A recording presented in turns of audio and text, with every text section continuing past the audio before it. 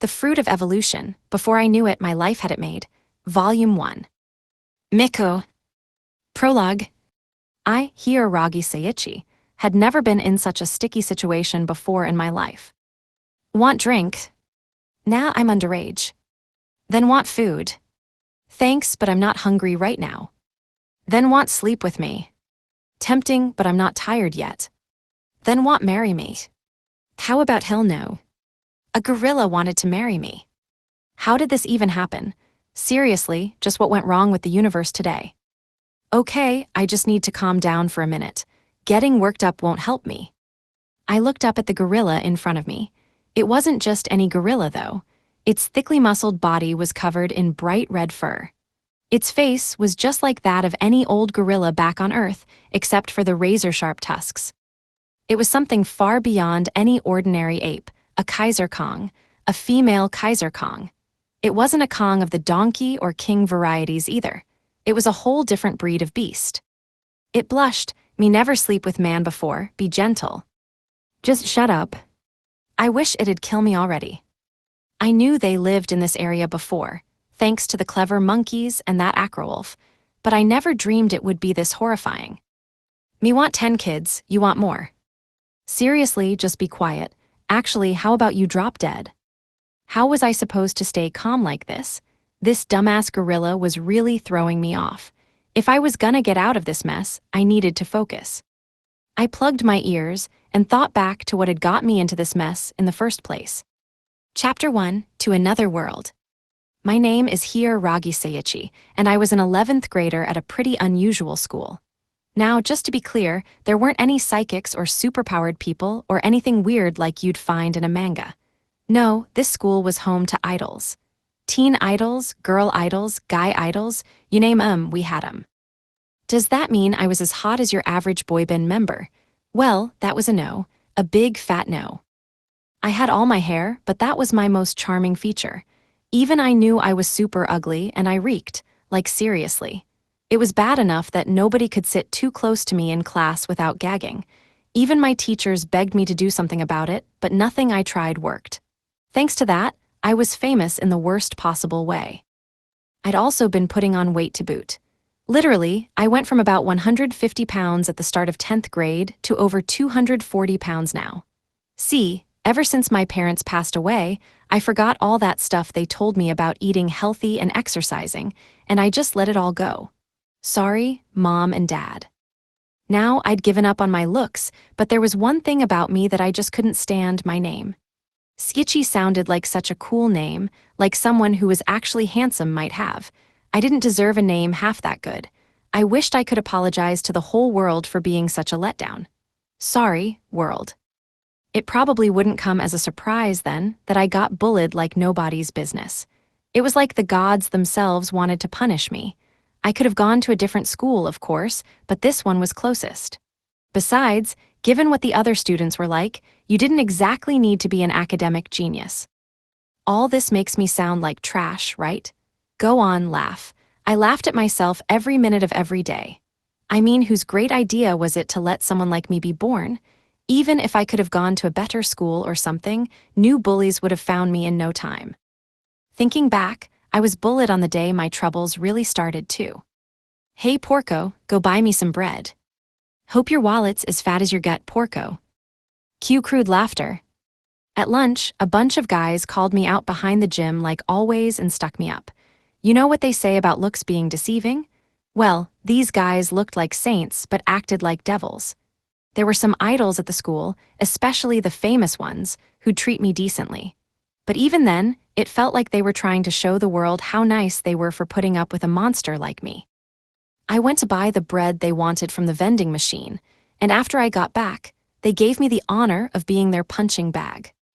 Have a knuckle sandwich, Porco. One of the guys slugged me in the gut, and I let out a heavy grunt. I fell down to my knees, coughing. Ha ha ha, damn, that felt good. Nothing like a good all-punching bag, right? Hold up, guys, isn't class starting soon? Already? Damn it, guess we better get going. Later, Porco. They headed back to class, guffawing to themselves all the while. I tried to stand up, but my knees weren't ready to hold me up yet. I couldn't take even a single step before falling back down. I grimaced, waiting for the pain to subside. Hiyaragi-kun, one of the girls noticed me and ran over. Are you okay? What happened? She had earthy brown hair that was kept back by a hairband. She had large, double-lidded eyes and perfectly round dark eyes. Her lips were a delicate shade of cherry blossom pink. She was one of the prettiest girls in school and my classmate, Hino Yauko. As it happened, she was also one of the rare few people in school who didn't care about my stink and treated me normally. Can you stand? She reached out to help me up. Why, yeah. I'd like to go on the record and say that I wasn't the kind of sorry sap who'd get the wrong idea if a girl treated me nicely. I knew how I looked. Man, I hated thinking about it. I wanted to cry. What happened, Hiyaragi-kun? Nothing you need to worry about, Hino. You'd better get to class. You don't want to be late, right? Yeah, but... You'd better get going then. You go first. I don't want anyone to see you with me. Why not? People might get the wrong idea, you know. I'd hate to get you wrapped up in my mess. What? With that, I forced myself to stand and walked off. I bet she really was just worried about me, but thought she'd better keep her distance. Sure, that caring side was what made her so popular, but I didn't want her to get bullied because of me. I hoped she had finally gotten the hint this time. Class started and ended like usual after that, but when everyone was getting ready to go home, a chime rang out and the intercom came on. Hello, everyone. Could everyone stop what you're doing and sit down? Everyone stopped to look up at the intercom, and a moment later, they all sat down in unison. The hell, someone cried out. Okay, who pushed me, called another. Even I was forced to sit down by some invisible force. What the heck, I muttered. I tried to stand up, but I can't move. What's happening? Nobody could move a muscle, as though we were all paralyzed. The whole classroom began to devolve into panic, and the intercom came back on. Hello there, kids. Let me introduce myself. In this world, I'm who you might call God. The voice had a strangely androgynous quality to it, making it impossible to tell if the speaker was young or old, man or woman. It looks like you're all rather confused, but that's hardly surprising. The unknown and incomprehensible have always bred chaos in the hearts of men. Honestly, you're such comical little creatures. Wait, did they just call themselves God? Normally, I'd assume they had a few screws loose, but that couldn't explain why none of us could move. Maybe they're not nuts, maybe they're telling the truth. Explaining things to you humans in detail always exhausts me. The voice continued in a jovial tone, so I'll keep this simple. I'll be transferring each and every one of you to another world now. The room went dead silent. Someone opened their mouth to protest, but no words came out. Everyone turned to look at others in confusion for a moment before the intercom turned on again. Oh, and since I'd rather not deal with you all squabbling over each other, I've taken away your voices temporarily. Suddenly, it clicked. The voice really was God, or at least something that carried out God's will. It didn't help the situation make any more sense, though. Anyhow, I've decided that Earth has far too many people on it, and, as such, I need to move you somewhere new. You humans have had your way with the planet a little too much, you know. I can't allow your population to continue increasing as it is. Can't you hear the screams of Mother Earth beneath your feet? That's why we gods are shipping you off to other, less populated worlds. In short, we're saving the world from you. I could just imagine the speaker nodding smugly.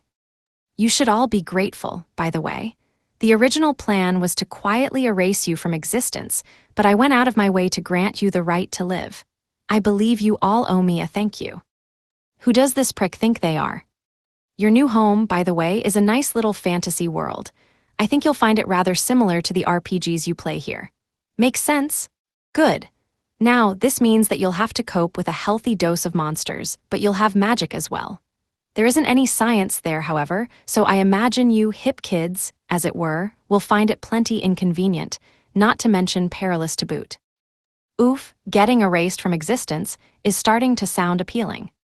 Since your new world is so dangerous, there's no need to worry about you humans getting too full of yourselves, and none of the gods will lay a finger on your new home. That means no godly pranks, but no miracles either. Instead, you'll have the full gamut of levels, skills, and stats to play with, so I encourage you to enjoy it. Since this world is higher tiered than the one I'll be sending you to, your stats will be significantly higher than the natives. Oh, and just so your friends and families won't worry about you, I'll be erasing you from all their memories, so you can enjoy your new lives without reservation. That higher level thing sounded like a nice perk. We'd survive the first few nights at least. I didn't know if making our parents forget we ever existed would help us forget our old world, though. Not that I need to worry about that personally. I have a few parting gifts for you as well.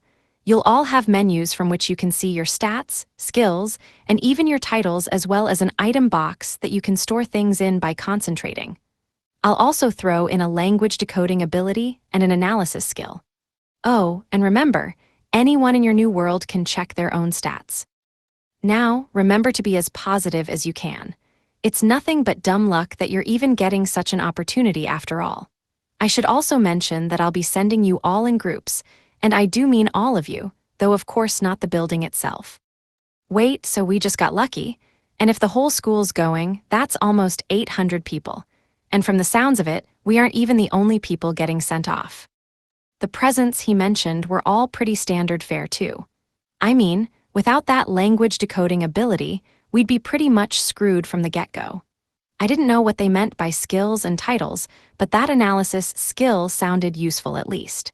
Now if I decided to eat something off the floor, I'd know exactly what I was getting into.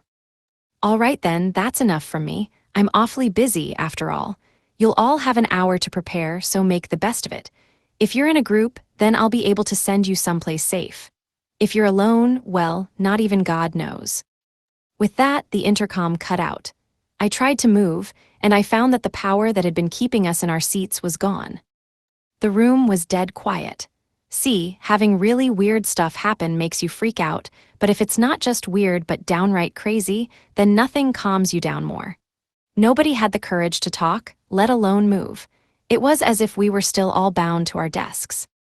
After a painfully long silence, one of my classmates, Aoyama Hiroki, stood up. Hey, why don't we go figure out what the hell's going on here? Aoyama wasn't an idol, but he was the soccer team's captain and ace player. He was stupidly popular with the girls. If what that nutjob said is true, then everyone in the school's getting transported. Check and see if the door's open, and the windows. A few more students stood up to try the exits. Nope, said the guy at the door. It's not locked or anything, but it won't open. Aoyama nodded. All right, I guess God might have been telling the truth then. He put his hand on his chin and was quiet for a moment. Right, we should try to check out our stats next. If anything comes up, then that's our answer. One of the guys cocked his head to the side. Can't we only do that in the other world? We might as well try. Since the teachers are all in the staff room, we've got to do all we can by ourselves. Let's see status. Come on, Aoyama. God told you to think it, not say it, you poser. A translucent card appeared in front of him. Whoa, he grabbed it and started reading it over. He's right, it's like I'm some game character. Everyone, check your own stats. Well, at least someone's taking charge. I concentrated for a moment and watched as my own status card popped up. Table summary. Hiyaragi Seiichi is a level 1 character with extremely poor attributes, including 0 luck and immeasurable charisma. His stats are mostly at a baseline of 1, with mana being his only higher value at 17. Wait, what the hell? What does it mean, technically human? Am I really that ugly? Why did they need to put me down as a creepy male? Wasn't just male good enough for me? And those stats, how is my charisma not even a number? My luck's 0 too. Wait, and why are all my clothes dirty? They'd better not be dirty just because I'm wearing them. Damn, I think I might cry. How come even my own stats treat me like shit? Really, my job's filth of society? I'm a student. That's a job, honest. Man, I'm not going to last a second in a fight, so what, I'm supposed to just die? I stopped to take a breath. I'd never had to retort to so many things at once before. As I went through 5 full stages of grief over my stats, I could hear my classmates' voices all around me. Hey look, I'm a swordswoman. Flame, I'm a sage. Check it out, all my stats are at 100 already. Really, I'm hundreds across the board too. Wait, what? That would be like 100 times my stats. I could feel a dark lump form in my giant gut. Is this what it's like to live in a class-based society? Thanks, I hate it. All right, looks like everyone's seen their stats, Aoyama called out with a nod. Let's form groups then, we're almost out of time. He looked up at the clock, and I followed his gaze. It was still ticking away, fortunately, but it looked like 50 minutes had already passed since the end of the announcement. There shouldn't be any maximum group size, or at least that's what that voice implied. We'd better go as big as we can then. If only we knew how to form groups. As he spoke, another translucent card appeared in the air in front of him. Oh, is this the group-making function? It looks like all we need is our group members' names. All right, we'll go around and say our names one by one, and everyone just needs to write them down. Everyone got up to cluster around Aoyama, and one by one, they started writing down each other's names. At this rate, I'd get left out. I didn't want to be the first to die at least. I waited until everyone else was done to call out to Aoyama. Hey, put my name in too. Aoyama shot me a frigid look. Don't tell me what to do, Porco. Who the hell'd wanna write your name? But at this rate, I won't. What, afraid of being alone? Like anyone wanna party up with a pig like you? Like seriously, stay over there. I can smell you from here. I was struck speechless. They're still bullying me when it's life or death. I looked to the others for help, but they all just shot me dirty looks, and a few of them were smirking. Not a soul was on my side. Damn it, this is some rotten luck. Well, duh, I guess my luck is 0. After a long moment though, one of the guys, Uki, burst out laughing. Hehahaha, oh crap, that's a riot, I'm gonna die. They looked at him as if he were nuts. Dude, what's your problem? He jabbed a finger at me. Just look at Porco's stats, damn, there's something. Wait, how? Aren't I the only person who can see my stats? Uki sneered as though he could read my mind. Guess what, shithole? I tried out that analysis skill just like that announcer freak said. And man, you're special, ha. Analysis, really? The students around him gave him a doubting look, but a moment after they turned to face me, they also burst out laughing. How do you even get stats that shitty? Damn, that's a lot of ones. Oh, is he screwed? He's dead meat. They started pointing and laughing like children. More like dead weight, who'd let a guy like him join their party. And I thought he was gross before. Oof, how's it feel to be filth of society? Just to be sure, I decided to use analysis on Aoyama, but as soon as I did, I regretted it. The difference between your stats and the targets is too great to be revealed via analysis. All I could see was his name, everything else was blurred out. How are they all this much stronger than me at level 1? I was trash by this world's standards, and it looked like getting sent to a new world would do jack shit to help me. I nearly blacked out, but my classmates' insults only became more intense. Just go screw yourself, Ugo. Like, seriously, what I do to deserve being in a class with you? Hey guys, we can't really pick on him here, but he's fair game in the new world, ain't he? God, just die already. Die. Die. Die. Die. Die. Die. Die. Die.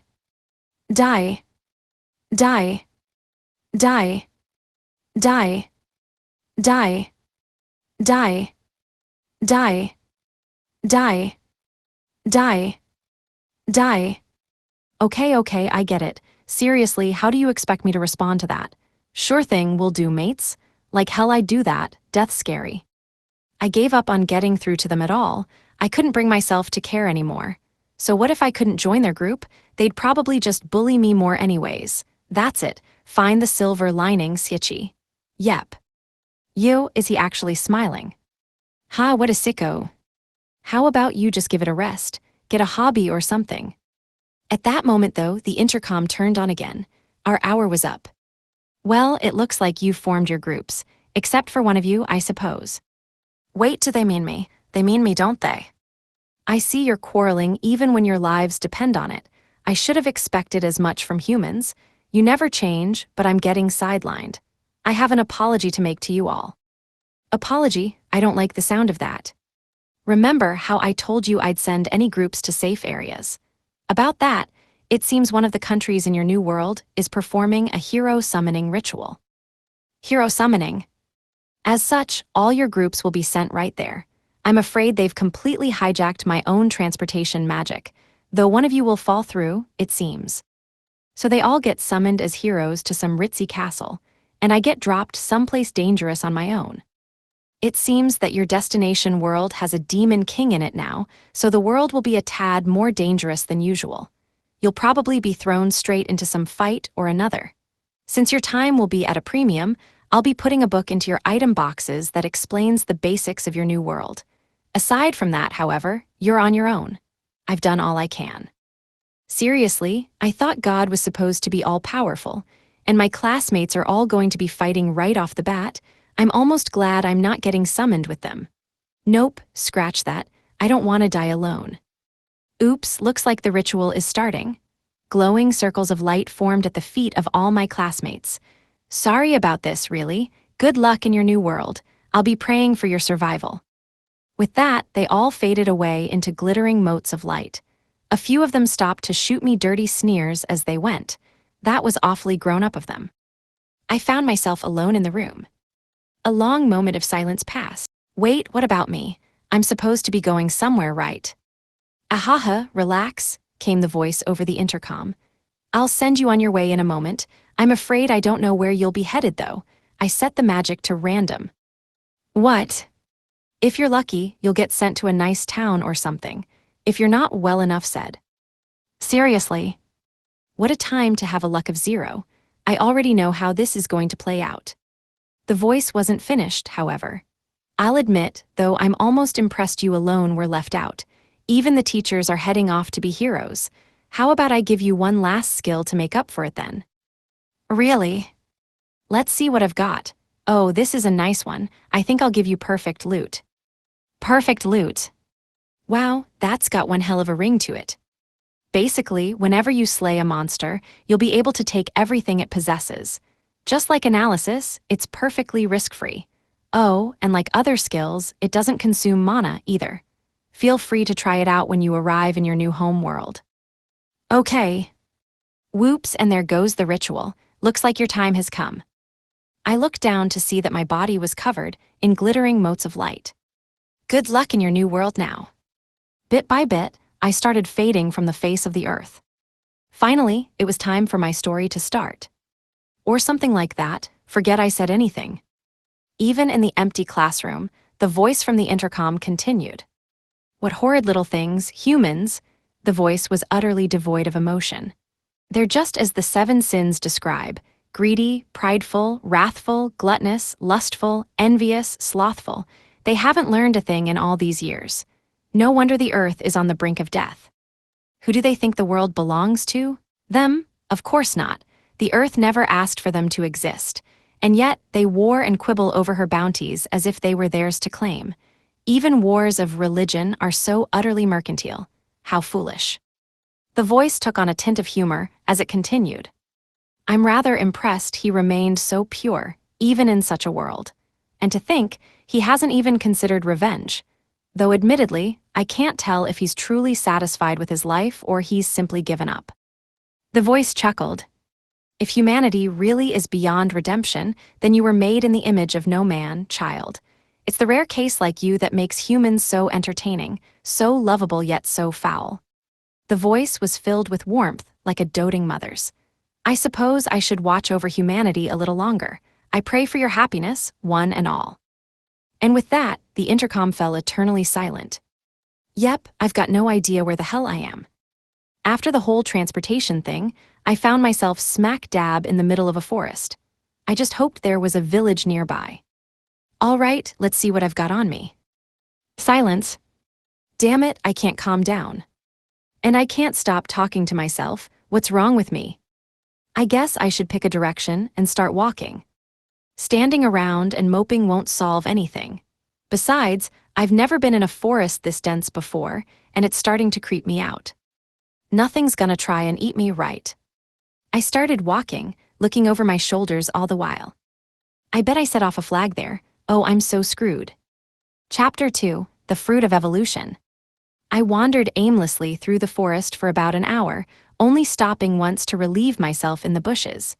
My feet were totally dead. I was still wearing my hallway slippers. After all, my actual shoes were still in my cubby back at school. Besides, who would make a fat guy walk so much? This is just cruel. At least give me a scooter, God. I'm so hungry. I wasn't just snack-level hungry either. I couldn't remember the last time I had moved this much, and I was ready for dinner. Food, where's the food? I took a look around, but I didn't see even a single bug, let alone any tasty little critters. The trees didn't have any fruits, and there weren't any mushrooms around either. I'm gonna starve to death, aren't I? That would suck. Come on, at least give me something for effort. Damn it, give me food. I couldn't not scream. I was too wound up to stay quiet any longer. It didn't fill my belly, though. Come here, food, let me eat you. Hugh, screaming my lungs out is fun. I'm totally losing it, aren't I? At that moment, though, I heard a rustling in the nearby bushes. Is that you, food? I whipped around to face the sound. Grrrrrrrrrrrrrr, growled the not food. Oh. Standing there was the biggest wolf I'd ever seen in my life. Aru. I'm sorry, don't eat me. I practically face-planted as I dropped to my hands and knees to beg. I mean, that thing's 2 meters of gray death, and I don't like that look in its eyes, and look at all those teeth. Please, just don't eat me. Grar. Yeah, I thought not. It leapt right at me. I only managed to roll out of its way at the last moment. Shit, oh shit, I'm gonna die. I was so glad I took a leak in those bushes earlier. Only a little came out this time. Grrrr. It seemed genuinely surprised I had dodged its first attack. The wolf backed away a few paces, watching me carefully. The look in its eyes wasn't a predator look so much as it was a curious one, kinda like how babies stick everything they want to know about in their mouths.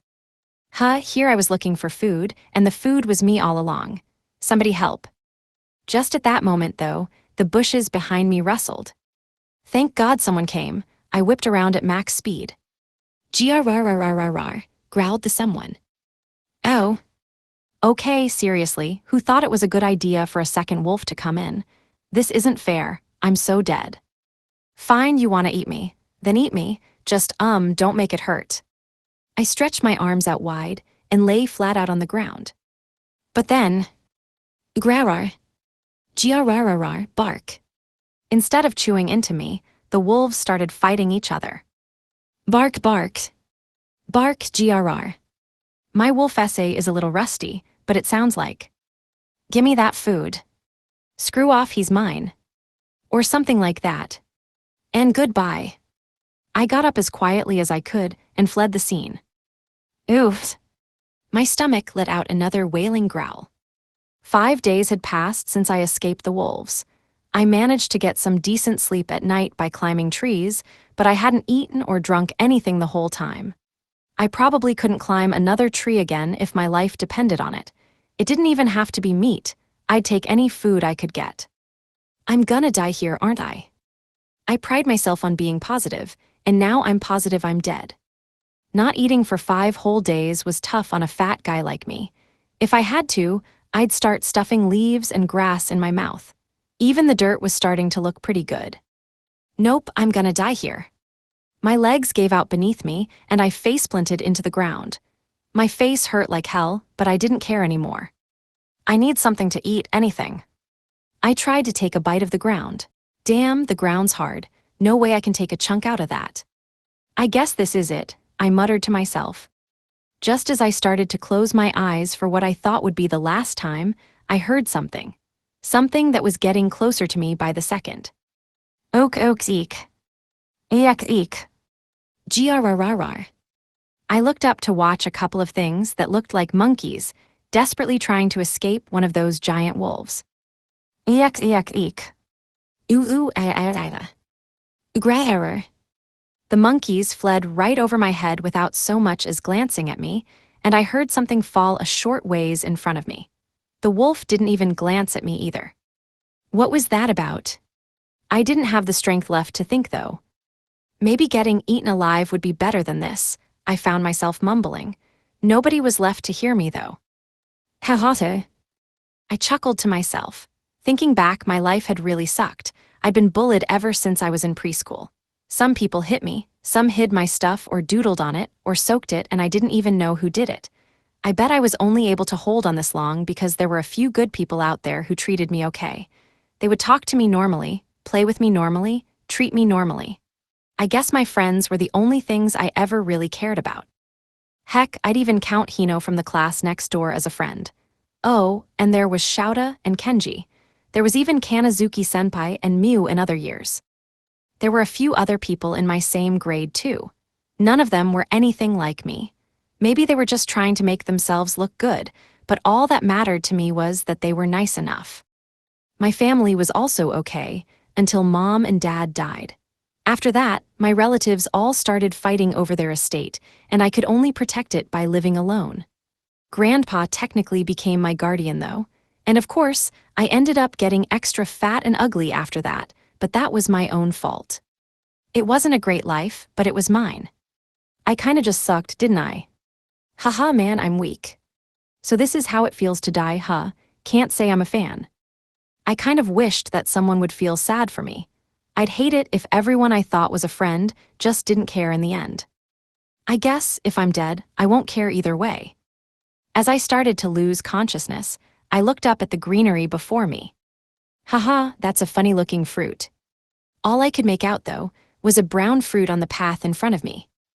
Wait, a what? My eyes snapped wide open. Fruit. There was no doubting it. I had no idea what kind of fruit it was. It was brown and the same shape and size as a football, but there was no doubt it was a fruit. A real fruit. It was what I'd spent 5 whole days looking for, manna from heaven. I wailed like a bat out of hell as I crawled forward towards it. I didn't know how I had that much energy left, but inch by inch, I got closer and closer. Full steam ahead, I had nothing left to lose. Ew. And finally, I touched it. I grabbed it, it was actually in my hands, it was food. My food, even though those weird monkeys were the ones who found it. I brought it up to my face to study it. My fingernails were in agony after all that crawling, but I had more important things to think about. I used analysis on it. Fruit of evolution. Nothing showed up aside from the name. Everything else was blurred out, just like when I used analysis on Aoyama. I had no idea what it did or anything, but it didn't look poisonous, and I didn't have any other choice. Get in my belly, food. I took a big bite out of it. It was about as hard as a football, too. It looks like a big almond. I hope it tastes like one. Blahi. Nope, no almonds. All I taste is crap. Why would those stupid monkeys want to eat this? It was almost unnaturally foul tasting. The important thing, though, was that it was edible. I continued to choke it down. Image summary, manga illustration of a displeased boy in a shirt and tie eating a large almond-shaped fruit, with a thought bubble containing a skull and crossbones, symbolizing the foul taste. As I was eating, though, I noticed something strange.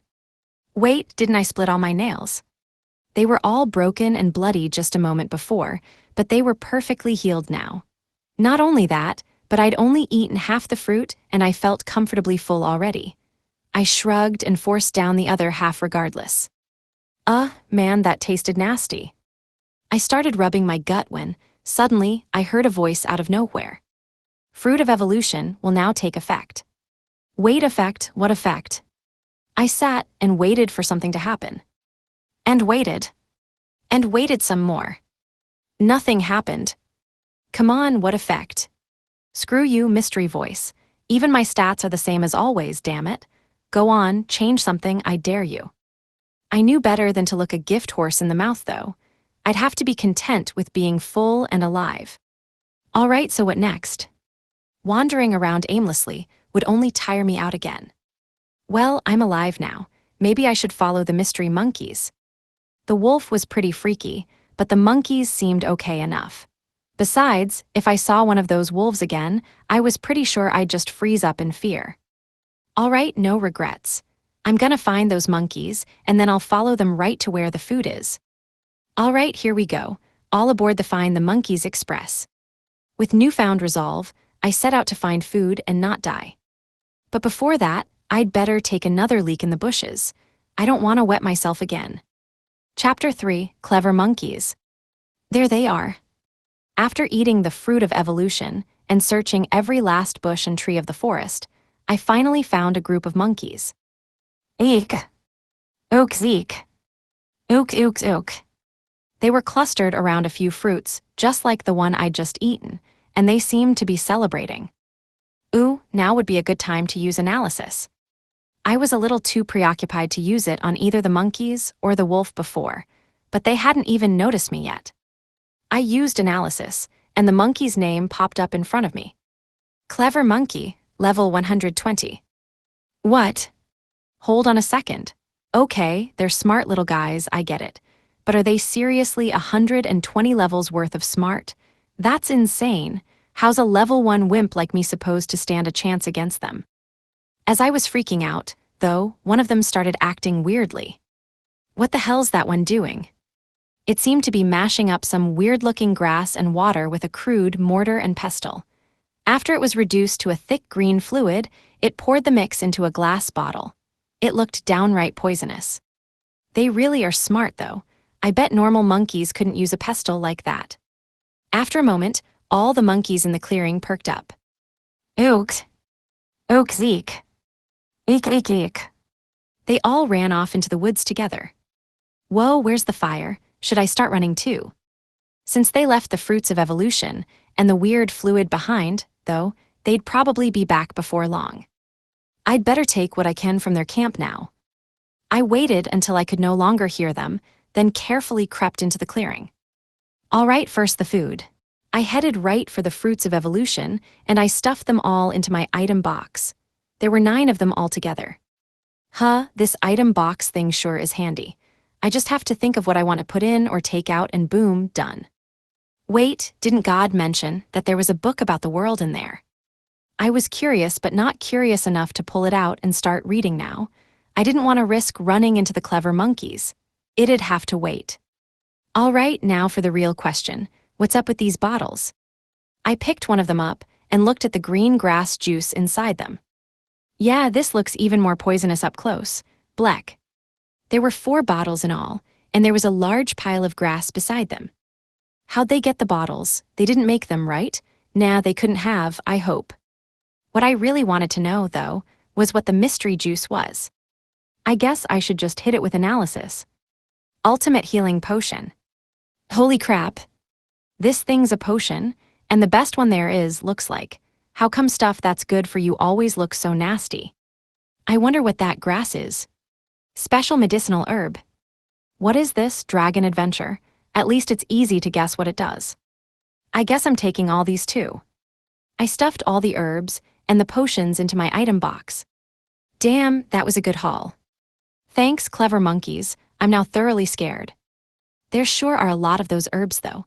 Maybe they grow somewhere around here. It couldn't hurt to have some more on hand. Who knew when I might need them after all? Well, I guess that's mission accomplished. Time to look for more herbs next. If the clever monkeys had a camp here, then there had to be some place nearby to harvest more, and if I got lucky, maybe some more fruit or mushrooms. With that, I left the monkeys' camp. Ahem. I looked down at the pile of grass I'd harvested in disappointment.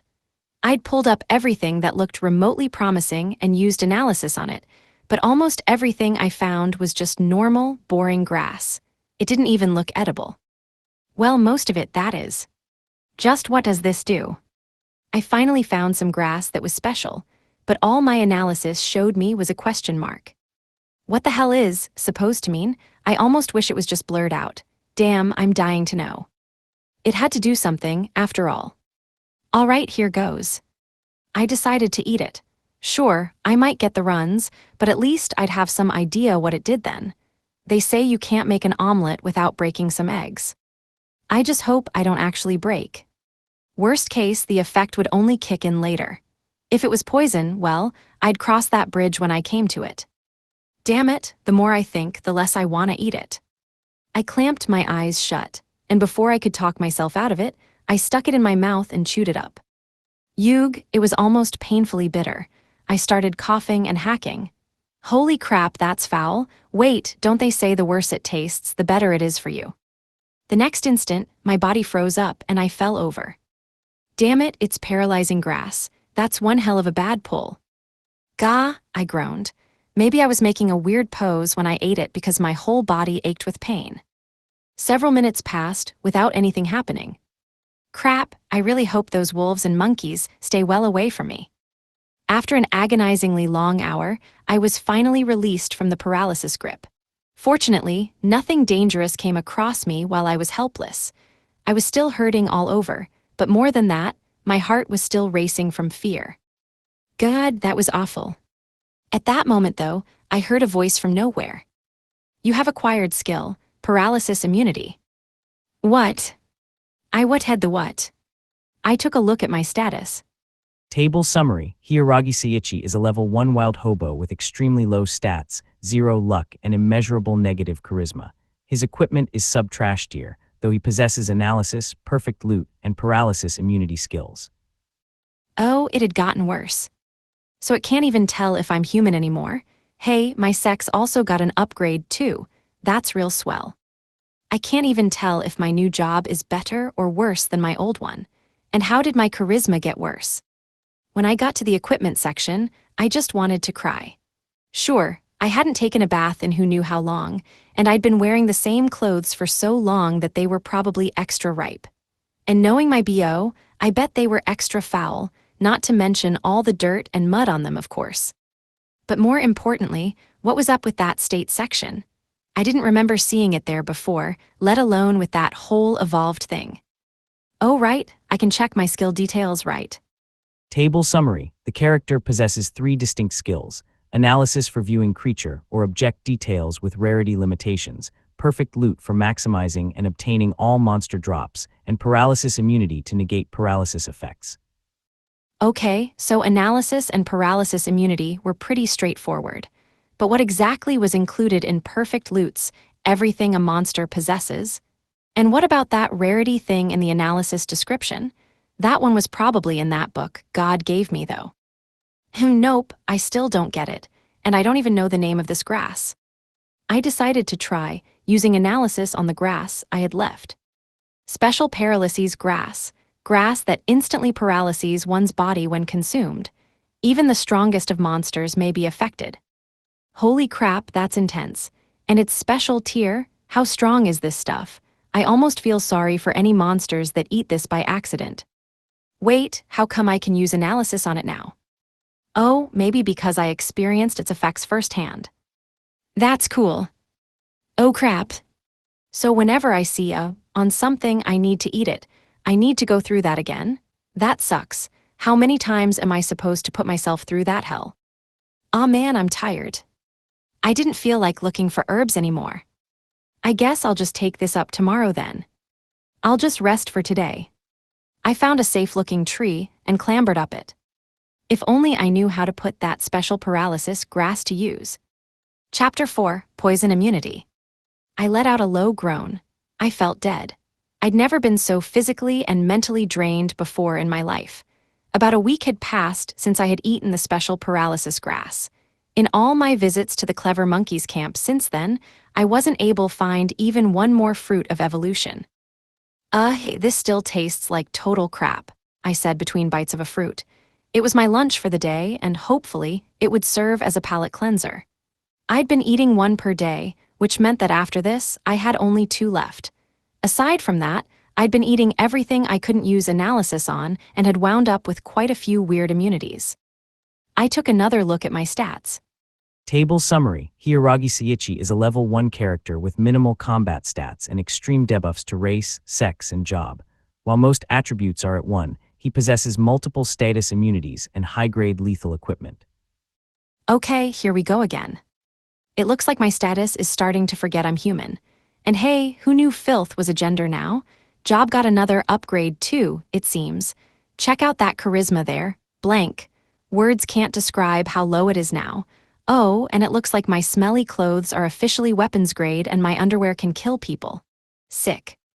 Just what did I do to deserve this? I collapsed to my hands and knees. What's your goddamn problem, world? Why can't I have a single decent stat? I took a few deep breaths.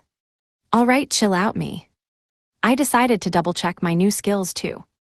Table summary: 5 immunity skills protect against sleep, confusion, charm, petrification, and binding effects.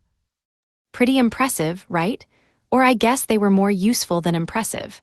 After all, I didn't know when I might run into hallucinations or sleeping gas in a forest like this. Who knows, they might save my life. I got all 5 of these from eating mushrooms that turned up when I tried to use analysis on them. After finding each of them, I ate them and got affected with their respective ailments. Man, that sucked.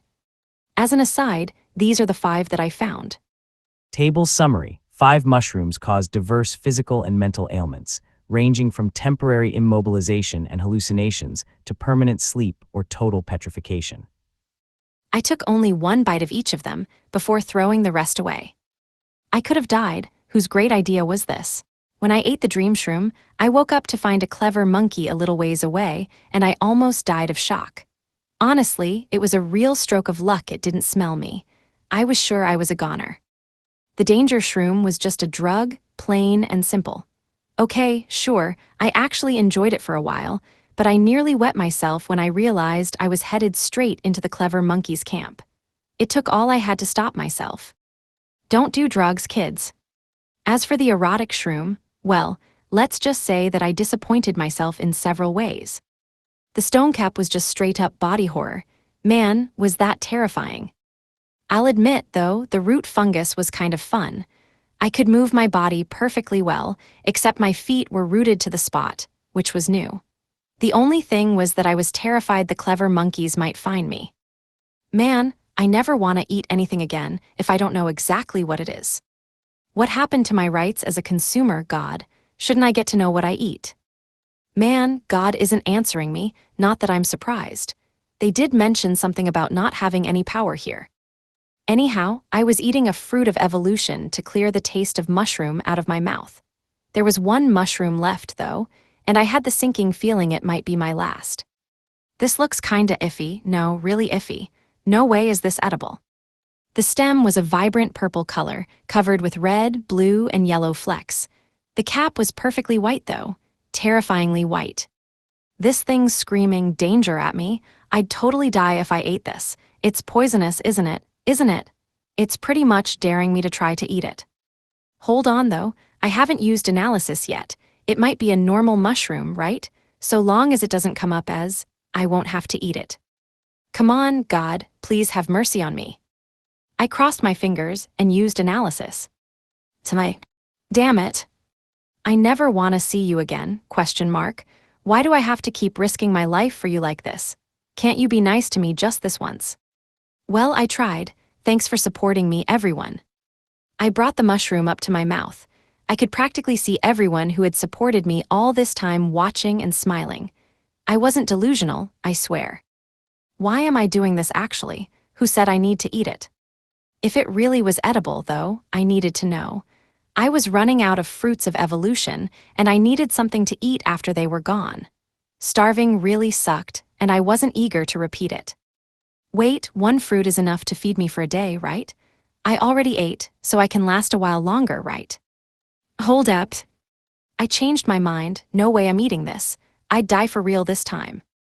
I'm not ready for this. I've been talking to myself for a while now, and I'm still terrified of this thing. Besides, I had people waiting for me to make it out of the forest alive. There were my parents, my friends, my girlfriend. Wait, my parents are dead. I have no friends either, let alone a girlfriend. Damn, that was a downer. Maybe there's no point to living after all. I could feel my thoughts start to spiral. My life right now really did suck, after all. If I eat this, then maybe I'll be free. My grip on reality was rapidly slipping. Wow, I'm actually thinking about dying, and I don't even know why. Man, that's dark. Munch. I took a bite. Silence. Wait, I'm okay. I'm totally fine. I finally found an edible mushroom. Man, what a find. Hell yeah, I shouted, raising my arms in glee. Finally, my luck's taken a turn for the better. I did a victory dance. Yahoo! What a feeling. I can't wait to tell my girlfriend all about it. Wait, I don't have one. Hee, looks like everything's gonna be gweg. I suddenly spewed blood. I coughed a few more times, and a worrying amount of blood came flying out. You're kidding me. I should have known better. I literally have zero luck. I didn't think it'd be one of those delayed poisons. Or wait, maybe it's fast acting, since it's hitting me so hard so quickly. The one thing I did know, though, was that I was pretty much screwed. I should have known, damn it. How did I not see this coming? I should have saved that victory dance for later at least. Screw me. I fell to my knees, coughing and hacking. Man, what a crappy feeling. So poison's how I die, huh? And here I thought starving to death sucked. Can't I die a warm and fluffy death? There was nothing I could do against poison, though. I lost all strength in my limbs and collapsed. I couldn't even breathe properly.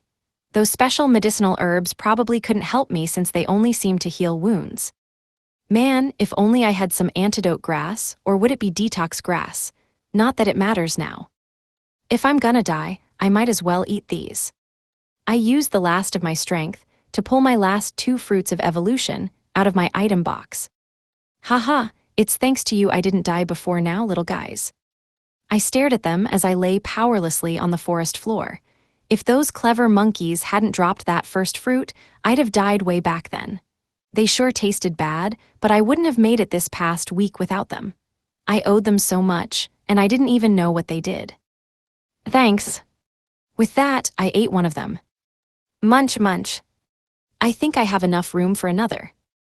Munch, munch. With that, I ate my last fruit of evolution. I jumped to my feet. How am I not dead yet? How? Why? Where did all this energy come from? Damn it, and I was so proud of that touching death scene. I hope nobody saw that. That's like full-face blush-level embarrassing. And seriously, what happened to that poison? As I grappled with my shame, a single possibility popped into my head. Wait, maybe those fruits of evolution saved me. That's the only explanation. It had to be. So eating them saved me, eating them. Right, I ate them. Damn it, stomach, throw up. Throw them up now, you can keep one, just give me the other. I desperately tried to vomit, but to no avail. If they can really get rid of poison, then why'd I go and eat them both? Man, I knew they had to have some crazy useful power like that. Eating one had healed up my broken nails after all. How am I so stupid? I wish I could go back in time to before I ate them and beat the shit out of myself. Wait, if I could go back in time, I should just go back to before I ate that mushroom. Oh, fine, it's not like I can uneat them now. You acquired skill, poison immunity. Skill, analysis has ranked up into mid-analysis. That weird voice again. Seriously, who is that? Wait, mid-analysis. Up until now, I'd just gained new immunity skills. I'd never had a rank up before. I don't get it. I checked my status again. Table summary. Level 1 protagonist Hiyaragi Saichi possesses minimal combat stats and 0 luck, but holds a high-tier race, epitome of human possibility, and extensive status immunities. Wait, what? It looks like I'm actually human again and a male to boot. But what's epitome of human possibility even supposed to mean? Talk about overreacting. And my charisma is still blank? Not that I care. Under skills, though, there were 2 new entries. Table summary. The new skills provide enhanced information gathering through mid-analysis and high resistance via poison immunity, which negates most poisons. Crap, that's nice. Poison immunity is God tier. Now I can eat whatever I want off the ground and never get sick. Wait, why would I do that? I guess I'm out of fruits, but still. Mid-analysis was also welcome. Hopefully, I'd never see another, again. The whole evolved status still didn't make sense to me, though, and not even mid-analysis explained what that meant. Well, at least I'm alive. That's enough for now. I couldn't remember the last time I felt so refreshed. Man, not thinking rocks. Life is awesome. But I feel like I'm forgetting something. Oak Zeke. Hi. A clever monkey was staring right at me from a nearby treetop. It only took me a moment to realize why. I had made way too much noise. Chapter 5, First Battle. Oak Zeke. The clever monkey hopped down from its tree. I'm sorry, I got down on all fours and bowed to it. Taking the initiative is important after all. How did it get so close to me without me picking up on its aura? Wait, I can't sense auras or anything. Never mind. But man, those monkeys were scary up close. I decided to just wait it out. I waited and waited. Nothing happened. Isn't it going to attack or something? Don't tell me it's actually a lovable, peace-loving little primate. I slowly raised my head. Ooks. Hi. The monkey's leg was wound up behind it, as if it were a soccer player about to make a shot on goal. It wasn't anywhere close to me, though. What are? I never got to finish my sentence. Eek. It completed its vicious kick, sending a razor-thin blade of energy flying towards me. Huh, oh crap. With a loud schlick, the energy cut through me. I'd managed to avoid getting cut clean in half by twisting out of the way at the last second, so I only got a deep slash across my gut. Ow, I started rolling around on the ground in agony. I'm bleeding, shit, I'm bleeding. How do I still have this much energy? Like, whoa, look at that cut. They'll need to blur out this bit for the anime. Ikikekik. The monkey danced in place and clapped its hands in glee. Damn it, nobody told me these monkeys were sadists. Damn, it hurts. I pulled an ultimate healing potion out of my item box and chugged it down. Despite how nasty it looked, it was pretty tasty. It had a light flavor, like a mild soda, and it was carbonated to boot. I looked down at my gut, and as I watched, the massive gash healed itself right up. Fortunately, the monkey was too busy laughing its butt off to attack. Oh, stuff it, now it's my turn. Hey, Face, how dare you just ignore my groveling like that? You better get ready, 'cause I'm gonna. Ooks. Before I could finish what I was saying, the monkey suddenly zipped right up to me and slugged me in the chest, hard. Giwag. I heard something like an unhealthy number of bones cracking, along with a really wet smushing sound. The sheer force of the blow sent me flying back, crashing straight through one tree and slamming into the trunk of the one behind it. I crumpled awkwardly to the forest floor. It felt like I'd broken a ton of ribs, and my internal organs were probably soup. I'd never been in so much pain before. Oh crap. Ikikikikik, it pointed and laughed at me. How'd it even move that fast, and that punch? Sure, I'd been a human sandbag back on Earth, and there was a guy who was literally a member of the boxing club, but his punches felt like kisses from a kitten in comparison. My body suddenly spasmed, and I started coughing. I hacked up a reddish-black lump of something that looked important, making my dirty shirt even filthier. What'd I do to deserve this? It doesn't want to eat me, right? I mean, come on, if you're gonna eat me, then just eat me. Stop playing with your food. Or wait, it's not just torturing me for fun, is it? Man, that'd almost be worse than getting eat. I guess it might want to drink me like a soup, but I still can't imagine a monkey would want to eat a human. Healing. With trembling hands, I managed to pull another ultimate healing potion out of my item box, just as I was about to gulp it down, though. Ooks. The clever monkey wouldn't let me. It zipped toward me again at an incomprehensible speed, and with incredible strength, it grabbed me by the head and hoisted me one-handedly into the air.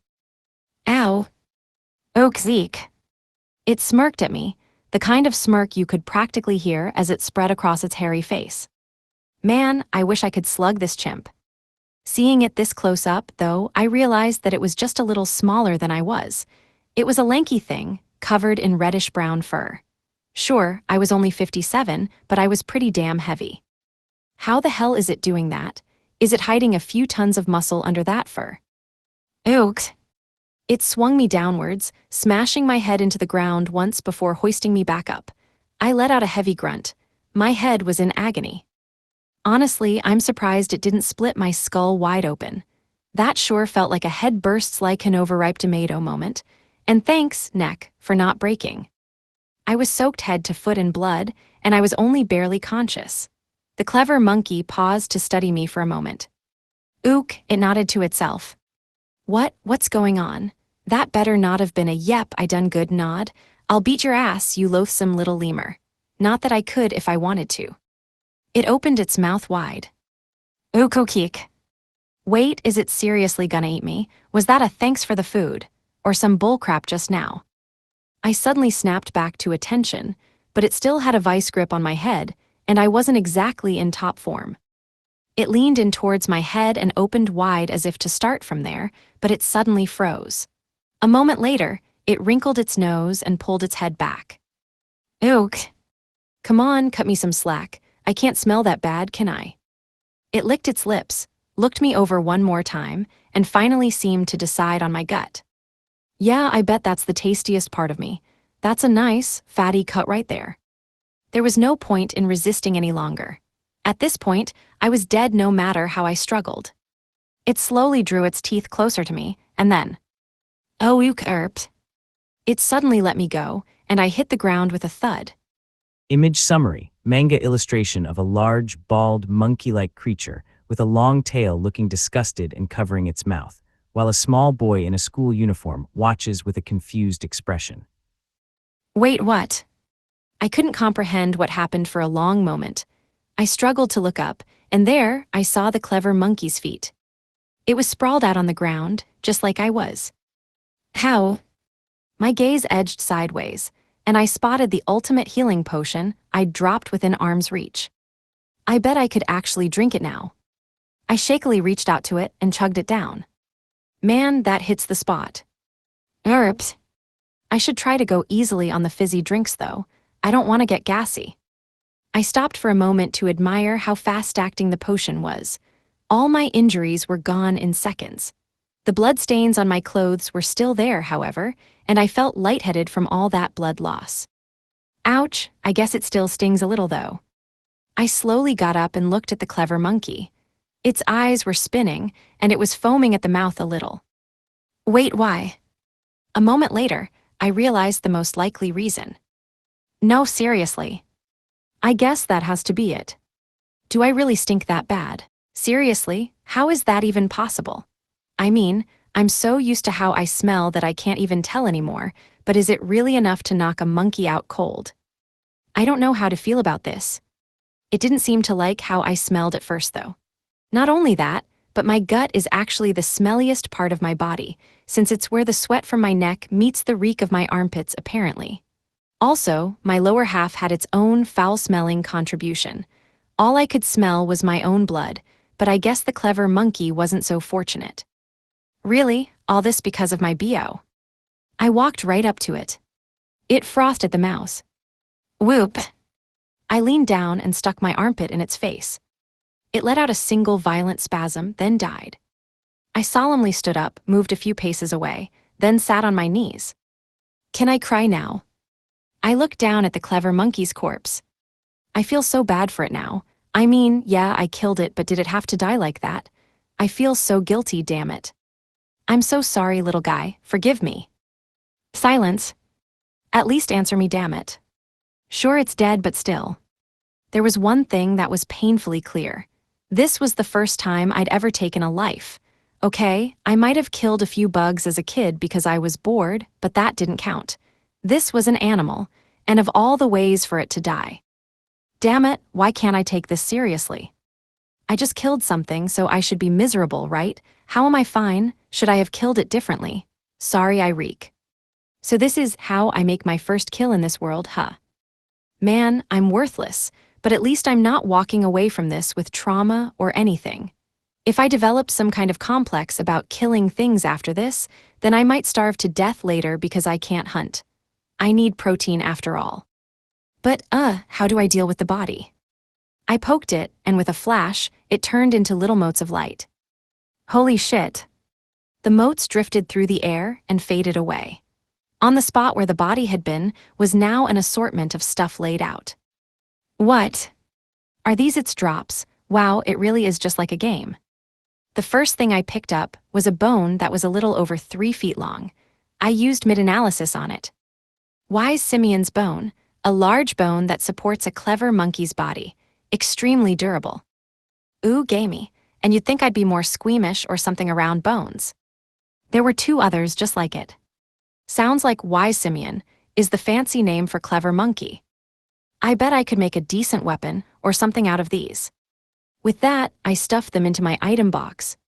Next up is fur. I picked up the brownish pelt and used analysis on it. Wise Simian's pelt, the fur of a clever monkey, very breathable but also very flammable. Cool. I didn't know what else to think. It felt a lot nicer than I'd expected, so it might make a nice towel down the road. All right, let's see what's next. Wait, what's this? It was a bundle of something, wrapped up neatly in a large leaf with some string. I guess I should just analyze it, huh? Why simian's meat, clever monkey meat, tough and stringy but highly nutritious. Oh, food, that's meat. Nice, time to finally get more balance in my diet. Not sure my bowels are gonna appreciate this though. I've been eating nothing but fruit for so long. But I'll eat it. Why, you ask, because it's there. Never mind. Wait, what's this? The next thing I picked up was a small card. Guess I'll use analysis on it. With that, it felt like I'd taken my first step forward towards my new life. What lay ahead, not even God knew. Chapter 6, A Taste of Perfect Loot. A skill card. I read the name of the thing in my hands out loud. I had a pretty good idea of what it did from the name alone. Skill card Cutter Kick, used to acquire the skill Cutter Kick. Seriously? I can get a skill just like that? I mean, I thought as much from the name, but this is wow. I bet Cutter Kick's that skill that almost cut me in half. Whoa. That's cool. Come on, what else is there to say? I've never been in this situation before, okay? I don't know how to react. Should I start dancing with glee or something? That just make me feel bad for that clever monkey. I looked down to find that Cutter Kick wasn't the only skill card lying there. What are these? I picked them up and used analysis on them one by one. Table summary. The list identifies 4 skill cards used to acquire specific abilities: Cutter Kick, Flash, Ultra Compounding, and Tool Crafting, Ultimate Tier. Table summary. The Flash skill card is used to acquire the Flash skill. Table summary. This skill card allows the user to acquire the Ultra Compounding skill. Table summary. This skill card provides the Tool Crafting, Ultimate Tier skill. Whoa. Really, what else am I supposed to say? I mean, sure, these look really useful, but this is all totally out of left field. How do I even use these things? They didn't come with instruction manuals or anything. Just as I was mulling over it, though, they started glowing. Whoa. Each of them became a glowing sphere of light, and they flew into my chest. What the hell? The cards were gone. Then I heard that weird voice in my head again. You acquired skill, Cutter Kick. You acquired skill, Flash. You acquired skill, Ultra Compounding. You acquired skill, Ultimate Tier Tool Crafting. Oh, that's just weird. I couldn't bring myself to celebrate. I had no idea what to do with so many skills so suddenly. I guess I'll check them out. I opened my status and used mid-analysis on each of them. Table summary. 4 newly acquired skills provide combat mobility, ranged energy attacks, and maximized yields for compounding and tool crafting. Ew. That's just gross. I mean, this is totally cheating. I'm just a normal guy. How am I supposed to use any of this? This is too much for me. I hope this turns out okay. I mean, in a forest like this, I needed all the strength I could get. I was terrified that I might get carried away though. After all, none of these skills were really mine. It'd really suck if I got too full of myself and got killed. I'll just have to be careful. Ultra Compounding and Ultimate Tool Crafting seemed pretty harmless, however, and useful to boot. It felt a little weird to get access to top-level skills like that right off the bat, but I guess that just went to show how clever that monkey really was. I bet the clever monkeys did make those glass bottles then. Clever doesn't begin to cut it. I couldn't make glass, let alone make it bottle-shaped. Well, I'll see what I can do with it. I guess getting to know my new skills is my new goal. All right, what's next? I picked up something that looked like a thin book. What's this? The letters on the cover were all foreign to me, but I could still read them somehow. Oh, so that's what this world's language looks like. The words on the cover read, Clever Monkey's Knowledge. What? So like what the monkey knew, or is this just information about it? I guess I'll take a look. I flipped it open to the first page and started reading. Clever monkeys are highly intelligent primates that dwell in high-level dungeons and similar climes. Their hands are nimble, and their knowledge of herbal remedies is vast, allowing them to compound remedies and forge tools with ease. They have no language processing ability, but their crafting techniques surpass those of human civilization. Tools in their hands can accomplish more than the most talented human craftsmen. Holy crap! Aren't humans supposed to be better than animals at this sort of thing? I didn't know animals could even use tools. To be fair, though, I don't know a lot about this kind of thing in general. Still, that's pretty amazing. Man, clever monkeys are something. I flipped through the booklet a little. The next page I stopped on was blank except for a title. A Clever Monkey's Life. Life? Things got pretty big pretty fast. What, is this a nature magazine or something? I flipped ahead a few pages, and what I saw left me speechless in a good way. So everything that clever monkey knew, all its experiences, it's all in here. There were all manner of herbs listed, along with how to prepare them and the precise effects they had. There were also detailed maps of every place in the area where said herbs could be found. Not only that, but there were a few mineral deposits labeled too. Whoa, this is nuts, holy crap. On the last page, there was even a detailed map that had the exact place I'd killed it labeled. If this dot is where I am now, then I can finally figure out where I am.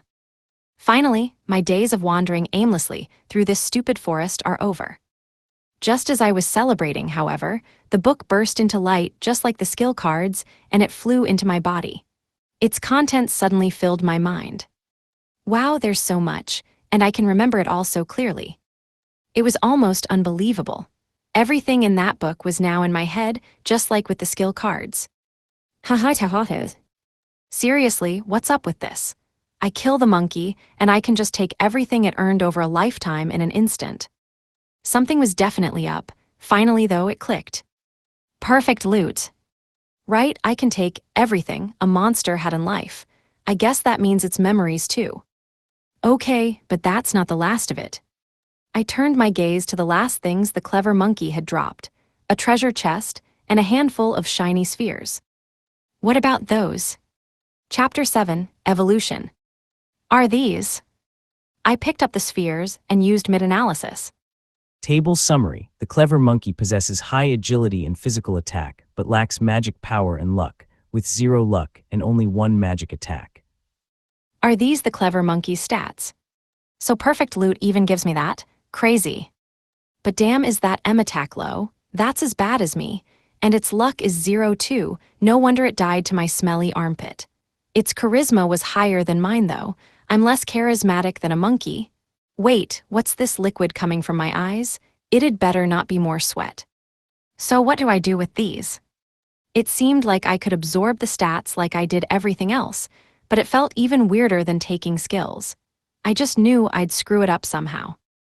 As I thought that, though, the spheres turned into light and flowed into me, and I heard that voice again. Your stats have increased. Any new stats over 1,000 have been reduced to 10% of their original values. Good, so I don't get all of that attack all at once. I guess that means I get 385 attack, 274 defense, and so on. I don't know what I'd do with all that power anyway. I felt more relieved than anything. Even if I was as agile as a clever monkey, I'd probably just end up running into trees at high speed, a lot. I'll double-check my stats after I finish picking everything up. The only thing left was the treasure chest. It was small enough that I could hold it comfortably in both hands. There's no lock or anything, so I guess I can just pop it open. I wonder what's inside. I couldn't hold back any longer. The anticipation was killing me. All right, let's take a look. I popped it open to find a chain and a small sack. Wait, a chain? I took it out of the chest to examine it. It seemed more ornamental than functional, and it was just long enough to serve as a belt. Yeah, I bet this is cosmetic. I decided to use analysis on it. Wise Simeon's chain, a rare chain that can be worn as a belt. Equipping it increases the drop rate of rare items in the field. Whoa. Nice, thanks again for that rare drop, perfect loot. I was pretty pumped about the effect too.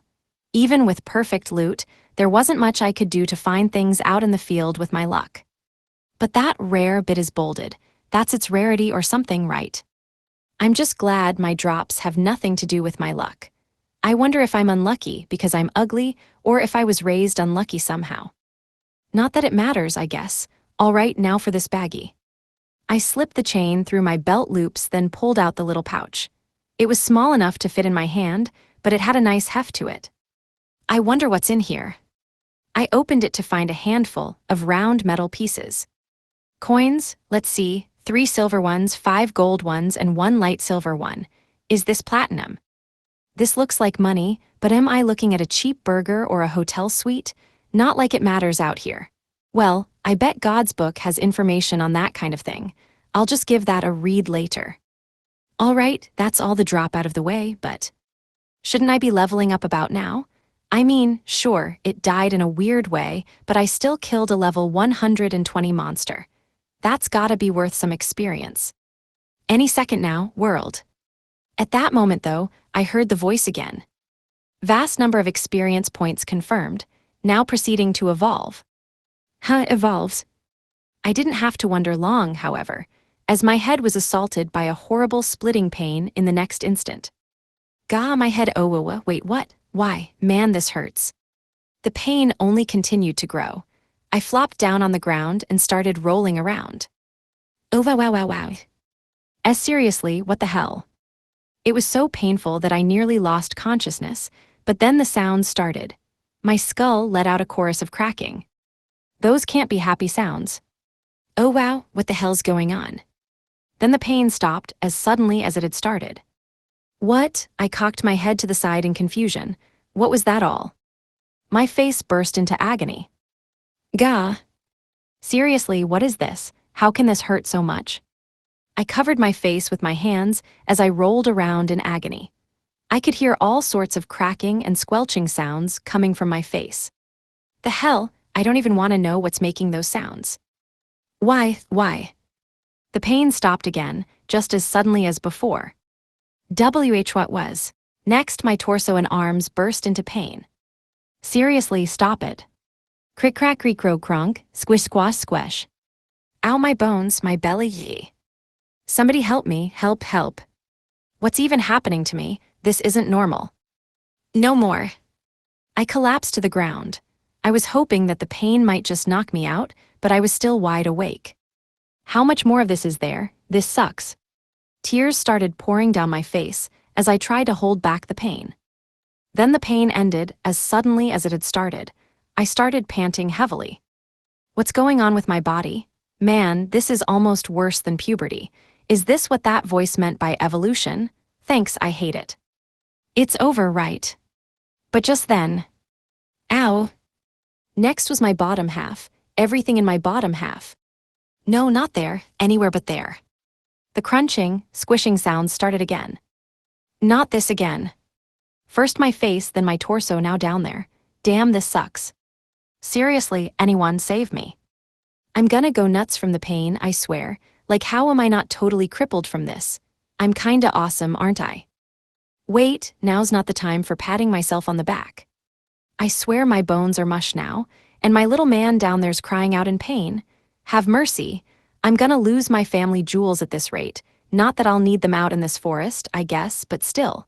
This is an extra special brand of pain. I clenched my teeth in an attempt to stem the pain. HNNNGH. Nope, no stemming this, I'm screwed. I started rolling around in a frenzy again, clutching my groin in a way that polite society might frown upon. After what felt like an eternity, the pain finally faded. Panting heavily, I started looking around me. Please let that have been the last. At that moment, I heard the mystery voice again. Evolution complete. All stats have increased by 1,000. It's over. I get the feeling, I said, and thought some weird things about halfway through there, but I was more relieved than anything else. I took a few deep breaths. All right, I can finally relax. After I felt calmer, I opened my status to take a look. Table summary. Following evolution, Hiyaragi Seichi's stats have increased by 1,000 across all categories, leaving him with agility of 1,422 and attack of 1,386. He is a level 1 new human with 10,530,000 G and multiple status immunities. What the what? My jaw dropped in disbelief. I went from ones across the board to this. Was the stats market suddenly hit by massive inflation or something? Shit, evolving is OP. That voice wasn't joking about that stat increase. Wait, evolved 110? I need to go through that hell 9 more times. Sure, the stat increase is great, but no way it's worth it. And what happened to my charisma increase? How is it still blank? It's not still at 0, is it? Oh, and apparently I'm a new human. That's cool, I guess, but how is my level still stuck at 1? That stupid evolution didn't suck up all that XP, did it? Wow, this is just depressing. I looked down at the ground. I froze. What the hell? How? This isn't possible. Are those my feet? I hurriedly put my hands to my gut. I lost weight. All I could ever see before was my own fat, but now I could look down and actually see the ground. Holy shit, my skin isn't even baggy or anything. I'm skinny now, I actually lost weight. That was like the best diet ever. That wasn't the main takeaway here, but still, it felt like my whole world was turned on its ear. Whoa, is this muscle? That's nuts. My stomach felt almost tight now. Ah, well, I guess all this means is that I went from fat and ugly to thin and ugly. My pants, though, were the opposite of tight. Oops, might have lost too much weight there. What do I do about my clothes now? They were really, really baggy. Fortunately, I was able to tighten my new belt enough that my pants weren't falling around my ankles at least. Not much I can do about my shirt, though. At that moment, I realized another change. Wait, did I get taller, like in the past few minutes? Nah, no way. Fat's one thing, but there's no changing my bones so quick, right? Not that losing so much weight so quickly is possible either. But if all those sounds earlier were my bones changing, I mean, it's believable. Oh well, not like it really matters either way. If going through pain like that was all it took to lose stupendous amounts of fat, though, I bet fruits of evolution would sell like hotcakes back on Earth. Or maybe not, I hope not. Nobody should want to lose weight that badly. Treat your bodies well, people. All right, what's next? I sat down to think. I used 2 potions in that battle, so maybe I should start there. Thanks to the clever monkey's memories, I knew where to get more special medicinal herbs and how to make more potions. More importantly, though, was that I now knew where fresh water was, and my throat felt drier than a desert. Okay, I guess my next goal is figuring out how to survive here. Guess that means putting what that clever monkey taught me to use. Daylight's wasting. Let's do this. What exactly, you ask? Something, I guess. Chapter 8, The Summoned Heroes. I, Takemiya Shouta, had been transported to another world by the mysterious voice from the intercom. Summoned might be the better word for it, though, since my schoolmates and I found ourselves surrounded by people clad in long, dark robes. Chaos rang out around me. Is this the new world? Geez, I thought my heart was going to stop. Come on, we all got cheat-level powers, right? This'll be a cakewalk. I dunno. I think most people would either be overjoyed by being taken to another world or they would be downright pissed. I would be the latter. No, I am pissed. My parents were still back on Earth, not to mention all my friends outside of school. I figured that they had all forgotten me already. How many of my classmates stopped to think about that? Sure, Earth is overpopulated, but why us? Do your damn homework, God. Japan's population is declining as it is. I cast a careful look around as I brooded. We were deep in unknown territory, and there was no telling what might happen next. I had assumed we would find ourselves outside, but we seemed to be in a dark room with smooth stone walls. It had to be immensely vast to accommodate all of us.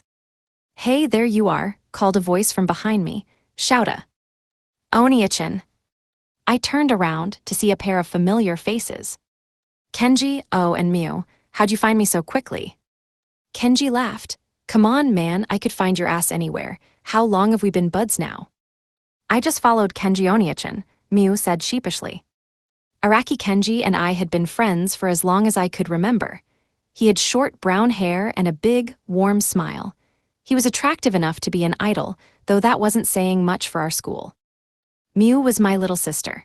She often kept her shoulder-length black hair back with a flower pin, and her pure, energetic nature was simply adorable. I'm definitely not a siskin, though. Nope, None of us were members of any idol groups or the like, but we had all been scouted numerous times. We simply weren't interested. And wait, how does Kenji and I being old friends help him find me in a crowd like this? Come on, Mew, I said. You mean Kenji-senpai, don't you? Same goes for me as well, it's Takamiya-senpai. Ah, we aren't even at school anymore. Besides, you'll always be Oni-chan to me, you're no senpai. Actually, I can't imagine her calling me senpai either. At that moment, though, two other students called out to Kenji. Hey, there he is. There you are. I turned to face the voices. Well, if it isn't Eri and Rika. Niyajima Eri was my girlfriend. She was baby-faced and always kept her hair neatly tied back. She was shorter than Mew, quite possibly the shortest person in the whole grade. I'm not a lolicon, I swear, honest. The other girl, Murata Rika, was Kenji's girlfriend. She had wavy black hair and big, soft eyes. She came off as a little spacey, and she acted a bit airheaded at times. They were both fairly famous idols, or rather they belonged to famous idol groups. Looks like we've got our regular cast all together, Kenji said with a sigh. The relief was clear on his face. Eri cocked her head to the side. But where are Kanazuki-san and Hino-san? I don't see Seiichi-kun either. Man, her slight lisp is as cute as always. Don't worry about Hino, Kenji replied. She's with her other friends now. Sides, I wouldn't worry about Kanazuki-senpai. Dunno about Seiichi, though. Mew's face filled with worry. Wait, you don't think Seiichi Oni-chan was that one person who couldn't find a group, do you? I hope not, I said, my brow furrowing. Kenji nodded. I'll just hit up one of his classmates, we'll find him. He looked around and spotted one of them a moment later. Hey, Aoyama. Huh, what's up, Araki? Know where Seiichi is. Seiichi, Aoyama gave him a blank look. We don't have a Seiichi in our grade, do we? Oki, one of Aoyama's friends, started sniggering. Come on, Aoyama, stop playing dumb. They're talking about Porco. Remember, Onkoink. Oh, right, that shit stain. And here I thought you meant some stud with a name like that. Aoyama started laughing. Yeah, Porco isn't here. We figured we'd cut him loose before he started dragging everyone down, you know. Anyone that ugly deserves to drop de.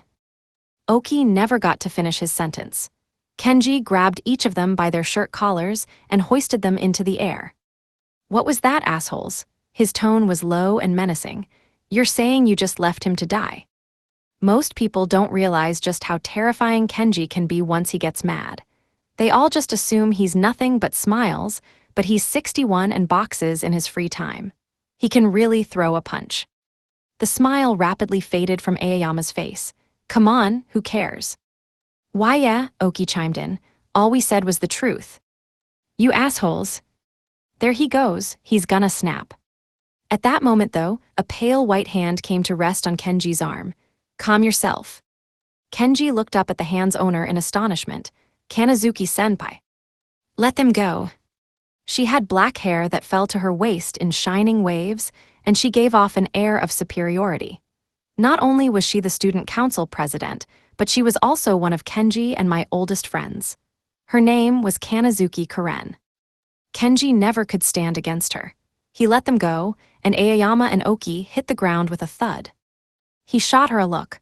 What are you saying? Didn't you hear what they did to Seiichi? I know, don't worry, I'm plenty angry. Kenji's eyes widened and he paled. Even Mew and I swallowed hard. The memory of that one time she got pissed at Seiichi was still horrifyingly fresh in our minds. I still can't believe Seiichi survived that. Now that I looked, I could see the anger growing on Kanazuki-senpai's features. How can she be this terrifying? I want to go home.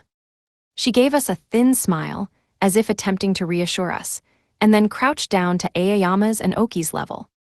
Not everyone from your class is here, correct? Why yeah, SS so what? He was trembling. Kanazuki-senpai fixed him with an ice-cold glare. Why? His voice was so quiet it was almost impossible to make out. He'd only hold us back. Her gaze turned sharper still. How idiotic, utterly asinine. Your lives, as well as the lives of every induvial in the school, are on the line, and you would dare continue your bullying. It seems your entire class is nothing more than a festering mass of fools. I have no words for maggots. She stood up, not separating her frigid gaze from him once. Damn, that's cold. Kanazuki-senpai was the heiress to the famous Kanazuki Holdings, and under normal circumstances, she'd be attending a better school for better kids. According to her, though, this school was closest to her home, and she didn't want to part from us. No, not us. She didn't want to abandon him. Kanazuki-senpai was famous amongst guys and girls alike here, and she was more beautiful than any of the would-be idols. She had the highest of morals, the greatest of minds, the best grades in academics and sports.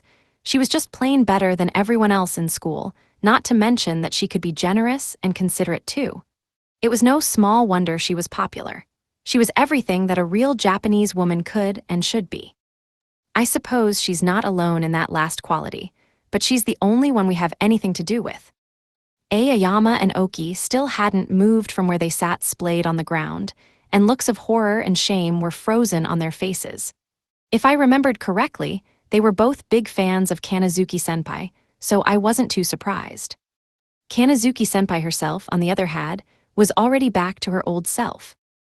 I imagine Seiichi-kun did little to help himself, though. That's not, Kenji couldn't deny it. I'd known Seiichi since we were both little, and for better or worse, he had always been too nice. Iri, Rika, and Hino only got to know him in high school, so to them, he was probably nothing more than another friend. But to the rest of us, to Kenji, Miu, Kanazuki-senpai, and me, he was more than that. He was irreplaceable. He'd literally saved my life before, and just being around him made us all feel better. And yet, after we entered high school, he stopped spending time with us. He'd done something similar in junior high, but it was worse now. He was preoccupied with the thought that being with us would hurt our reputations, even though none of us cared about that sort of thing. I still trembled when I thought of the time he explained why he was avoiding us. I'd never been more scared of Kanazuki-senpai than in that moment. Avoiding us didn't prevent him from getting bullied, though. Kenji and I were pretty handsome, objectively speaking, and we were fairly popular. There was nothing we wanted more than to use our popularity to help him. We never witnessed him getting bullied directly, though, and whenever we asked, he would always just dodge the question. When his parents died, he was totally alone in the world. We wanted to support him then, but he still didn't open up to us. Honestly, it was just frustrating. He seemed determined to take everything on by himself. Kanazuki's expression softened, as if she was also thinking back. Well, the one thing I can say is that Seiichi-kun will be fine. Iri and Rika both looked worried. No wonder we were talking about him surviving alone and who knew where. But Kenji, Miu, and I knew. I cracked a thin smile. Yeah, he'll be fine, Kenji nodded. Seiichi-oniachan will be okay, Miu smiled. Sure, we had no proof, but it seemed the natural conclusion. I'd never met anyone more positive than he was. No matter what mess he was in, I had no doubt he'd make it out alive, and probably in a way that none of us would ever expect. Isn't that right, Seiichi? I whispered to myself. Chapter 9, 5 months later. Grar. Crabs. I hear Ragi Seiichi was fighting my first wolf, or rather, my first level 311 Acrowolf. Grower. Gah. Correction, I was getting my ass whooped. Grar. Stop, time out, how about we talk about this? It made a vicious swipe, then lunged at me with a snapping bite. Damn it, Flash, I zipped out of the way. All right, now cut or kick. The blade of energy cut a gash in its side, but it was only skin deep. It let out a shrill yelp. I had held back as much as I could, since I only wanted to distract enough to get away. I wasn't trying to kill it or anything. All right, now I run like hell. Why'd I even have to run into you here, you big, stupid dog? I just want my heat rock. Grrrr. Just go away. It seemed determined to hunt me down. While I ran, I thought back on the 5 months that had passed since I first evolved. Thanks to that clever monkey's knowledge, I knew where a river was, so I no longer had to worry about drinking water. I also knew where to get ores, common ones at least, not to mention that I reeked badly enough to get a title. Yeah, I was pretty busy. It didn't feel that long for sure. Breakfast, lunch, and dinner were clever monkey meat, which was stringy and tasted like crap but was edible. I even found a few edible plants. By the end of it, I was totally used to fighting those monkeys, and I'd gone through that excruciating evolution thing 7 more times. My stats had changed a fair bit since my first evolution as a result. Table summary. Level 1 Forest Hermit Hiyaragi Seiichi has reached maximum evolution with high physical stats, particularly agility and attack, and holds over 84 million gold. I'm still at level 1, not to mention my charisma. I'm tired of caring about that though. Race and sex are same as before, but since when did I become a forest hermit? Man, these commentaries are getting old. I was no longer fatigued though, and I had fatigue immunity now. I was as energetic as ever. Oh, and there were also 7 wise simian chains in my item box now. But come on, isn't Stench Virtuoso a little cruel? That hurts, you know. Stench Virtuoso. You can control your body odor at will, to a maximum radius of 4 inches around you. The night I got that title, I cried myself to sleep. Sure, I've been wearing the same clothes for months, and I don't have the thread or cloth to make new clothes, but still. I got used to it pretty quickly though. Life's about compromise, right? Fighting so many clever monkeys got me used to using skills, and I made myself a weapon out of wise simian bones, my wise simian club. I even found more paralysis grass and managed to extract the paralyzing part of it, and I coated the end of my club in it. Ever since I realized I could do that, I'd been picking and storing all the paralysis grass I could find. Raising my stats so much meant that my body felt really light, and I could move in all sorts of new ways now. Not being fat really helped too. Greater analysis was also a welcome upgrade. Between that and the clever monkey's knowledge, I had a pretty good idea of what I could and couldn't eat, but there were all sorts of new things still, so I'd gotten a lot of practice with it. Having higher luck also helped, and as a result, I hadn't poisoned myself or anything in a while. I was also getting to be pretty rich, not that it mattered out in the forest though. Apparently, the coins were copper, silver, gold, and platinum. 100 coppers made 1 silver, 100 silvers 1 gold, and so on. 10 silvers, as in 100,000 G, were enough to live on for a year. When I first learned that, I felt faint, no, sick. I mean, holy crap, I can live for 800 years on this. Damn, this world doesn't mess around. And that was more or less everything that happened in the past 5 months. Looking back, I got quite a bit done. My new goal, though, was to make a medicine called Soul Nectar. From what I learned from the monkeys, it was a restorative medicine that was potent enough to revive the dead, but it couldn't bring monsters back to life. It healed about as much as an ultimate healing potion, and given how much of a pain gathering the ingredients could be, it was no wonder they never bothered making it. Apparently, I could make it from some local herbs and the like, but there was a certain rare ore I needed, a heat rock, a stone that gave off a special kind of warmth. When I went to get one, though, I ran smack into an acrowolf and, well, you know. Ugrier. I said go away. I sprinted through the forest, the acrowolf in hot pursuit. How persistent can you get? Just give up already. If I still had my old stats, I'd be dead. Wait, what if these monsters aren't tough? What if I am just crazy weak? Look, I don't want any trouble. Go home. Grower. Stop ignoring me. Damn it, it won't listen. I guess monsters probably can't understand human essay, huh? Alright, fine, you wanna fight that bad? I stopped and whipped around, jumping back to give us a little extra distance. Go on, take one more step. I dare you, I'm not kidding. Please don't take one more step, I'll wet myself, I'm not kidding. I seriously doubted that I could beat anything aside from clever monkeys, and the wolf looked crazy tough. I guess it didn't hurt too much when it clawed my arm though. I guess my defense is pretty high now. Man, that's a weird feeling. I dropped my stance a little and got my club ready. Its end was already soaked in paralysis grass extract. The acrowolf didn't come any closer. Wait, really? Just when I thought I'd scared it off. Gia-rar-rar-rar. It turned to face the ground and let out a low growl. Hi. The acrowolf suddenly whipped its head up at me and it spat water at me. Not like a little water gun amount, it was like a shot from a cannon. Barked. Seriously, Flash, I narrowly dodged it. What the hell? The wolf breathed water at me. How? The blast punched clean through the tree behind where I was standing, then the tree behind it, then the next. Oh no, don't tell me that's a skill. No, that felt more like magic.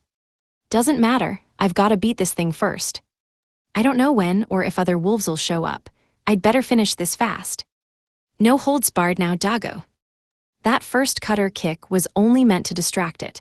Now that I had decided to fight, though, I was going to give it all I had. I wasn't strong enough to win if I didn't give it my all. I'm gonna survive this. Alright, eat this, cutter kick. I wound up, then unleashed a vicious kick in the wolf's direction. It whizzed through the air. Schlick. The acrowolf's head fell to the ground with a plop.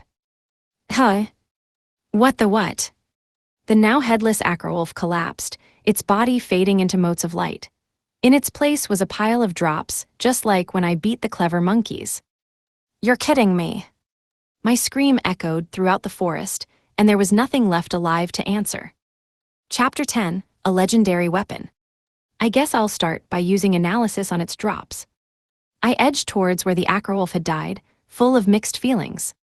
Table summary. Acrowolf drops provide versatile utility through its sharp fang, magic-resistant pelt, and edible meat that requires saltwater to improve its taste.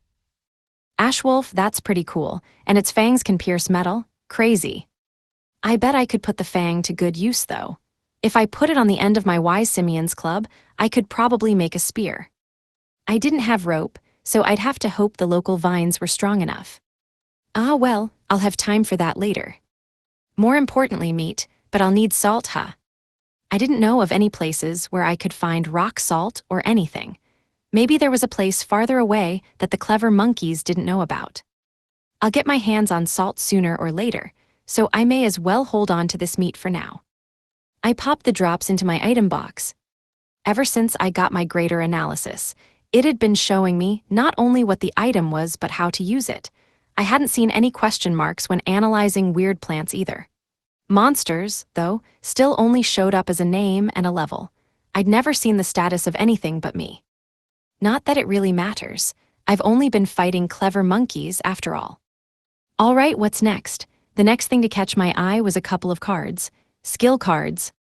I have all the clever monkey's skills already, but I guess I don't have any acrowolf skills yet. I hadn't seen any skill cards since the first time I defeated a clever monkey. It seemed like it only dropped skills I didn't already have. Man, Perfect Loot is so considerate. Table summary. Skill cards provide new abilities, specifically Twin Fang Strike, Detection, and Mighty Claw. Table summary. The Detection skill card is used to acquire the Detection skill. Table summary. The Mighty Claw skill card is used to acquire the Mighty Claw skill. Table summary. A Water Element Ultimate Magic card grants proficiency in water magic. Hi. A magic card, like that card game with all the pretty pictures and colored borders. Wait, if I use it, I can use magic. And not like the magic I could use when I was high on those danger shrooms. All 4 cards turned into motes of light and got sucked into me. Then, I heard that voice again. You acquired skill, Twin Fang Strike. You acquired skill, Detection. You acquired skill, Mighty Claw. You can now use water magic. WHO.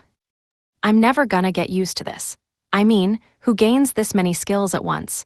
Why does this feel so disappointing? Maybe it's because I didn't do anything to actually earn these skills. I had to be strong if I wanted to survive, however, so I decided to forget about it.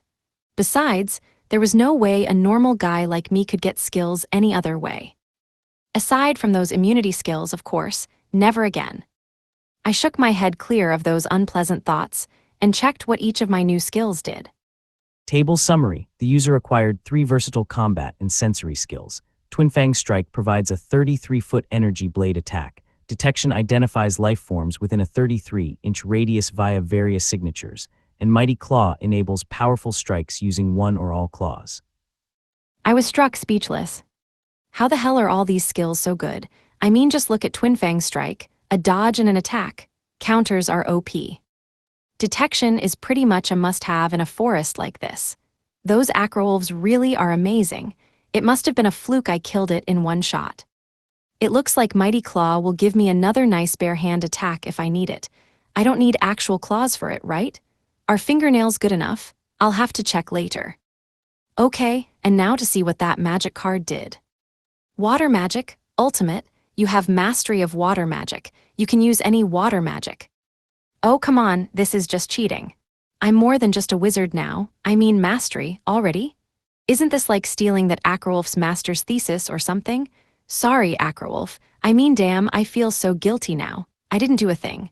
I just came along and stole all its hard work in an instant. If I had my work stolen like that, I'd hold a grudge for life. As I thought about it, knowledge of all sorts of water magic came flooding into my head. Sorry. I didn't know what else to say. All right, hopefully, this next one doesn't make me feel so awful. I picked up a booklet that looked just like the one I'd received from the clever monkey. Acrowolf's knowledge was printed on the front of it. I decided to open it up and give it a read. Acrowolves are giant wolf monsters that dwell in high-level dungeons and field areas. They are also known as ashwolves, but they possess no fire magic, instead having mastered water magic. They gather in packs only to mate and raise young and are solitary for most of their lives. Given their territorial nature, fighting between acrowolves is common. They have razor-sharp senses that they use to further enforce their territory. They are primarily nocturnal. Why are they called ashwolves then? Their fur is ash-colored, but there has to be some better name for them, right? And wait, they're nocturnal. I guess I should be glad they never attacked me in my sleep. Maybe because I always sleep in trees. I flip the page. An Acrowolf's life. Come on, does it need to sound that fancy?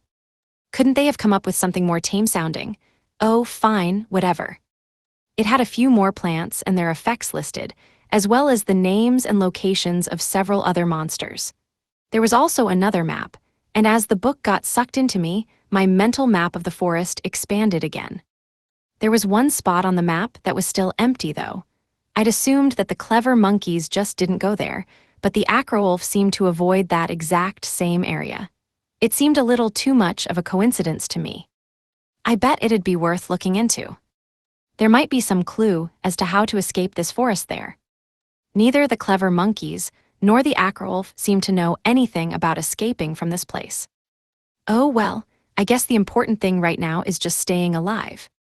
I was still level 1. Okay, what's next? The next thing I saw was the little sphere of the Acrowolf stats. Table summary. The Acrowolf possesses extremely high mana, attack, and agility, contrasted by very low luck and defense. Man, that's unlucky. How is every monster I've ever seen so unlucky? Is it because they're unlucky to have ever met me? Damn it. And how is its charisma so high? My non-existent charisma stat is jealous. Fine, I don't care. All this means is I get another 100-point boost to my own charisma. I'll be super charismatic one of these days. Wow, I've never been so unconfident of anything in my life before. The stats were sucked into me all the same, and ignoring the voice that came after it, I moved right on to the treasure chest. All right, what's in here? I popped it open to reveal a short sword. Ew. It was pretty plain looking, but the small blue gemstones embedded in it glinted with a mysterious light, and I could feel a strange sort of presence coming from it. I picked it right up and used greater analysis on it.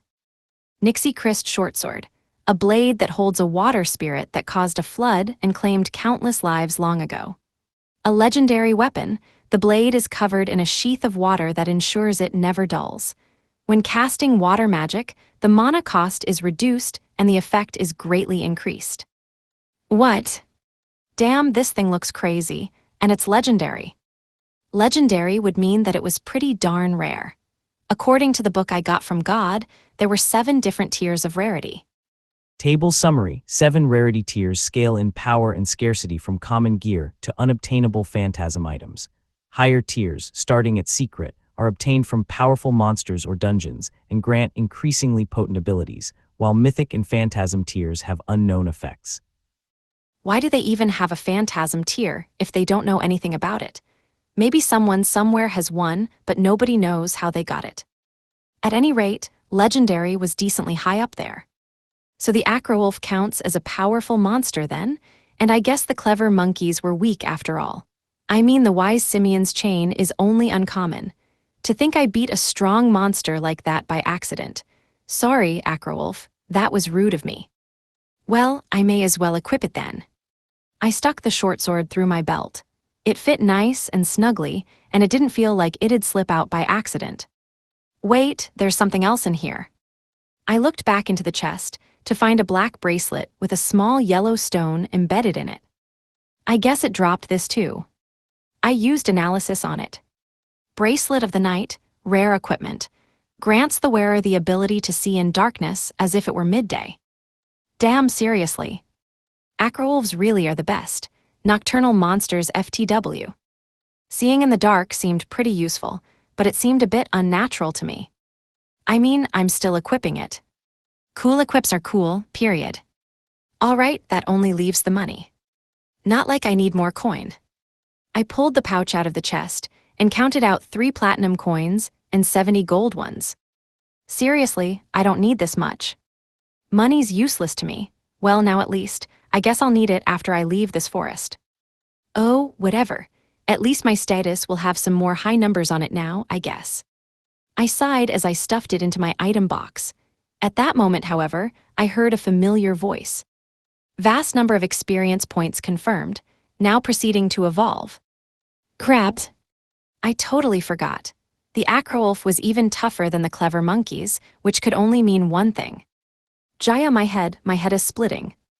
And here I thought I was getting more used to it. That's what I get for being careless.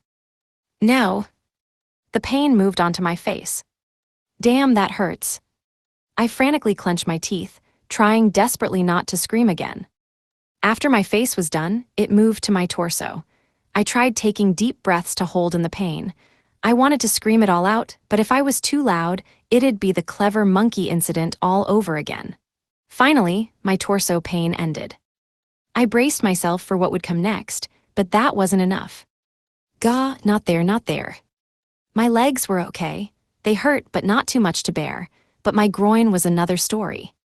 No, not my manhood. I need that working. I mean, I will, right? Eventually. That was the one kind of pain I still sucked at dealing with, and the popping, squishing sounds coming from there were only making it worse. As a total aside, though, it still worked fine after all my previous evolutions. Hugh. But man, that hurts. Okay, not Hugh. Very not Hugh. Does it have to be so loud with all the squishing and snapping down there? Unless I was mistaken, though, it was bigger than back when I was on Earth. Yet I only really saw it when I was relieving myself in bushes and the like, so it was probably just my imagination. After what felt like way too long, I was finally freed from my torture. I lay down on the ground for a minute to catch my breath. I guess I should check my status. Even if I couldn't breathe, I didn't want to forget that. Chapter 11, Ambush.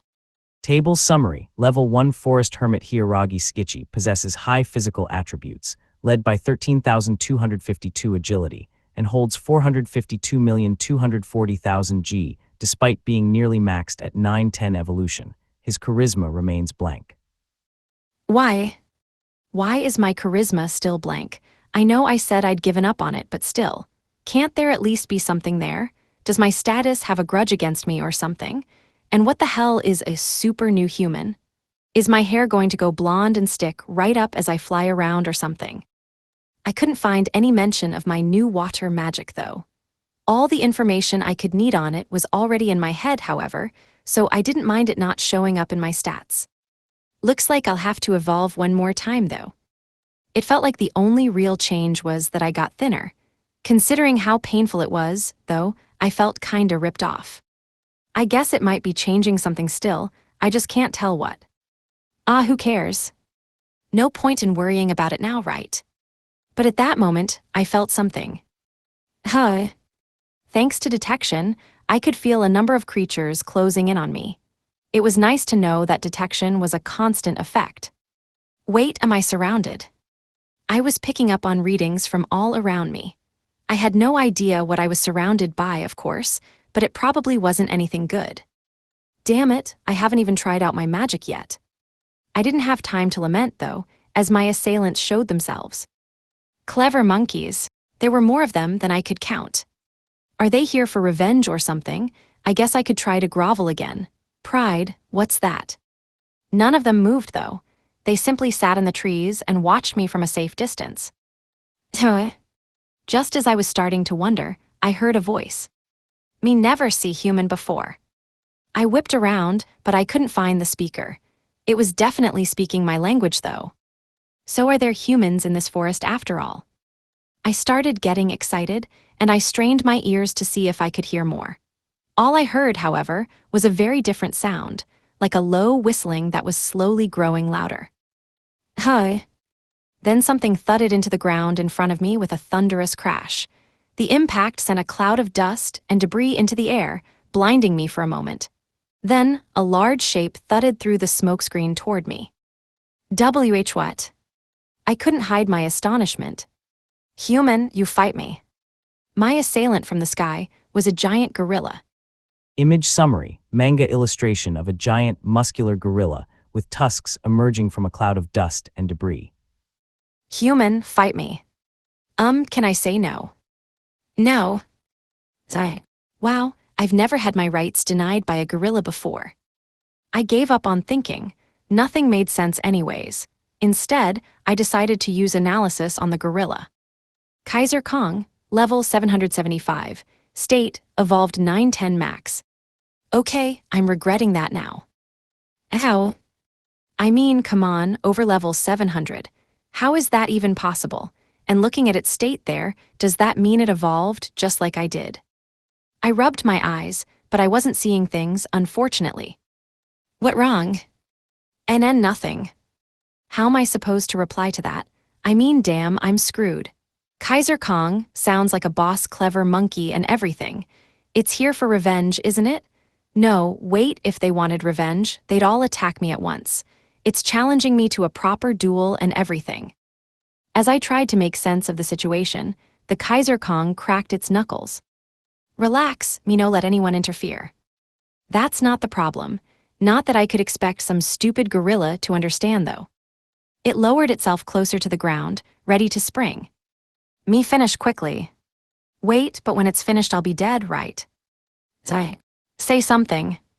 Damn, so it wants revenge after all. Get ready. Wait. It didn't wait. The Kaiser Kong closed the distance between us in the blink of an eye and swung. I ducked out of the way at the last second. Wow, me never miss first attack before, you good. Its cheeks flushed. Why are you blushing? Wait, so is this a lady gorilla? You're kidding, right? Please tell me you're kidding. I mean, I guess there are guy gorillas and girl gorillas both, but you. Me like strong males. And I hate all gorillas. So it is a female, damn it. Or no, I guess it could technically be a male. I don't even want to think about that. The Kaiser Kong made its second swing. I took a light step back. Gweg. The stone it had thrown hit me right in the face. Ow. I was evolved, though. I wasn't going to cry out from such little pain. Man, getting high pain tolerance wasn't on my bucket list. I was just glad that even after taking a clean hit to the face, I was still feeling fine. HMPH, you stop dodging. Yeah, right, I don't want to die. I could tell just from the size of its arms and the speed of its swings that one clean hit could send me flying. I wasn't confident I'd have any bones left intact after a hit from that. This is going nowhere, cutter kick. I launched a cutter kick at full force. The gorilla's eyes widened for a moment, but just when I thought it had hit, it smoothly dodged with more speed and grace than I'd thought possible from such a massive body. That dangerous. Like you want to talk. How'd it even do that? It can't move that fast, that's cheating. Me use skills too, flash arm. As soon as its skill activated, it disappeared. Then I felt a hit like a wrecking ball to my gut as its fist connected, and I was sent flying backwards. I went through several trees before hitting the ground and unceremoniously tumbling for another few yards. I clutched my gut as I hacked up a mass of dark crimson blood. I want to go home. At this rate, I'm seriously gonna die. I pulled an ultimate healing potion out of my item box and frantically gulped it down. That was too close. Man, gorillas are scary. Next time I'm going to a zoo, I'm skipping the whole primate section, I swear. Wait, I can't go back to Earth at all. The Kaiser Kong closed in on me with terrifying speed, stopping just in front of me. Wow, you not die from flash arm. I knew it is trying to kill me. Me more interested, want strong male. Sorry, I have a no dating gorillas policy. Me not gorilla, me Saria. How the hell can you have such a pretty name with a face like that? I feel cheated, I demand compensation, somebody save me. Besides, why does the gorilla get a name? Isn't Kaiser Kong good enough for it? Not that I really care either way, of course. Man, we're just not on the same page here. Seriously, what's this thing's problem? If cutter kick won't work, then take this, mighty claw. As I ran away from it, I swung my hand as hard as I could, sending 5 blades of razor-sharp energy whizzing through the air towards her. Hup, it jumped, nimbly dodging my attack. Skill's nice. Is that so? What am I supposed to do now? Damn it. I didn't know the first thing about fighting with a short sword, and I wasn't much better with my wise simian club. I basically just swung it around and hoped I would hit. I kept my distance from the Kaiser Kong, trying to figure out how best to approach it. Now my turn, air impact. As I watched, it floated into the air, then kicked off of empty space to come zooming towards me. Org! Go away, stop it. I've never seen anything so scary before in my life. That's double jump level physics BS there.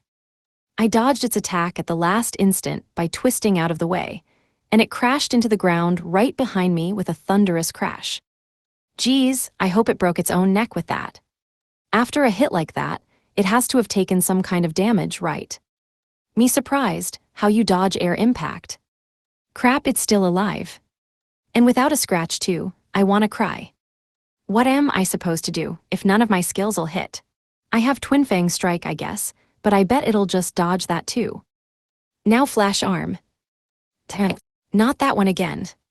I pulled out the Nixie Chris short sword and my wise simian club, taking one in each hand. All right, all or nothing. Twin Fang Strike. The world seemed to slow down around me, and I could see the Kaiser Kong's fist as it flew at me. I ducked out of the way as I swung both my weapons at it. Got you. The Kaiser Kong wasn't about to be done in so easily, though. I could see its eyes widen in slow motion. Snap. Huh. It took me a moment to process what happened. Everything should have still been in slow motion, but in the blink of an eye, the Kaiser Kong had pulled its fist back and grabbed both of my weapons, one in each hand. What the hell? That close, me thought me was dead. I instinctively knew that having both my weapons stuck like that was bad news. In a snap decision, I fired off a cutter kick at it. The Kaiser Kong let go and dodged so quickly that I couldn't even follow it with my eyes. I broke out in a cold sweat. This thing's too strong, I knew it, I'm just as weak as ever. Beating those clever monkeys and that Acrowolf had made me a lot too confident. Even if I made it out of this forest alive, I'd be some monster's meal before the day was out. No, I can't think about that now. If I start spiraling, I'll never snap out of it. Not one of my skills worked, though, which meant I had only one option left. I'd have to try out my magic. Even if it wasn't in my status, I had all the information I needed to cast it in my head. The catch was I knew the spell names and costs, but not the exact effects. All right, I guess I'll just pick one of the spells with the highest cost. That should be the one with the highest power, right? Just like Magic Blast in Dragon Adventure. I even had the Nixie Christ short sword, which would help jack up the damage of my water magic even more. I didn't want to come up short. Okay, so there are a few spells tied for the top cost. I guess I'll just pick one. The Kaiser Kong simply gave me a curious look. No doubt it was wondering why I was so quiet all of a sudden. I couldn't miss. Okay, time to cast my first ever spell. I dramatically raised my hand to the heavens. Waterfall Disaster. There, that should be cool enough. The Kaiser Kong's eyes flew open in shock. What? Haha, it knows the spell, does it? Looks like I chose right. At that moment, though, I heard a heavy thundering sound from right above me. Hi. I looked up. Oh man, I shouldn't have looked. What the hell? There was a terrifying amount of water in the air, heading right for me. Hold on, not here. Over there, go over there. I'll move, so just wait. The spell didn't listen to me, though, as the full lake's worth of water smashed right into me. Gah, I can't breathe. The sheer pressure was enough that I couldn't move a muscle. The Kaiser Kong watched me with a blank look from where it stood, perfectly out of the spell's area of effect. I'm gonna die, I'm gonna die. In the end, it took nearly 3 full minutes for the water to stop. Chapter 12, Aftermath. The mood in the clearing was now thoroughly awkward. Man, I can't believe I screwed up so bad. I wish I was dead. I forced myself to stand from where I was plastered on the grass. Not bad, not bad at all. No, you attack self. Don't say it. Oh God, just kill me now. And here I thought I'd be able to bluff my way through it. I resolved to practice before I tried using any more magic. I wouldn't last at this rate. We continue fight. Oh, just leave me alone, will you? Seriously, why? I half killed myself already, and I was totally drained mentally. Just give me a break, you stupid monkey. Me attack now. I wasn't ready to start fighting again. I hurt all over, and I wasn't in any state physically to use my skills. No way can I actually beat this thing. I'm dead. The Kaiser Kong got points for being considerate though. It at least asked before attacking, and it almost seemed to by pitying me. It's because my luck went up, right? I needed some way to make it out of this mess alive though. My skills didn't work and magic was out of the question. If I tried to pull out another potion now, I bet I'd get attacked before I could drink it. I guess it might let me heal if I asked nicely. Me wait long enough, me attack now. Huh. It suddenly sprang forward at a terrifying speed. It wasn't using any skills, though, so I could dodge it if I wanted to, if I was on top form, that is. I could barely stand, I was so weak, and my legs were quivering with a combination of cold and fatigue from casting what was probably my best spell like that. Crap. In a heartbeat, it closed the distance between us. I was out of time. That's it, I'm dead. But just then, I remembered my secret weapon. That's right, I smell really bad. It was bad enough to kill a clever monkey after all, and even though I had a shower a minute before, that wouldn't be a problem. I had my stench virtuoso title after all. Finally, there was a point in being able to control my BO at will. I still don't know how I feel about it though. Biwahahaha, foolish Kaiser Kong. WH what? It suddenly froze. Man, what nice manners. You don't stand a chance of defeating me now. Why not? Because I have a secret weapon. You what, mate? How the hell is the gorilla meme literate? No, that's gotta just be a coincidence. Should you dare take another step closer, you'll surely perish. Why? Its brow was scrunched up in confusion. Yeah, I'd be confused if I were in its shoes. Unfortunately for it, though, my stench was my greatest weapon. I sacrificed all my human dignity for this trump card. I used my stench virtuoso to maximize my smell. I now had a 4-field of reek around me that was even stronger than back when I killed the clever monkey. Since I had such limited range, though, I started flapping my clothes in an effort to create a slight breeze. Otherwise, its fist would hit before my smell could. All right, come at me.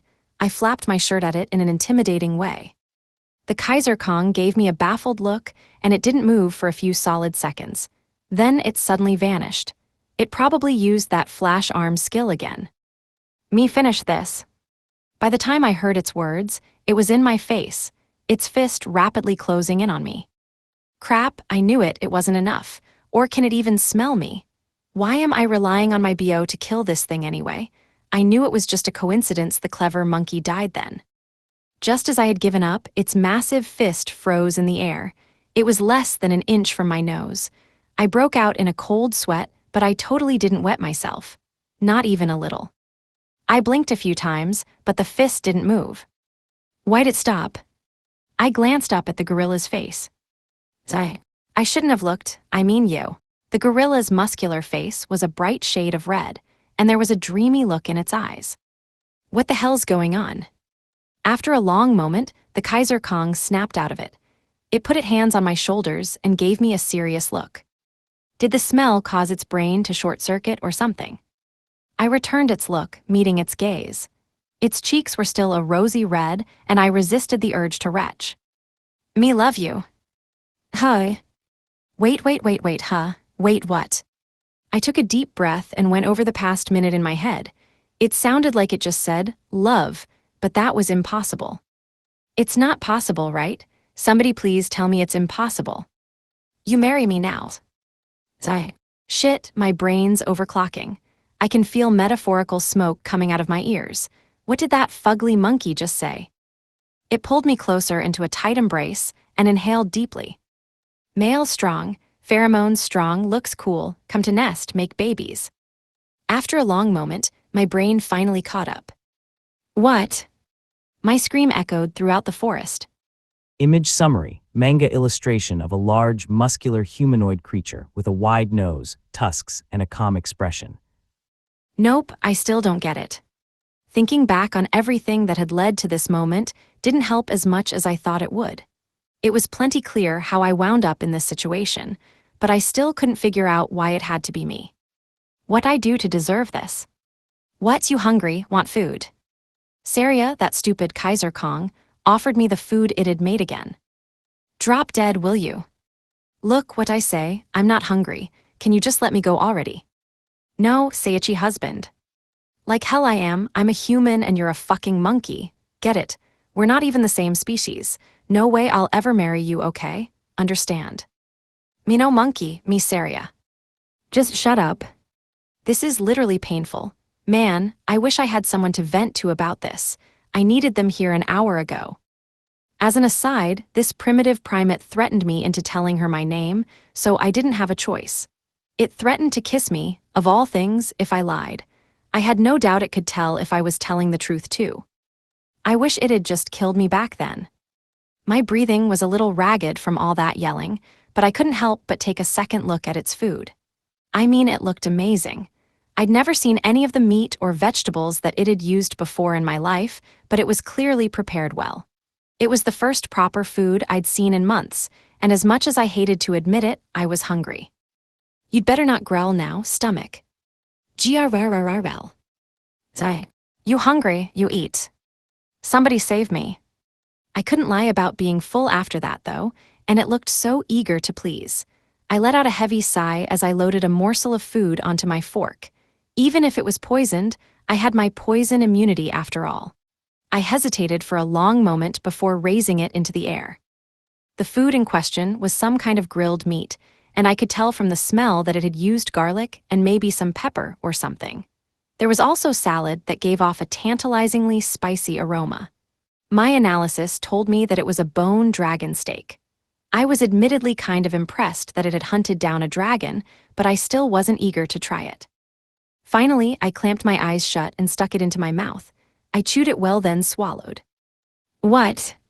My eyes flew open.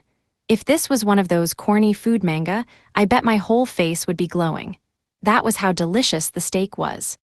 I bet this is just some quality meat. Yeah, that's it. I bet this stew here tastes like sewage.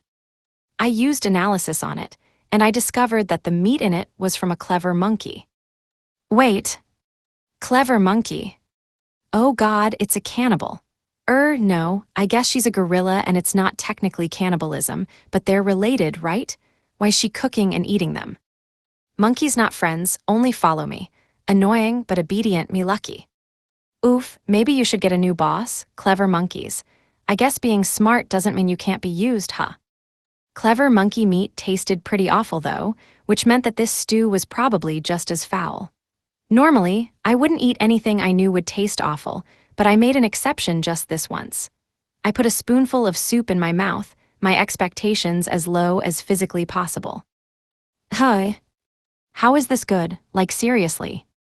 That dumb ape puffed out its chest. Me make from scratch, tasty. Seriously? Oh no, it's legit a good cook. As I slumped in my seat, that irritating ape opened its mouth again. Seiichi's clothes old, me made new clothes. You made what? The Kaiser Kong handed me a white shirt and a pair of black pants. They were honestly higher quality than anything I'd seen back on Earth. Me make from monster thread, strong, good material. Ow. You give old clothes later, me wash in river. Oh God, make it stop. How is this ape so good at domestic stuff? Why? It's good at cooking, sewing, and even cleaning from the state of this nest. She wouldn't just be a good wife, she'd be perfect. Why'd she have to be an ugly-ass ape? Me make good wife. Yeah, a great wife, to a gorilla. Oh me happy, you so happy marry me now. To a gorilla, I said, I'm not a gorilla. I wished I could beat her red-furred ass, but I knew she'd rip me in half if I tried. Damn, life sucks, and wait, didn't she basically just say I'm a gorilla to her? That stings. I took a few deep breaths to calm down a little. Yelling at her wouldn't get anything done, that much was clear. The question is, how do I escape this hellhole? Where would I go even? Come to think of it, that black area on the map seemed like a safe bet. Given how often the clever monkeys seem to follow that ape around, it'd be fair to assume that it didn't know what was there either, or even if it did know, it probably didn't go there often. I only needed to figure out the perfect timing to escape. Wait, I guess it really doesn't matter either way, but there's one thing I really want to know.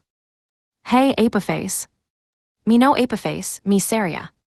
Whatever, how can you speak my language? Not even the clever monkeys could talk, but we didn't have any problem understanding one another. It started beaming at me, as though it were genuinely happy that I asked. Me find books in nearby cave. Books in a cave. It reached into a patch of nearby greenery and pulled out a pair of books. They were both really beat up, one was thin and the other textbook thick. Me learn words here. Wow, that's pretty smart for a dumb monkey. I took a look at the books. The thinner one had the essence of everyday magic printed on the cover in faded letters. Everyday magic. I opened the cover. Inside, I found descriptions of all sorts of spells that could be used for daily life. One created a small flame and another created a cupful of water. I read about one for drying laundry, one for softening the ground for farming, and more. They were all very specific and limited in their effects, but they seemed legitimately useful. The one that caught my eye most, though, was called Wash Basically. It removed all the dirt and grime from an object.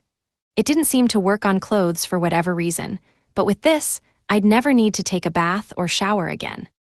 I haven't bathed in months, after all, not counting my water magic misfire, of course. Apparently, it was the kind of magic that your average person could use. Only merchants or nobles could afford proper baths, it seemed. This looks pretty useful. At that moment, I heard a voice in my head. You acquired everyday magic. Wow, that was quick. Shouldn't learning things take time and effort? Not that I'm complaining. I moved on to the second, thicker book. It was titled The Hero Abel's Journal. The Hero Abel's Journal. Man, I kept trying to journal, but I could never keep it up. Wait, hero. Like the actual journal of an actual hero. I opened it to the first page as I grappled with my shock. Year 20, month Y, day Z. Finally, it's time to set out on my journey. I have our healer, the priest Pier, with me, the warrior Gars, and of course Liliana the sage and Anna the hunter. The king gave us our orders personally, and we're going to go defeat the demon king together. Don't worry, everyone, I'll keep you safe. Let's all fight together. Wow, he even sounds like a real hero. And of course, he's going to fight the demon king. Come to think of it, Kenji and Shouta and the others are also supposed to be in pretty much the same boat. I wonder how they're doing. I kept reading with them on my mind. The deeper into the book I went, though, the more battered the pages became. Year 20, month Y, day Z. We've been on the road for a full year. We're all doing just fine. Honestly, I'm so glad we're working so well together. The longer we travel, though, the more towns we see that have been ripped apart by the Demon King's goons. We've got to defeat him soon. I've got to show King, from that he was right to put his faith in me. Year 20, month Y, day Z. I don't know how to say this. We've defeated all of the Demon King's commanders except one, but the cost has been steep. Gars, my friend and companion for all these years, fell in battle. He died protecting me. I hate being so weak. I'm so angry it feels like I could explode. How could I let him do that? I'm still so powerless. This is the price I pay for my arrogance. I'm not the amazing hero they say I am. I'll learn from this, though, and I swear I'll never let this happen again. I'm still so grateful that Liliana and Anna have been so supportive of me this whole time. I couldn't do it without them. I swear on your name, Gars, I'll take the Demon King's head for you. Damn, the hero's popular. I hope Pier doesn't get jealous. Year 20, month Y, day Z. We finally slew the Demon King. Our celebration was short-lived, however. Pier, we were wrong to trust him. After the battle, right when we were at our weakest, he attacked us. Liliana and Anna protected me. It's only thanks to them that I was able to escape with me life. Time is of the essence, though. I need to report this to King of... Holy crap, Pier did get jealous. That traitor. Year 20, month Y, day Z. Humanity deserves no salvation. When I arrived back home, I was attacked by the very townspeople I fought to protect. The entire kingdom of has betrayed me. From what rumors I was able to overhear, the Demon King's only surviving commander, and were working in league from the very beginning. The Demon King's entire resurrection was the plot of that commander and the top brass of... None of that matters, however. My beloved Liliana and Anna are dead. As soon as I pen this last page, I will follow them to the afterlife. My life was a waste, a fool's errand, yet I could not bear my memories of my companions being tainted any further. If somebody ever happens across this journal, then I bid you, do not repeat my mistakes. I pray that this world may have a future yet. Abel. I quietly closed the journal and sat in silence for a long moment. Shit, that was heavy. I whipped it at the ground. Isn't a journal supposed to be full of fun stuff, like what you ate that day or something? I mean, sure, you write some sad stuff, but nothing that dark, damn it. And what, I'm supposed to learn from that somehow? How? Besides, I couldn't read any of the important names and stuff because the diary just happened to be extra beat up there. That was on purpose, wasn't it? I started panting heavily. Seiichi, relax, me here for you. Oh yeah, and what the hell can you do for me? Me marry you. How about you drop dead instead? I swear I'll escape that stupid ape's nest if it's the last thing I do. Chapter 13, Life Together. A full day had passed since I started living with that stupid ape. You want seconds? Fine. It seemed just as happy as ever as it heaped a second portion of breakfast into my bowl. Damn it, if only she wasn't such a good cook. I scarfed down my second helping, crying metaphorical tears of blood all the while. Me go fishing, Seiichi come. Just let me go already. And here, I thought I'd be able to make a break for it as soon as that dumb monkey left. I flopped down on the ground and started flailing around. Seiichi, its tone was gentle, me always here for you. How about you be always somewhere else, you bastard? Me female, no bastard. Just shut up, like hell I care what a gorilla wants to be called. Me no gorilla, me Saria. And guess what me no care, dummy stinkhead. I got the nagging feeling I was being childish about this whole situation, but I didn't even care anymore. I'll never call it by its name. If I did, I'd, lose my pride. Oh, me get it, you say sooner next time. The ape's cheeks blushed bright red. I resisted the urge to vomit. What the hell are you talking about? You no want call me name, you want call me honey, darling shy. I spewed blood. How the hell did it come to that conclusion? Who the hell said that? Where? Why? When? Just now, me imagined it, Seiichi cute. Stop reading my mind, and stop blushing like that. Holy crap, it's gotten worse. Since when could it read minds? I wish it'd fix its own delusions first. More importantly, though, I couldn't stand it if it called me darling again. Hey, 8 breaths. What darling? Stop, I vomited blood reflexively. This is bullying, I swear. My HP's at 0 already. Stop calling me darling, seriously. Why? Don't give me that, just stop it. Okay, Seiichi. No using my name either, you don't deserve to call me that. Sure, I told her my name, but I never said she was allowed to use it. Seriously, you'd think she was my friend or something. I think I'd rather die. HMPH, you know, be selfish. I'm not being selfish. Look, if you do it again, I'm leaving. Perfect. Now, if it doesn't accept my terms, I'll be able to walk right on out. She'll probably follow me, though. On the other hand, if she accepts, then she'll never say my name again. Hess, all according to Keikaku. That means plan, by the way. Man, I feel like a proper god of the new world now. I smirked darkly. Saria, however, thought for a moment before replying. Whom you prefer, sweetie or baby? Call me Seiichi. Yep, no choice there, and baby, really. Oh, me also like dear. Please just call me Seiichi. I got down on my hands and knees and started groveling. Well played, gorilla. Well played. She gave me a satisfied nod. Me call you Seiichi then. Damn it, if only I stood a chance against you in a fight. As I mulled over my powerlessness and how cruel the world was, that monkey brain hoisted me up by the back of my shirt and headed for the exit. We go fishing now. Okay. By that point, I didn't even feel like resisting. Huppy. It plunged its fist into the river again, snatching up another fish and tossing it onto the massive pile on the riverbank. It had been at it for half an hour, but it was still going strong. Seiichi, look me do good. Sure, real good.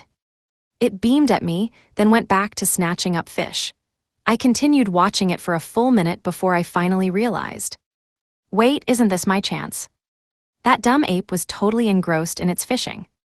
I wonder if it can even eat that much, not that it matters. I might not get another chance like this again. All I had to do was walk away. Trying my best to be stealthy, I made for the bushes at the edge of the small clearing. At that moment, though, the bushes rustled. Oh. I could see a spider's head poking out from the bushes. This wasn't a tiny, cute little guy, though. It was huge. Its giant mandible jaws were big enough to bite my head clean off if it felt like it. It looked at me with its 8 orb-like red eyes. I looked back with my 2 little human eyes. I let out a small sigh, then turned back and sat down where I was before. I've never seen that monster before. She yet. That ended my escape plan pretty quickly. I stiffly turned back toward the bushes. It was still staring at me, like really staring. If it was actually possible to stare holes in things, I'd be Swiss cheese by now. The last thing I want is more monster trouble. Why now? I turned back towards the river. I was sweating like a hog. I should have run sooner. Stupid me, why didn't I leave earlier? Regret wouldn't do a thing about that spider, though. I slowly turned back around. Oh crap, I shouldn't have looked. It had silently crept right up to me, and it was within biting distance. It let out a low chitter as it opened its mouth wide, clearly intending to munch my head right off. No, how'd this even happen? I sat there, frozen in shock as it leaned in for the killing blow. Just when I was sure I was dead, though. Seiichi back. Hi. In the blink of an eye, that muscle brain put itself between me and the spider. Me no let you hurt Seiichi. With a single swing of its barrel-thick arms, it slugged the spider so hard it flew spinning back into the underbrush, squealing as it spewed yellow fluid. Whoa, what a punch. I honestly couldn't believe I'd fought that gorilla head-on. I had to have been insane. Honestly, it was a miracle I survived. Punch too light, still alive. Wait, it survived that? That's downright monstrous. I mean, it is a monster, but still. The gorilla then turned around to face me, a worried expression on its face. You okay, hurt? No, I'm okay. It looked genuinely relieved. Good. It was really worried about me, was it? And here I just tried to walk off without saying a thing. I suddenly didn't feel so good. Why do I even hate it? No, her so much anyways. Is it because she tried to kill me before, or is it just because she's a gorilla? I racked my brain, but I couldn't come up with a single decent reason. Nobody had ever been that worried for me before, period, except for Mom and Dad, of course. I've been pretty awful to her, haven't I? Sure, it was hard to suddenly get all chummy with her after that fight we had, but she was trying. There wasn't a single good reason why I shouldn't work up the courage to do the same. I'm still not marrying her, though. I had to admit that it was nice to have someone to talk to after so many months alone. Maybe it wouldn't hurt to get to know her just a little bit better before I made my escape. We hadn't had any decent time together yet, after all. She might be worth talking to. As I was lost in thought, she scooped up a bunch of fish to show me. Look, fish fresh. Yeah, they look really good. She blinked in surprise, then smiled blissfully. We go home now. Yeah, let's. Here goes nothing, my first step forwards. I had no idea what would happen next, but I was interested enough to find out. If I liked what I saw of her, then maybe I'd consider running then. With that, we headed back to her nest, side by side. Seiichi. Yeah. We go home make babies. Me never make babies, be gentle. Oh, forget it. I've got to get the hell out of here. Chapter 14, Risking It All. Man, time can really fly if you're not careful, and it's scary what you can get used to. A full week had passed since I'd started living with Saria, and although there was still no way I'd ever call her by her name, I was getting used to her. I was even starting to think that I was okay with her being a gorilla. You, really me? No way gorillas are okay. I mean, she's literally not human. Even though she was a gorilla, she was better at housework and the like than most human women I'd met. Honestly, I was surprised. Her fur was surprisingly soft, too, and her tail was just about the fluffiest thing I'd ever touched in my life. I guess one of the reasons I was so harsh in insulting her might have been that I never had the chance to criticize anyone else before. Back on Earth, I was called fat, creepy, ugly, dirty, smelly, pretty much everything I could think of. It was probably, no, definitely worse than just being called a gorilla. The point was I still had every intention of running away, but I really enjoyed having such nice food. Sayachi here. Thanks. I sat down for breakfast with her. Oof, we're like newlyweds now. This is sick. I should be questioning my sanity right about now. I started to hum lightly as I dug into my meal. It was just as delicious as always. If only she wasn't a gorilla, she'd be the perfect wife. Really, Sayachi so nice. Stop reading my mind already. Really, how's she doing that? Creepy. I felt equal parts contented and freshly repulsed by her. No, by it, that dumb monkey. Oh, her face suddenly lit up. Today search day. Huh, search day. Yes, me go with clever monkeys, find fruits of evolution. You what? Fruits of evolution, really? Sayachi, you know fruits of evolution. I didn't know how I should respond to that. Maybe I should just play dumb and see what she knows about them.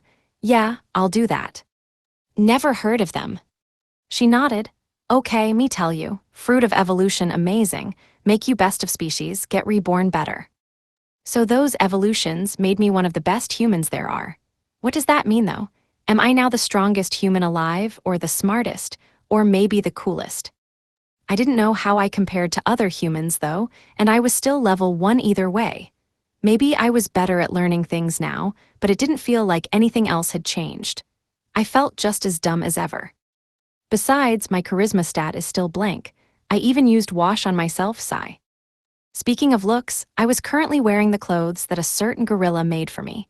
They were as clean and comfy as they looked, and she even washed them whenever they got dirty. She even made some underwear for me out of a different material, one that was even nicer on the skin. She used a vine from a so-called bounce tree to make a full elastic waistband and everything. The only problem was that she really wanted to keep my old, caustic-smelling clothes, so I had to use the fire spell I learned from that everyday magic book to dispose of them. Anyhow, the important thing was the evolution I went through and how I'd changed. How'd I even change, though? I felt the exact same as before. Oh, but I guess evolving was crazy painful in and of itself. Yay. The gorilla continued. Me never tell you, me first read book not understand, me find fruit of evolution, eat fruit, then go back to nest, could read book, learned words. Wait, so it had that big of an effect on her? I mean, learning how to talk is a pretty big step forward. Maybe it has to do with her level. If she was at all like me, then she should have been over level 700 before she ate her first fruit, and now she was at 9 out of 10 evolutions. Scary. Me look different becomes stronger, get. Sorry, is there any chance you could stop speaking so weirdly? Just listening to her talk like that was irritating, but I couldn't pin down why exactly. Right, it's because she's a gorilla. No, not that. Sorry, me no have mouth for talking. Grunts, not words, can't speak normal, me want talk more but. No, that's okay. What would we even talk about, seriously? Oh, me remember about fruit. Eat 11 die, body too stressed. What? Seriously, they can kill you. Man, I'm glad I never found any more then. That did mean that I couldn't eat any more though, which was a bit of a letdown. Those things really are amazing though, huh? Me ate 10, me collect another 10, want give to strong male, be husband. Clever monkeys find 10, but someone steal.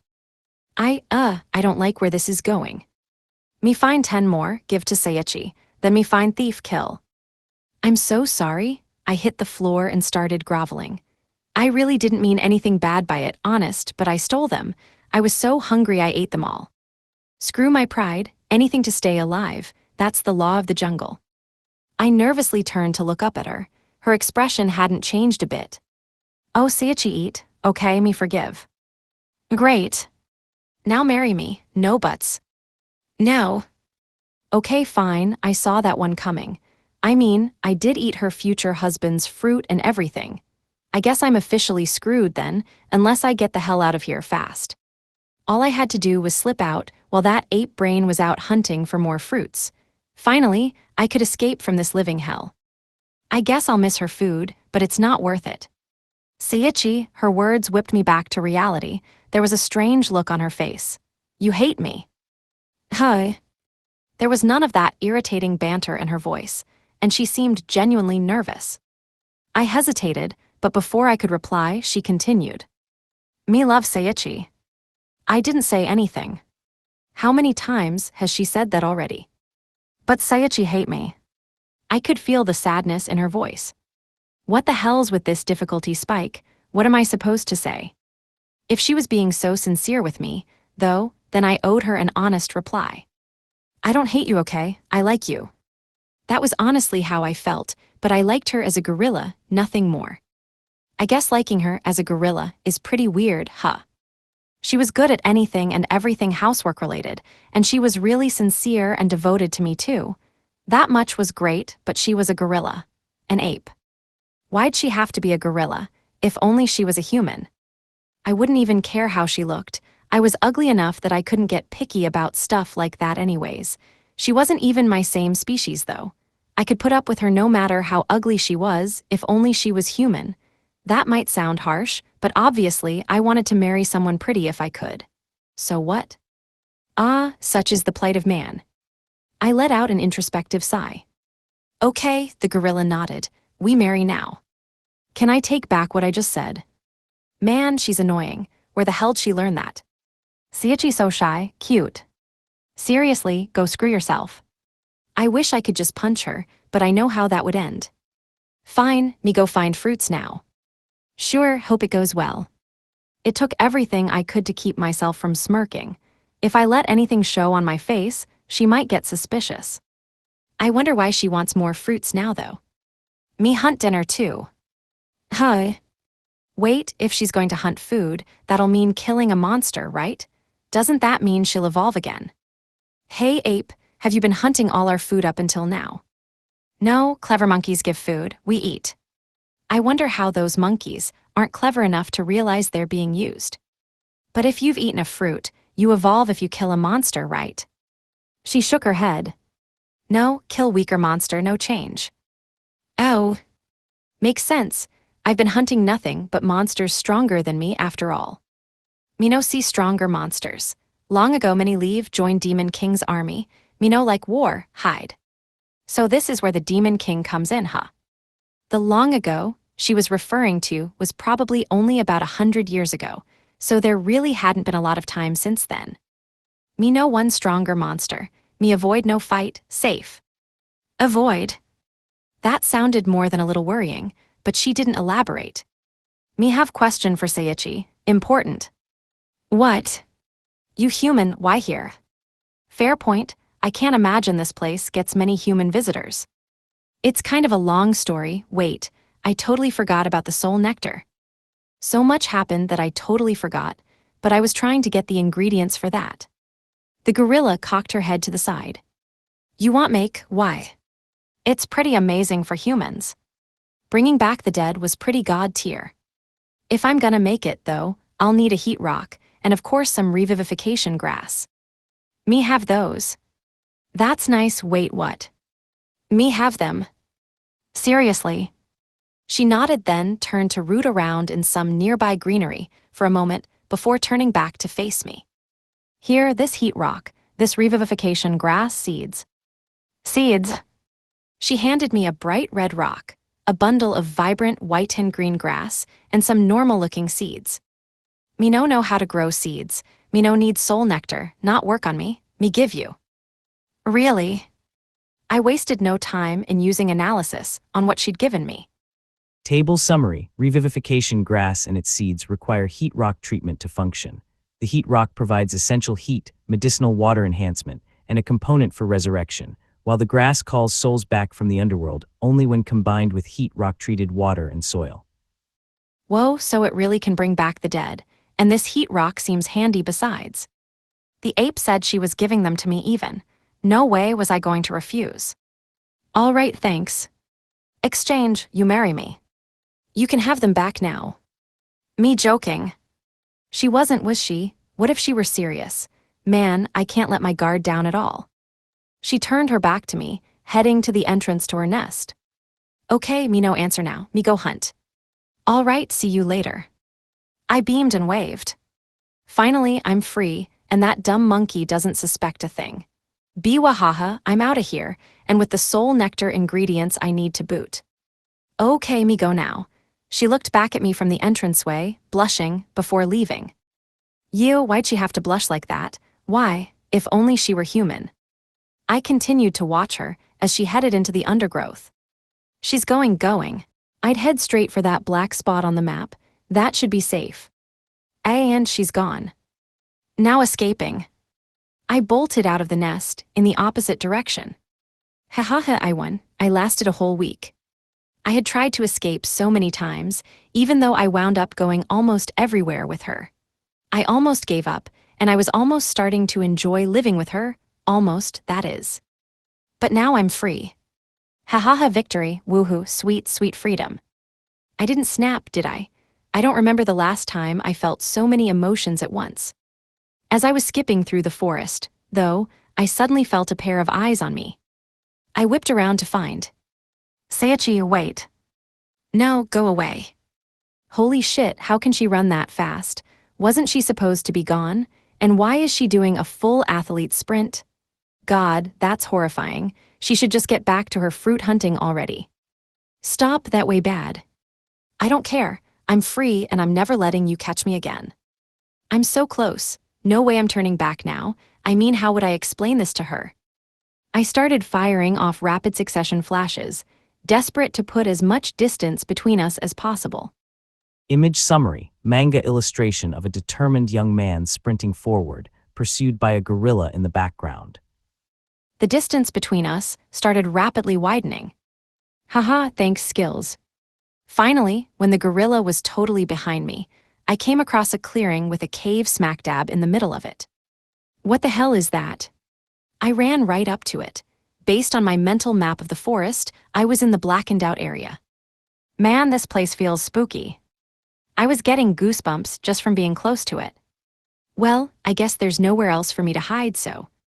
It wasn't exactly the most inconspicuous place to hide, but there weren't any trees anywhere near the cave. In I go, I guess. Not only did I want a hiding place, but the cave seemed weird enough that I was just plain curious. Besides, there was a chance that there'd be branching paths or something that could help me out. I ran full speed into the cave.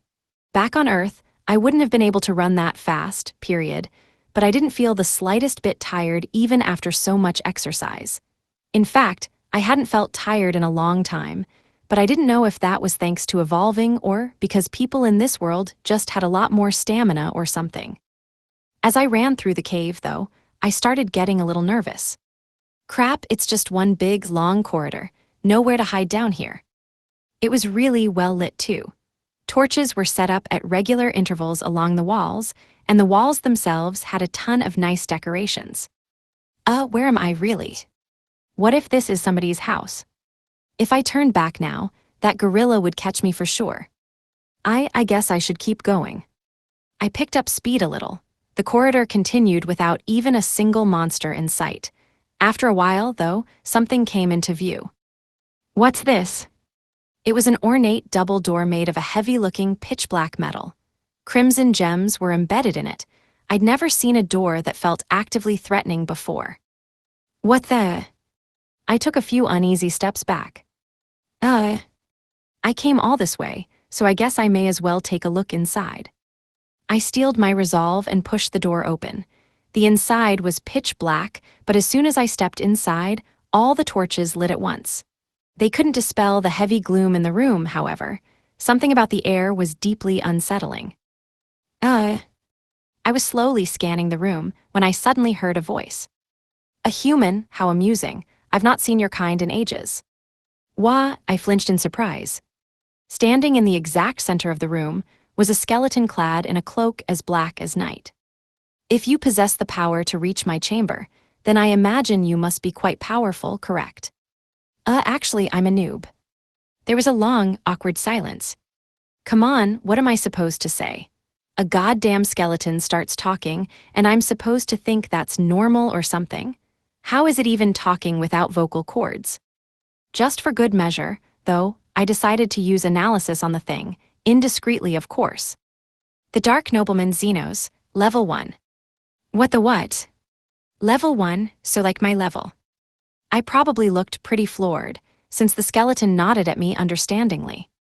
I see, so you used analysis on me, did you? What? How did he know?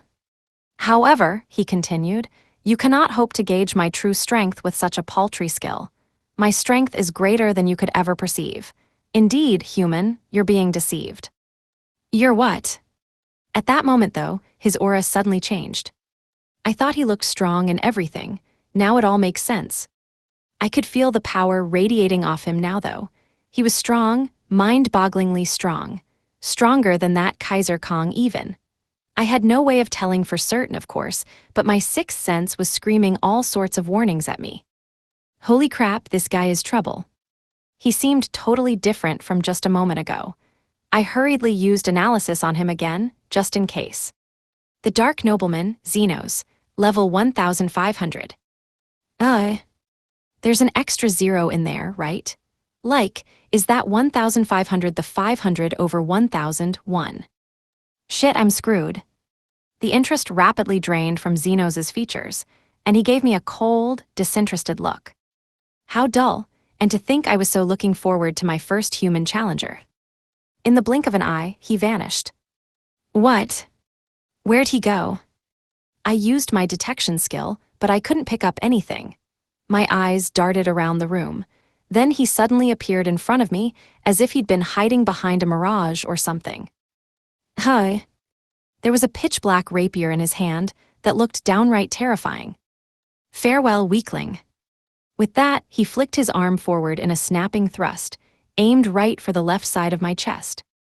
The blade never reached me, however. Seiichi, you okay? His blade pierced not me but Saria. She took a wide swing at Xenos. HMPH. He pulled his sword out of her breast, then effortlessly backstepped out of the way. Bright red blood spurted out of Saria's chest. Wait, what? Why? Me make it in time. Saria's voice was so soft and gentle. Then, with the same softness, she slumped to the cavern floor. Saria. Chapter 15, A Miracle of Love. Saria. I dropped to the ground beside her and propped her up in my arms. Saria. She didn't open her eyes. Why'd you do it? I desperately tried to hold down the emotions, threatening to flood out of me. Finally, she opened her eyes to look at me. Seiichi, finally say name. Saria, hang on, I'll get you a potion. I reached to pull an ultimate healing potion out of my item box, but she put her hand on mine to stop me. Me only alive by skill, potion only work on living, no good. What? Me dead. I was too overwhelmed by surprise and despair to respond. Kaiser Kong have unique skill, Imperial Majesty, me talking thanks to that. Imperial Majesty. Yes, me can move while dead, only little while. What? Wait, so that means Saria's really going to. I suddenly remembered the soul nectar. That's right, the soul nectar. Hang on, I'll make it and then. No, soul nectar no work on monsters. I'd totally forgot. To them, it only had the same effect as an ultimate healing potion. That's why the clever monkeys never bothered to gather the ingredients for it. I was suddenly hit by a feeling I couldn't describe. Why the hell did you save me then? Why'd you throw your life away like that? Sure, I said I liked you, but not that much. You're not even a human. I don't even think of you as a girl. I treated you like shit too. Don't you remember all those times I insulted you? I even tried to run away from you. So why'd you do it? Tears started spilling down my face. I never treated her decently, did I? Not even once. Why? I gripped her shoulder more tightly. She gave my hand a squeeze. Me love you, me need other reason. What did I do to deserve this? Seiichi say mean things, but eat food, act nice.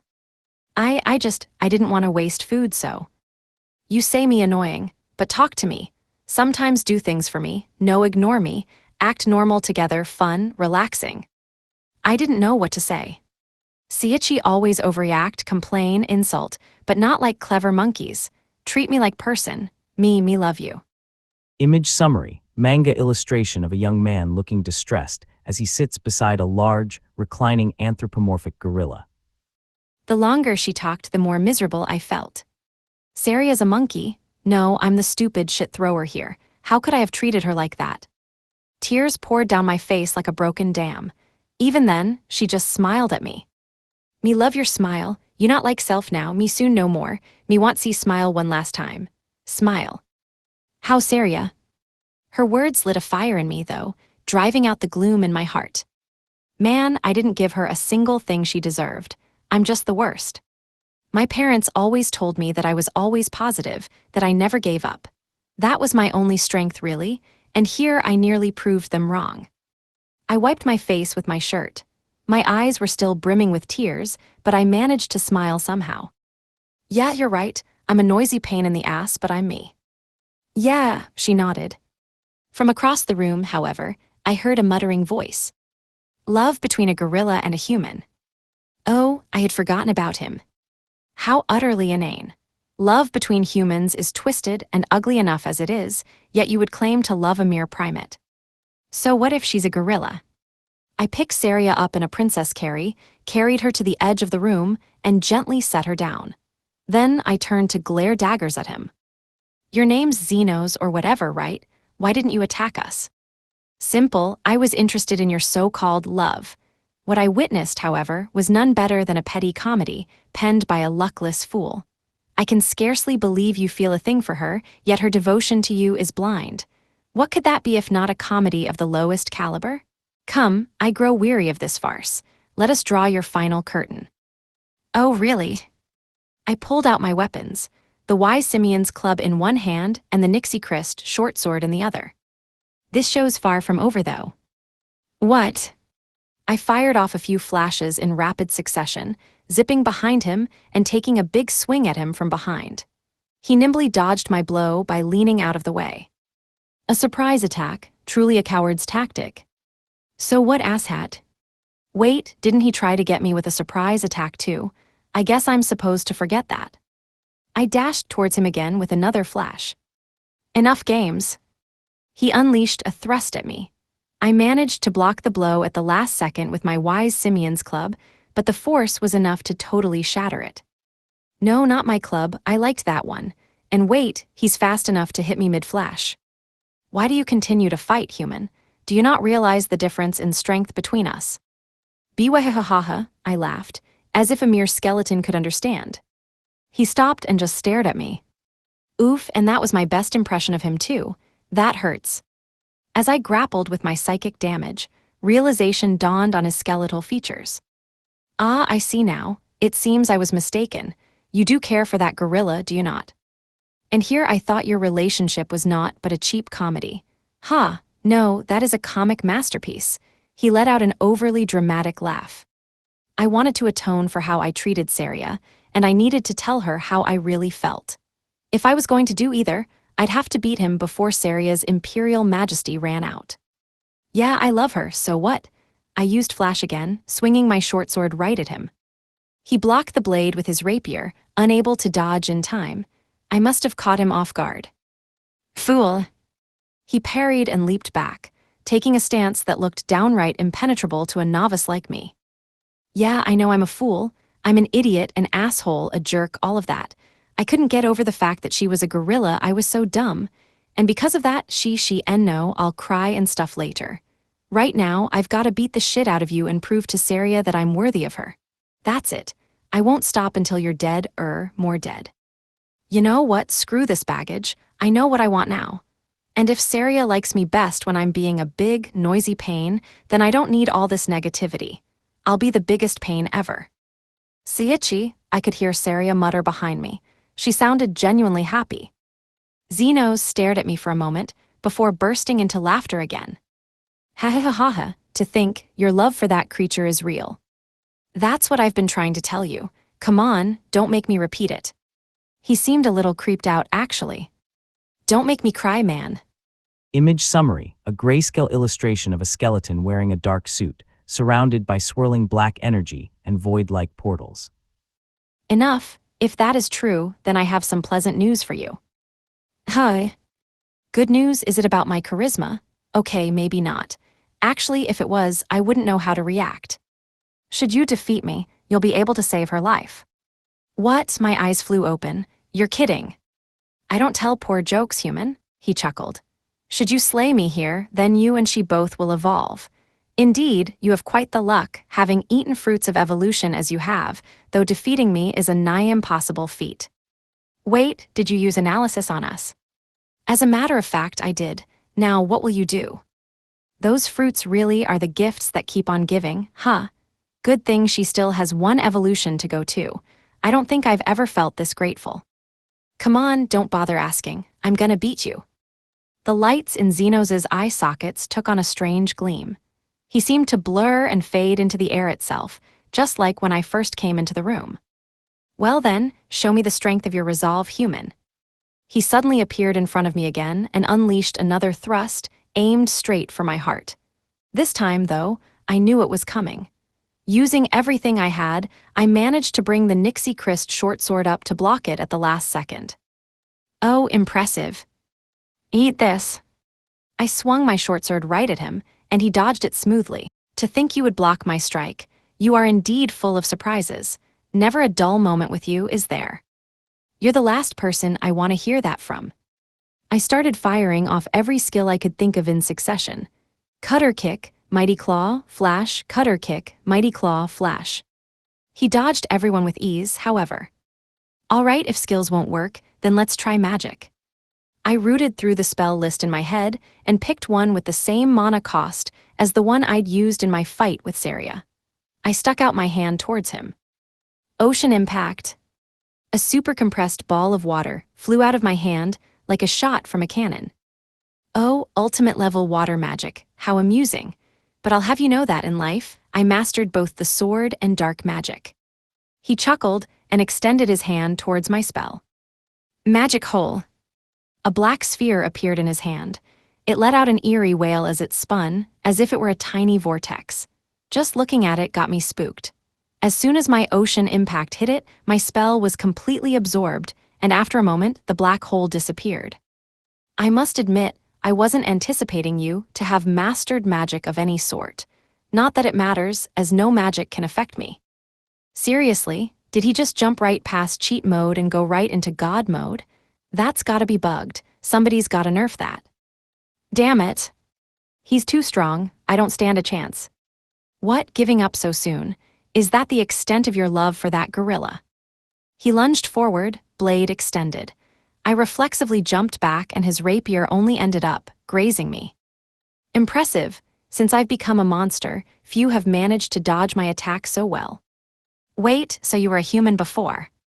That was out of the blue. I guess I should have expected it, since those bones had to come from somewhere.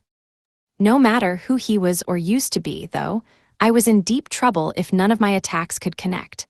I probably had only a little time left before Saria's skill ran out.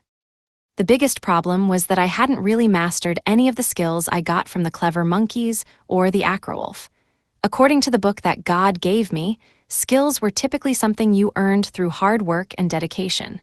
They weren't something you could just take, like I'd been doing. This isn't even my power. It doesn't really belong to me. I shook my head clear. If it wasn't my power, then I only had to make it my own there and then. If I could do that, then I can keep evolving. I ran straight at Xenos, this time without using flash.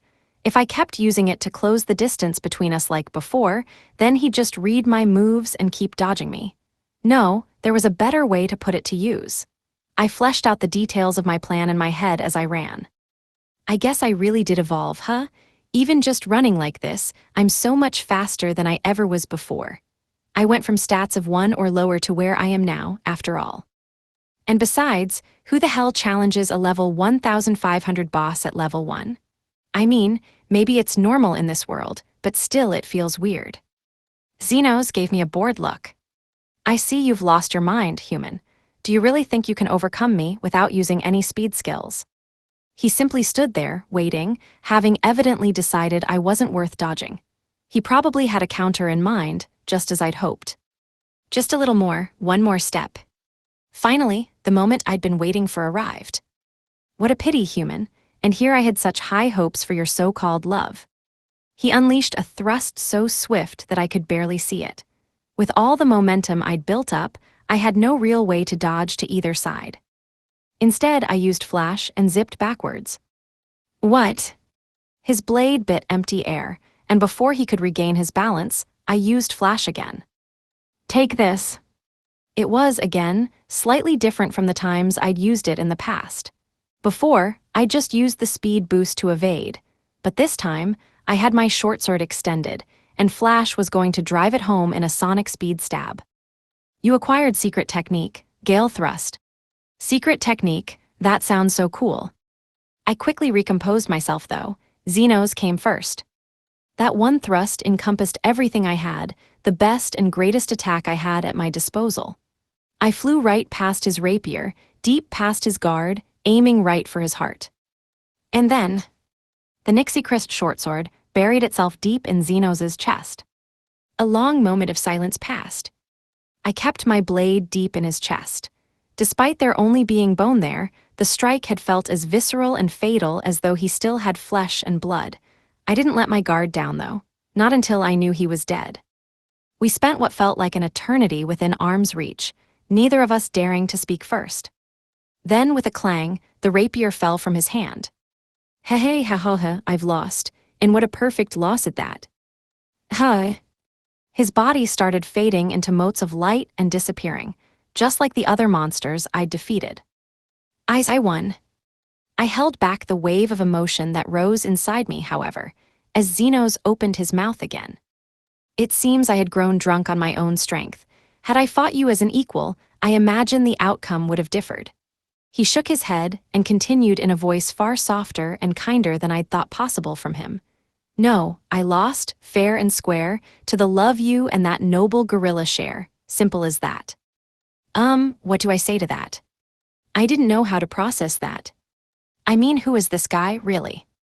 I ended my life despising humanity with every fiber of my being. But the true object of my hatred was the rotten, twisted love that wrought my miserable life. Okay. But now I have finally witnessed true love, your love. I was looking at him as though he were an alien, but he kept monologuing. Marie, I'm coming for you, my love.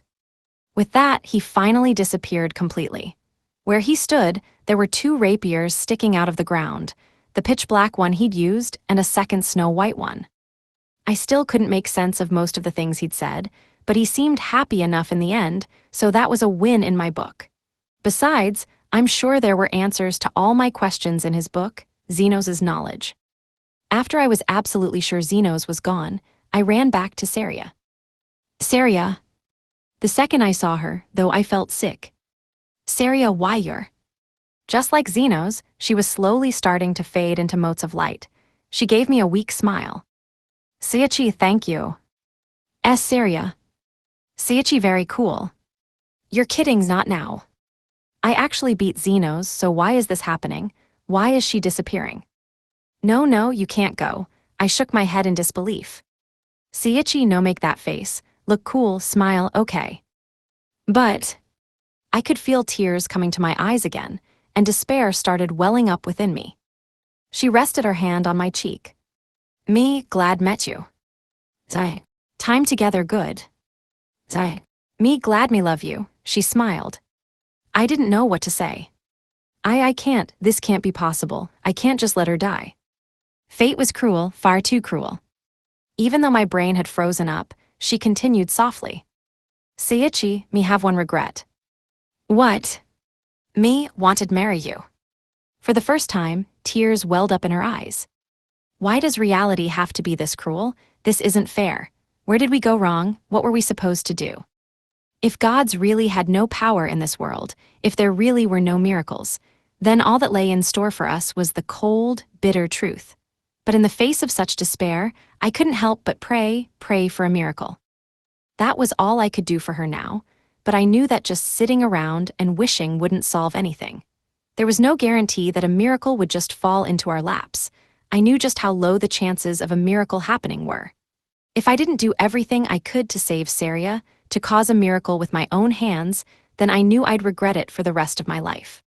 She wanted to marry me, even though she had to know how scummy I was by now. She'd be better off with someone else for her own sake. That was her dying wish, though, so I wasn't about to tell her no now. It was one of the few things I could do. And so I kissed her. It was my first, just to be clear. I'd never even dated before, after all, but it was the least I could do. I simply pressed my lips against hers, softly, lovingly. Image summary: manga illustration of a young man tenderly kissing a woman's forehead while embracing her, surrounded by soft foliage. Then, after a moment that felt like an eternity, it was over. I gently laid her down on the ground. Tears spilled unburdened down her cheeks. Thank you. At that moment, her body burst into light. It wasn't like the wispy effect that happened when a monster died. No, she was shining like a lighthouse. I'd never seen anything like it. It was bright, really bright, too bright. My eyes I can't see. I covered my face with my hands, my eyes in total agony. Now I know how a certain colonel felt on a certain sky castle. After a full minute of bleary blinking, I could finally see again. The light was gone by that time. What the hell was that? I looked down at where Saria was lying.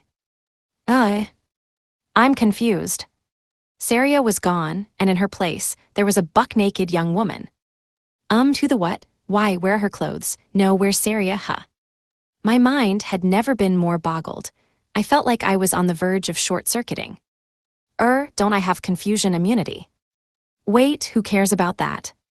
Seriously, who is this? Even though she had no clothes, all her private parts were either covered by her hair or conveniently positioned shadows. I could smell a higher power at work here. Can somebody explain what's happening here? Just as my eyes started to spin, the mystery girl opened her eyes and sat up. Our eyes met. She stared. I really hope she doesn't blame me for this. I'm innocent, I swear. Crap, this is more nerve-wracking than fighting Xenos. I carefully looked her over. Her hair was a bright, fiery red, and it hung low down to her waist. She had matching thick eyelashes that framed ruby-red eyes. Her nose was small and straight, and her lips were a dainty cherry pink. All her features were so pretty and perfectly coordinated that she'd give any of the anime girls I'd seen back on Earth a run for their money. To put it bluntly, she was super cute. Like holy crap. She was maybe about my age, but so much cuter than the idols at my school. Even her figure was good. Yeah, good. I noticed that all her private bits were still mysteriously covered. Not that I was looking, not at all. I'm not a pervert, really. I mean, come on, what am I supposed to do at a time like this? Wait, I guess I should be doing something useful, huh? After a moment of silence, though, our eyes met. I tried to break the silence, but then I noticed she was muttering something. Hi. I still couldn't make out her words, though. Likai, Saikai. What? She suddenly leapt at me and wrapped her arms tightly around me. I repeat, what? My brain felt thoroughly mushed. She looked right at me, tears forming in her eyes. Look, Seiichi, I did it. I can talk now just like you. I can stay with you. I can tell you I love you again. Wait, what? What'd she do exactly? And seriously, who is she? I tried frantically to get my facts straight. She seemed to notice my confusion, though, and her expression changed to sorrow. Seiichi, don't you recognize me? Recognize you? I've never even met you. No, wait. Something about her is familiar, but I can't quite put my finger on it. I tried to puzzle what, exactly, I found so familiar about her. Just then, though, she looked at me with upturned eyes, and after a second, she seemed to make up her mind about something. I love you, Seiichi, lots and lots, so please marry me. I could practically hear things click into place in my brain. Everything made sense now. Is that you, Saria? She beamed at me, tears still brimming at the corners of her eyes. Yep. For a long moment, I couldn't say anything. It was a miracle, a genuine miracle in this godless world. A miracle wrought by the thing that had saved my life time and time again since coming to this world, the fruits of evolution. Even in this cold, ruthless forest, it gave us hope.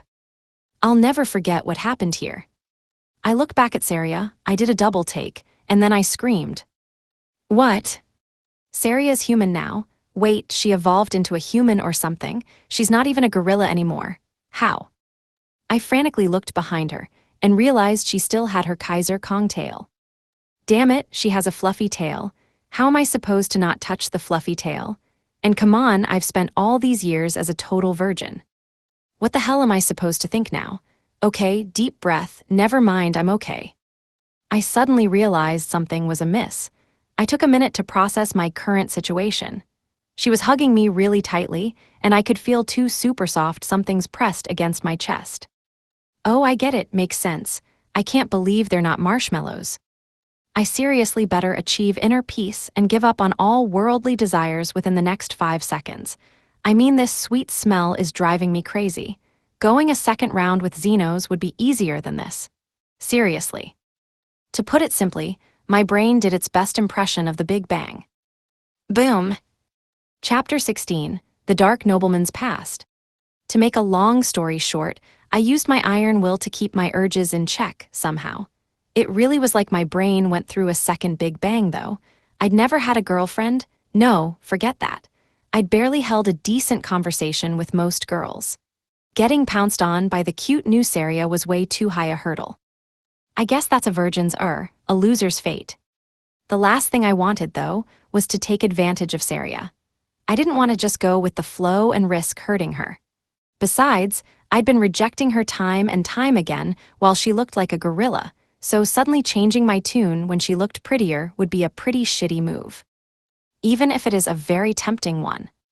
Anyhow, as soon as I'd processed Saria's transformation and then her hug, I realized that she would need something to wear sooner or later. I had a spare shirt in my item box, so I gave her that for the time being. In other words, she was naked except for one of my white button-up shirts. I am not some degenerate pervert, though. That was the only thing I had that fit her. Man, I sound so unconvincing. Besides, it would have been far weirder for me to be carrying around women's clothing. I mean, there's no reason why I should need any, right? I was still concerned about her not having any underwear, though. She couldn't wear pants until she had underwear after all. As I thought it over, I noticed that Saria was holding her sleeves up to her nose and inhaling deeply. It smells just like you. W8, I still reek. No, not at all. It's a really good smell. It's relaxing, like you're giving me a big, big hug. Great. Holy crap, that's embarrassing. And does her smile have to be that cute? That was the first time in my life anyone had complimented my smell, though. Has my BO changed or something? I took a whiff of my armpit, but I couldn't smell a thing, or at least nothing different. Just to be sure, though, I used Stench Virtuoso to cut my smell out completely. After I finished obsessing over my own smell, I shot her a curious look. So, you really evolved, huh? You think so? I mean, come on, you look totally human. I smiled awkwardly. Did you change species or something? Really? I don't think I changed a bit. Come on, you look nothing like you did before. You sure act the same, but that's it.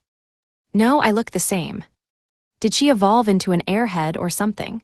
Like, how does she not realize what she looks like now? I seriously didn't recognize her at first. Saria puffed out her cheeks poutily at me. I'm the same, honest. No, you're not. Fine, I'll show you. At that moment, she burst into light again. My eyes I can't see. Colonel Muska revisited. I covered my face in my hands and staggered around dramatically. I mean, holy crap, my eyes are literally dying. Seriously, if this happens one more time, I'll go blind. And my eyes. When my eyes were finally back to normal, I looked back at Saria. See, me tell you. Me speechless, Saria gorilla. What the how? How'd she go back to her gorilla form? You can change how you look. Yes, me also change part by part. Why would she need to though? Something about her now was even more surprising than that. That would be her attire. Who'd want to see a gorilla in nothing but a button-up? She'd been making the shirt burst in her human form, but this was a different kind of bursting. Her muscles were so huge, the shirt looked about ready to come apart at the seams. I prefer the way she was bursting out of the shirt before. I can't look. Seriously, who could get off on this? Seiichi happy, she blushed. Me happy embarrassed. How are you more shy as a gorilla? She seemed perfectly happy to let it all hang out as a human, but for whatever reason, she was trying to stretch the shirt to cover her important bits now. She was buck naked for the past week. Where this embarrassment come from, I can't even.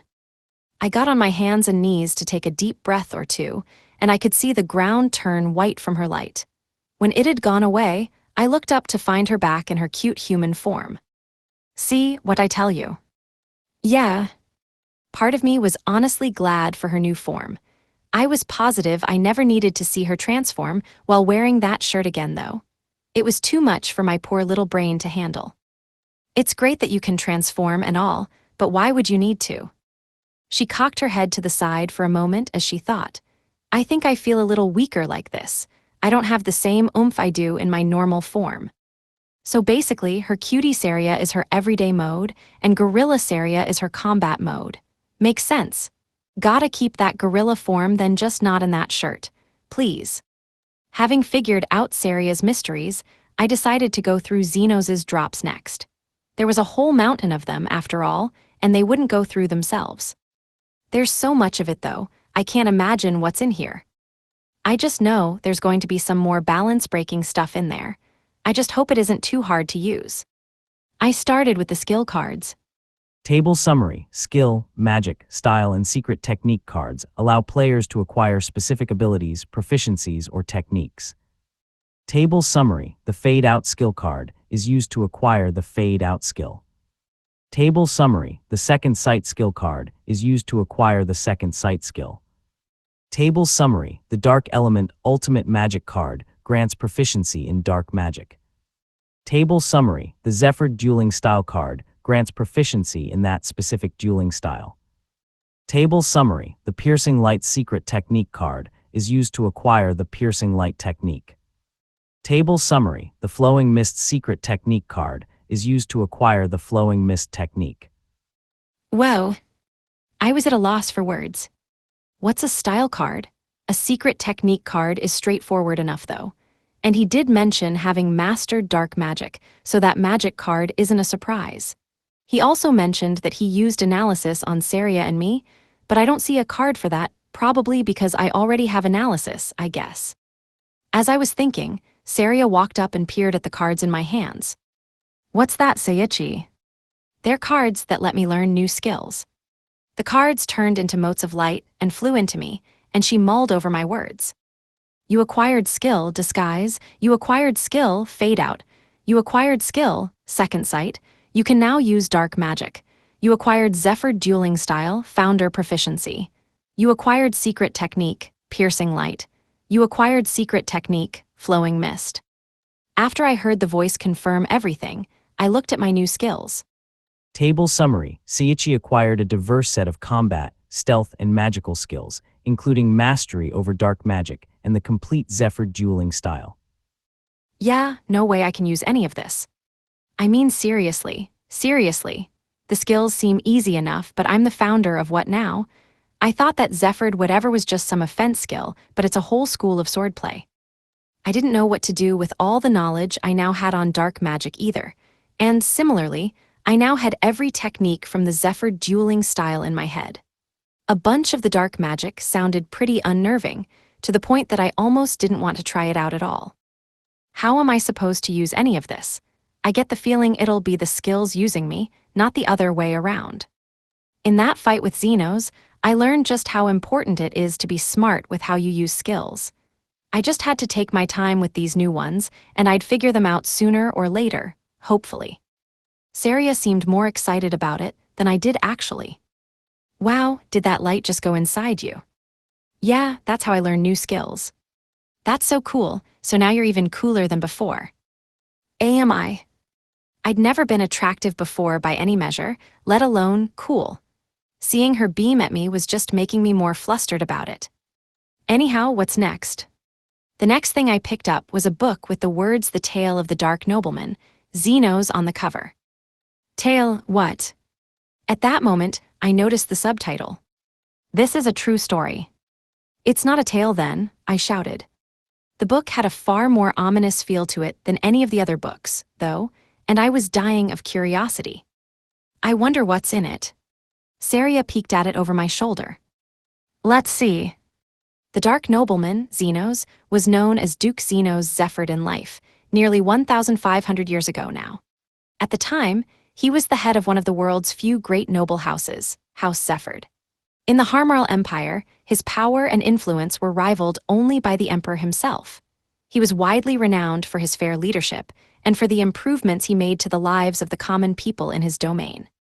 He was also the founder of the prestigious Zephyr dueling style, and when the Harmarl Empire summoned its hero to vanquish the Demon King, he was made personally responsible for training them. His love for his country was well known, as was his relationship with his beloved wife, Elizabeth. Oh, Saria said from behind me. She certainly seemed impressed, so she could read then. If he taught the hero how to fight, though, he must have been crazy strong. And if he used to be a duke, then that dark nobleman bit makes sense. I kept reading. However, the emperor at the time, Urashtat III, feared that Xenos might challenge his authority after the hero slew the Demon King. In rapid succession, he framed the hero for a grave crime and spread debasing rumors throughout the realm. When the people's outrage had reached its peak, he had the hero publicly executed. Xenos himself came under fire then, as the hero's mentor. The emperor had long feared Xenos' power and was eager for a chance to kill the duke. That took a dark turn. Xenos pleaded his innocence before Urashtat III, but his claims were dismissed. On that day, however, there was a second betrayal awaiting him, that of his own wife. Wait, seriously, I thought they got along really well. I hurriedly turned the page. In truth, Elizabeth had only married Xenos for his family's large coffers. In other words, their marriage was born out of politics and not founded on any semblance of love. She made every effort to deceive him and the commoners, but as soon as his standing became uncertain, she fled without a second thought. Come on, Elizabeth, really. I guess I can't blame her for valuing her own life, but it sure sounds bad hearing it like this. Xenos had of course known his marriage with her was political in nature, but he loved her with all his heart, nonetheless. Having lost both his beloved wife and his country overnight, he lost sight of the meaning of love, and instead his heart was filled with despair. That's so sad, Saria mumbled. I turned around to find her in tears. I gave her a sad smile and tousled her hair, and she grabbed onto me from behind. Smoosh. I struggled to refocus on the book. The only support Xenos had was from his maid, Marie. Marie had been orphaned by war at a young age, and when she was on the brink of starvation, Xenos saved her and took her into his household. She was grateful to him for not only saving her life but granting her work as well. The gratitude she felt towards him, however, turned to love as she served him. And yet, they were master and maid. Between the rigid caste system and Xenos' marriage to Elizabeth, Marie's love for Xenos seemed doomed from the outset. There was no law prohibiting a nobleman from having multiple wives, but Xenos had eyes only for Elizabeth. And so Marie stifled her feelings and continued to support her master from the shadows. Whoa. Oh. Neither of us knew what to say. Following the betrayal of his wife and country, he lost all faith in his fellow man. When soldiers from the palace were dispatched to capture him, and there was only a matter of time before his arrest, Marie took him by the hand, and the two fled the empire together. Hell yeah, they're eloping. I could not be happy for them. Marie was determined to get Xenos to safety, despite the generous bounties that were placed on his head. Xenos could not bring himself to trust her at first, yet every time she risked her life for his, he could feel himself increasingly drawn to her. His heart had finally begun to reopen. I wordlessly turned the page. Finally, good news reached their ears. Erushtet III had perished from illness.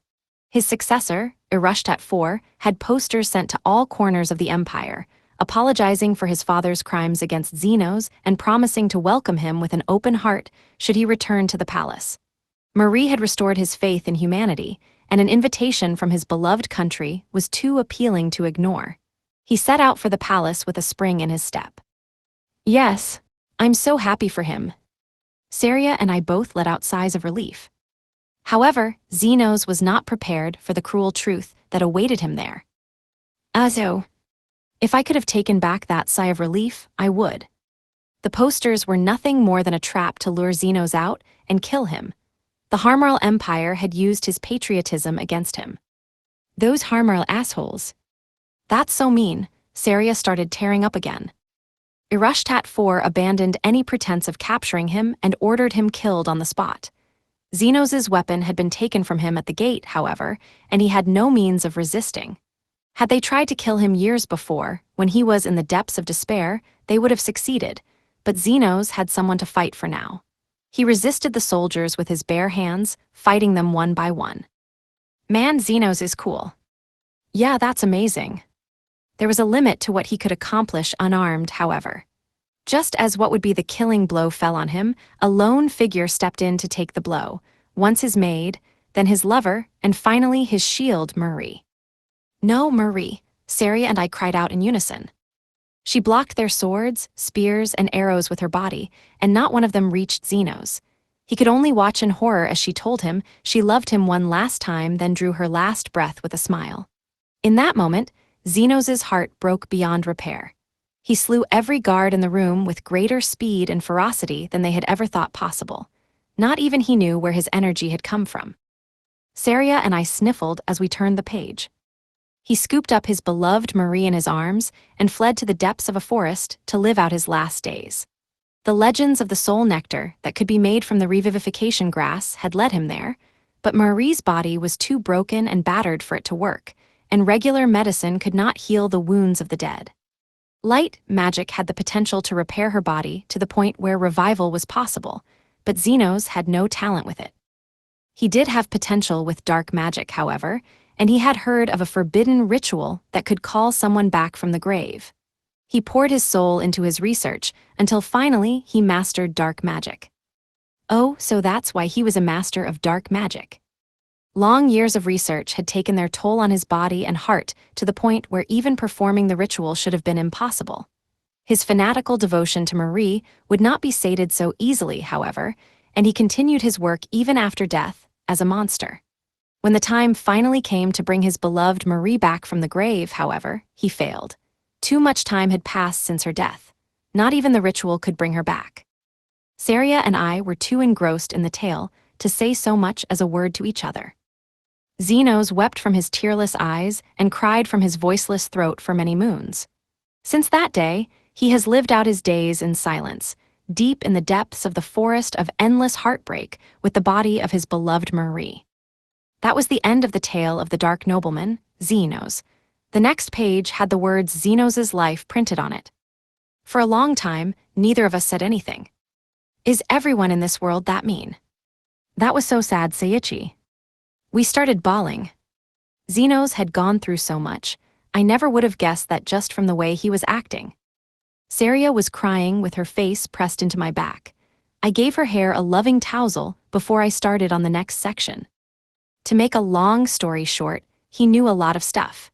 There was plenty on the countries and political affairs of 1,500 years ago, not to mention on old monsters that were probably mostly extinct now. The most interesting information was what he learned from fighting them and what he knew about the hero. The stuff about fighting monsters included how to fight them safely, as well as particularly dangerous abilities they possessed and countless other bits and pieces of information. Given how inexperienced I was with fighting in general, it was like a full treasure trove. The trivia about the hero was interesting too. Apparently, whenever the Demon King was revived, there wasn't just one hero summoned, but every country out there summoned their own. That probably meant that my schoolmates weren't the only ones summoned. There was no telling who else might be around. Not only that, but every summoned hero got a holy sword of legend, whatever that meant. Apparently, only one of those holy swords could finish the Demon King off. That was also part of the reason why Xenos taught the hero, instead of going to kill the Demon King himself. Also, given how strong Xenos was, and how war with a neighboring country could break out at any point, the Emperor decided that Xenos should just stay at home. As soon as I finished reading it, the book turned into light and flew into my chest. Well, that's enough gloomy stuff. I wasn't actually feeling that energetic, but it was better than moping around. Let's see what's next. The next things I picked up were the little spheres holding Xenos' stats. I used analysis on each of them. Table summary. Xenos possesses exceptionally high combat and social stats, with all values reaching at least 20,000, except for a notably low luck of 100. Wait, how many zeros is that? How are all his stats so high? Except for luck. I guess that stats like that would be pretty normal at level 1,500 though, and I got the feeling his luck was pretty low just from reading how his life turned out. But wait, how is his charisma so high as a skeleton? That's depressing, but I'm not giving in. The spheres turned into light and got sucked into me. I ignored the voice as I checked out the other drops. All that was left was the treasure chest and the 2 rapiers. I decided to open the chest first. What's this? The first thing I pulled out was a black, choker-style necklace. It looked kind of like plastic and kind of like metal, but it felt like nothing I'd ever touched before in my life. There was a pretty little blue gemstone embedded in the middle of it. I wasted no time in using analysis on it. Adderprinciptite choker, mythic equipment. A choker made from prized adderprinciptite can automatically reflect any magic cast at the wearer back at the caster. The power of magic that can be reflected is based on the wearer's level. The lapis lazuli stone maximizes any healing magic used on the wearer. The choker changes size to fit the wearer. Yeah, this is broken. I mean mythic tier. That's even rarer than my short sword. Man, Xenos is scary. I wasted no time in putting the choker on. It fit perfectly, small wonder, considering it could change size. All right, what else is there? The next thing to come out of the chest was also a necklace. It had a shining silver chain and a pink, heart-shaped stone hung from it. Heart-shaped, huh? Maybe I should just give this one to Saria. I decided to use analysis on it, just to be sure. Necklace of Endless Love, Phantasm tier equipment. A unique necklace that can only be obtained from Xenos under specific circumstances. The pink stone is a legendary love heart, also known as a heart crystal, which is always found in a heart shape in nature. The chain is crafted out of a mix of empath silver, a metal said to exist only in old legends, and copy silver. The properties of the 2 metals together allow the necklace to replicate to fit the number of individuals that are of one heart and mind with the original wearer. Any wearers of the necklace can communicate with each other via telepathy at any time, regardless of the distance between them. The love heart multiplies all stats of the necklace's wearers by the total number of wearers, but only when another wearer of the necklace is within line of sight. Oh. I honestly didn't know how to respond. So Phantasm tier does exist, but doesn't that effect mean that 2 people means 2x stats, 3 people means 3x, and so on? I knew it, it's a harem item. It has to be. Well, as long as I have it, that'll be one less harem having himbo out there in the world. Eat that, would-be harem asshole. As I grappled with the necklace's effects, Saria peeked over my shoulder at it. Wow, that's a really cute necklace. Yeah, it is. Maybe Saria should be the one to hold on to this after all. Just as I was about to put it on her, though, the necklace started glowing with a soft pink light. WO, the hell's going on? Wow. When the light finally dispersed, I found 2 identical necklaces in my hands. Oh, what?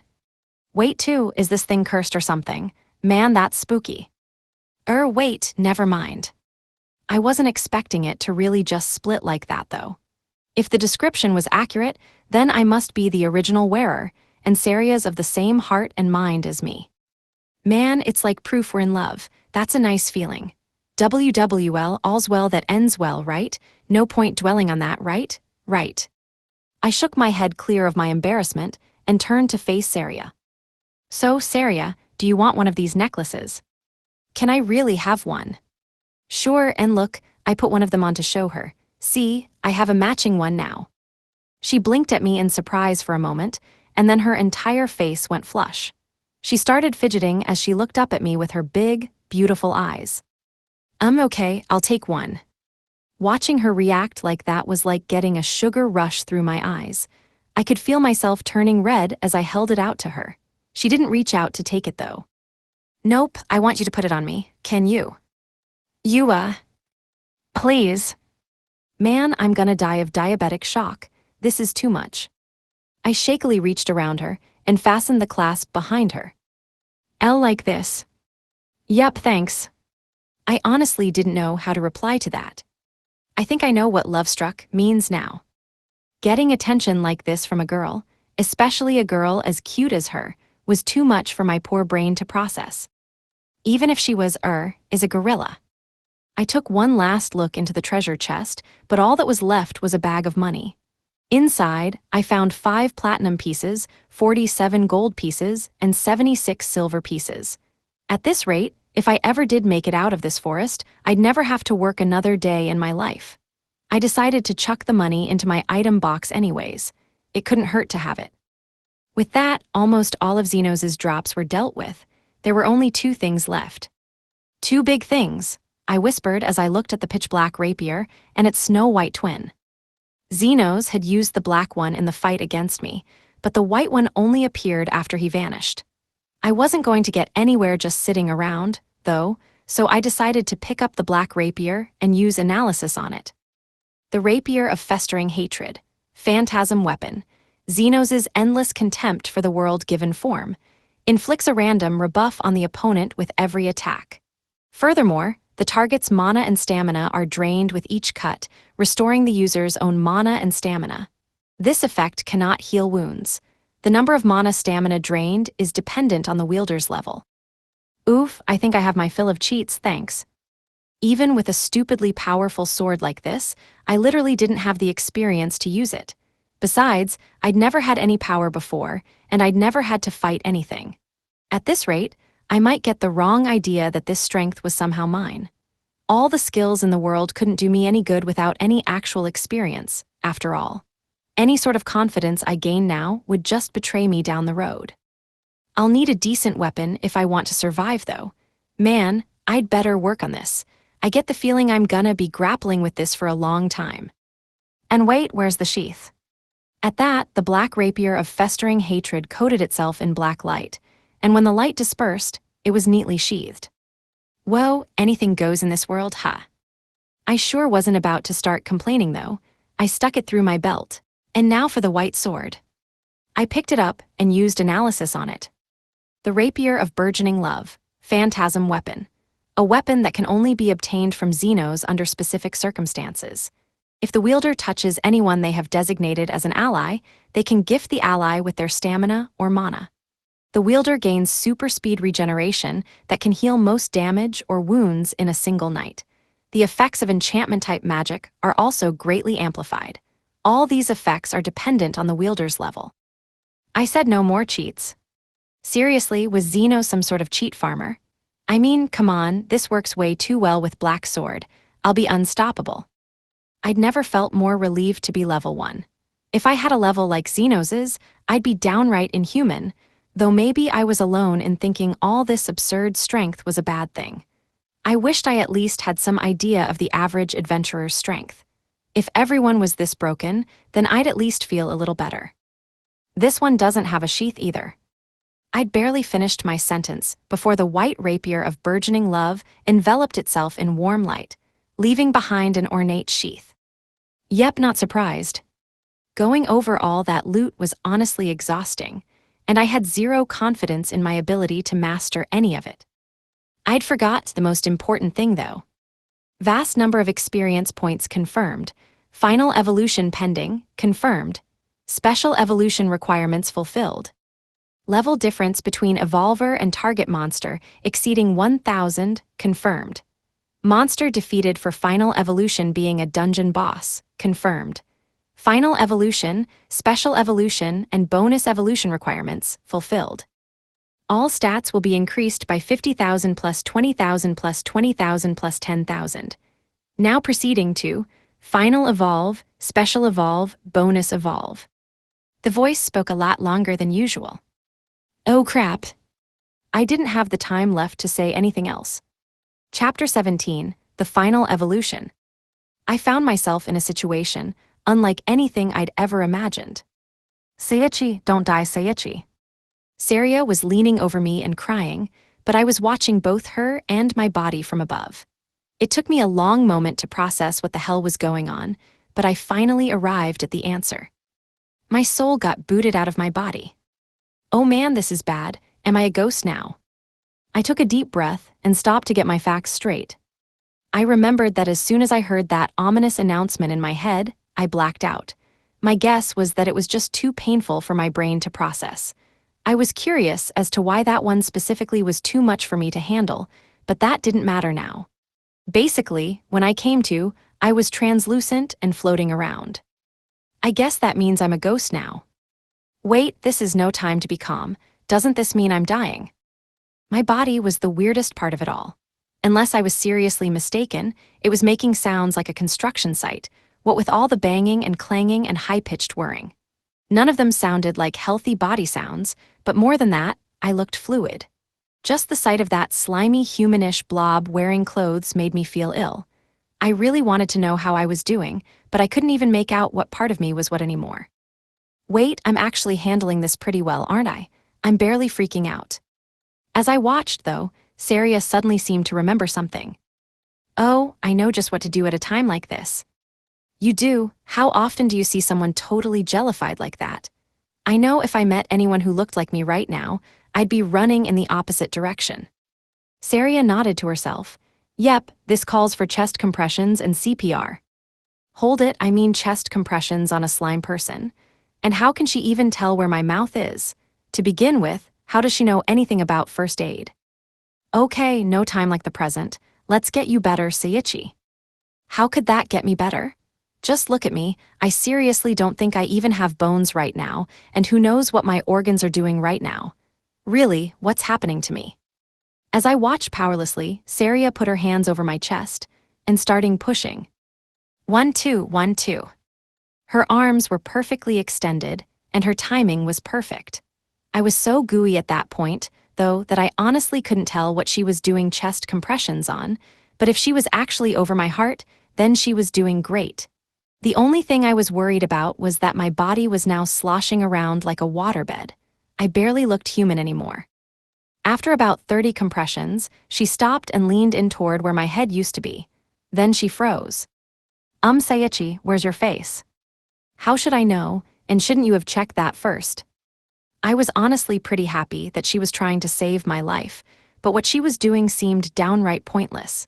I mean, my soul wasn't even in there anymore, not that I had any way of telling her that, but still.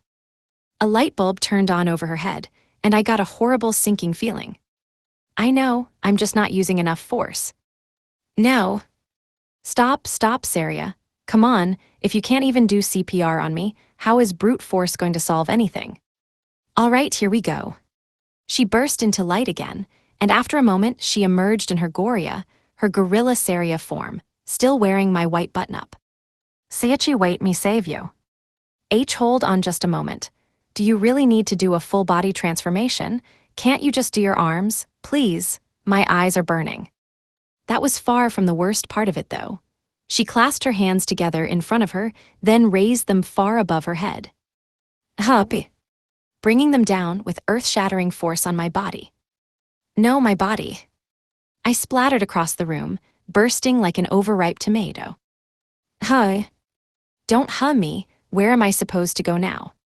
As I watched, though, my body chunks started moving again. Wait, what? All my scattered gooey bits starting writhing around, all moving back together into a squirming, slug-like mass. I really hope I'm seeing things. Maybe I don't need a body after all. I mean, whatever I'd become after this, it wouldn't be human. Actually, I'm pretty sure I wouldn't even be alive.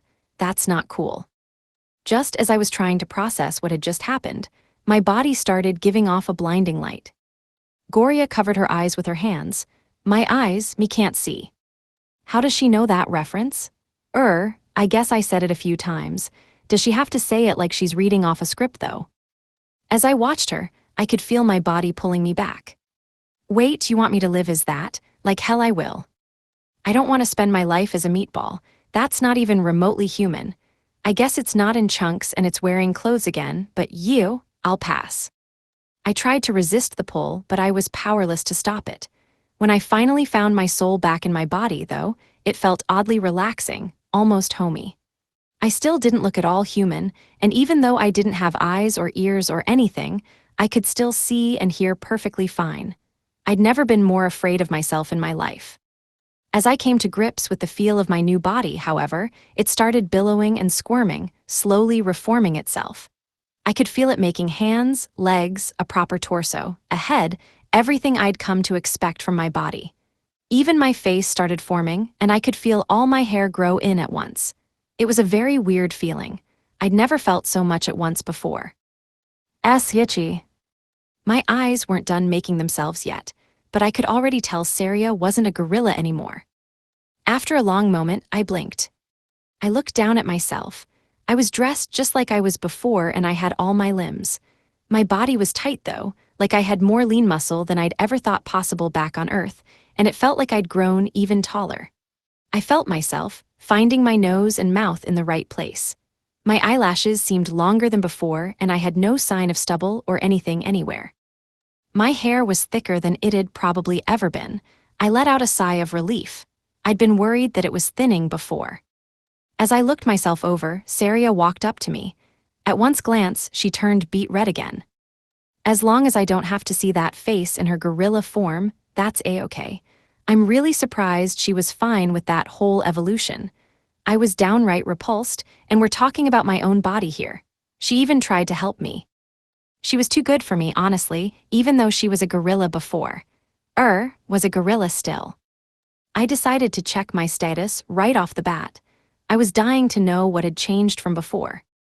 Table summary: Level 1 human Hiyaragi Tsukichi possesses exceptionally high combat and magic stats exceeding 100,000, alongside 1 billion gold and ultimate tier magic. His profile features diverse unique skills, extensive immunities, and the title Pinnacle of Existence. Crap, now I'm more confused. My stats were so high, I honestly had no idea what they meant anymore. Isn't this too big an increase? This is insane. And how am I back to being just a human after all that? Something had to be off. I used analysis on it. Human, a word with perplexingly intricate connotations. After evolving so far past humanity, only to return to it, one cannot assume to be merely human. Man, that's deep. I evolved past humanity? I don't think I like the sound of that. And besides, I'm pretty sure I went and surpassed natural life, let alone humanity. Come on, I don't need my status asking this kind of philosophical shit now.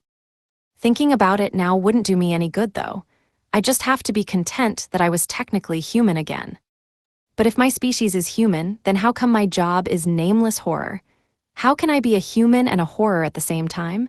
Besides, horror seems a little harsh. I'm just trying to scrape by. Sheesh.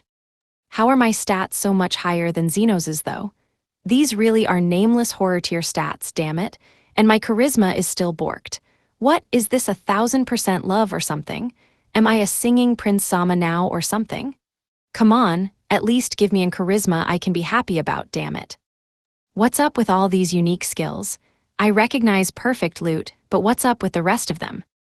I used analysis on them one by one. Table summary: These unique skills provide superhuman cognitive, physical, and sensory capabilities. They grant instant memorization, perfect recollection, and rapid learning, alongside instant injury regeneration and enhanced kinetic vision through mind's eye.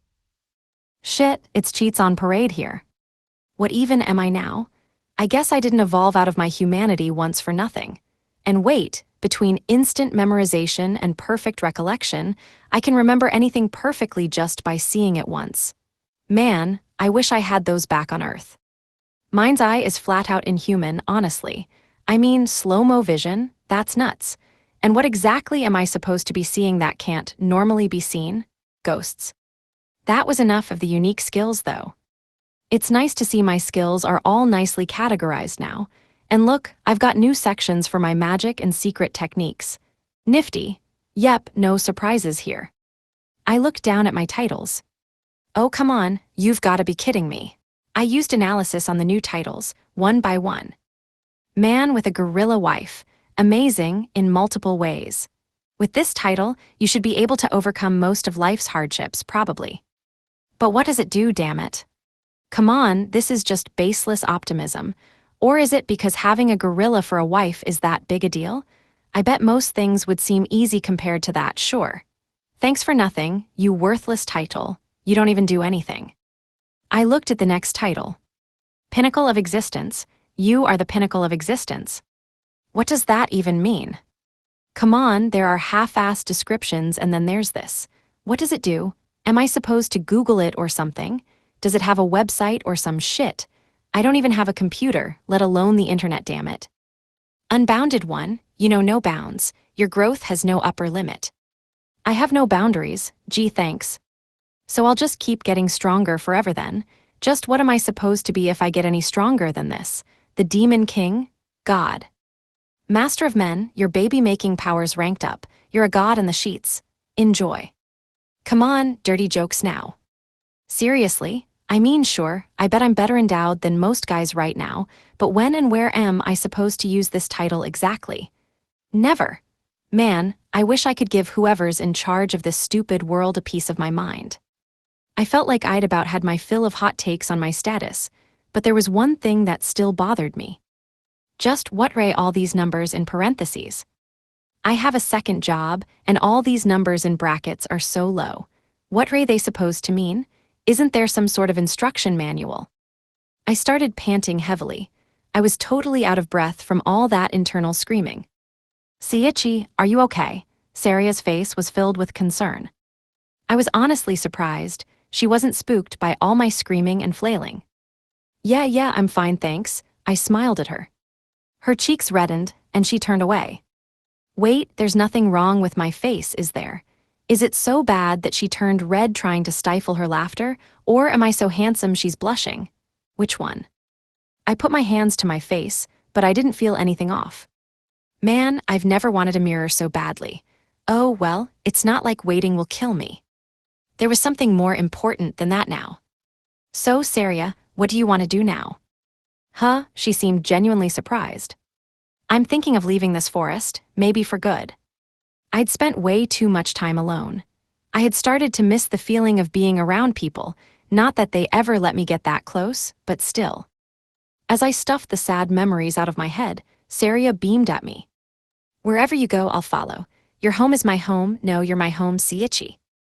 Man, she really is too good for me. Who cares if she's a gorilla? Thanks. I had a warm, fuzzy feeling in my heart. At that moment, however, a fanfare started blaring through the cavern. What was that? Not a clue. We both got ready to fight, just in case. Saria turned back into button-up form Goria, of course. I guess I'll have to put up with it this once, just this once. We both sharpened our senses, scanning the chamber for any potential dangers. At that moment, though, we heard a voice. Ah, wonderful, simply splendid. Saria and I whipped our heads in the direction of the voice, and then our jaws dropped in unison. Huh. What the? Oh, my apologies. I seem to have startled you both. Rest assured, I mean you no harm. The figure strode towards us with short yet elegant strides. Neither of us knew how to respond, though, since the newcomer was just too strange. Allow me to introduce myself. I am Edward Lucenstein Baldhebatos. Feel free to call me Sheepson. It's a pleasure to make your acquaintance. The speaker was an anthropomorphic sheep, clad in a tuxedo and a silk hat. Image summary, an illustration of Sheepson, an anthropomorphic sheep wearing a tuxedo and top hat, holding a cane and standing on a tree stump. Chapter 18, Sheepson. A sheep. Sheep-san. We exchanged confused glances. Saria was already back in her human form. Where'd that thing even come from? Yes, Sheepson, that would be me. I've come to reward you for being the first ones to clear this dungeon. Huh, I'm still not following. So, what exactly do you want? It dramatically raised its stubby little arms, which made about as much sense as everything else so far. Let's see, I suppose I should properly introduce myself first. Didn't you do that already? Not completely, no. You see, I manage and maintain the labyrinths scattered throughout this world. Yeah, you mentioned something about that before. Did you make this place then? No. You didn't. Crap, I still don't get it.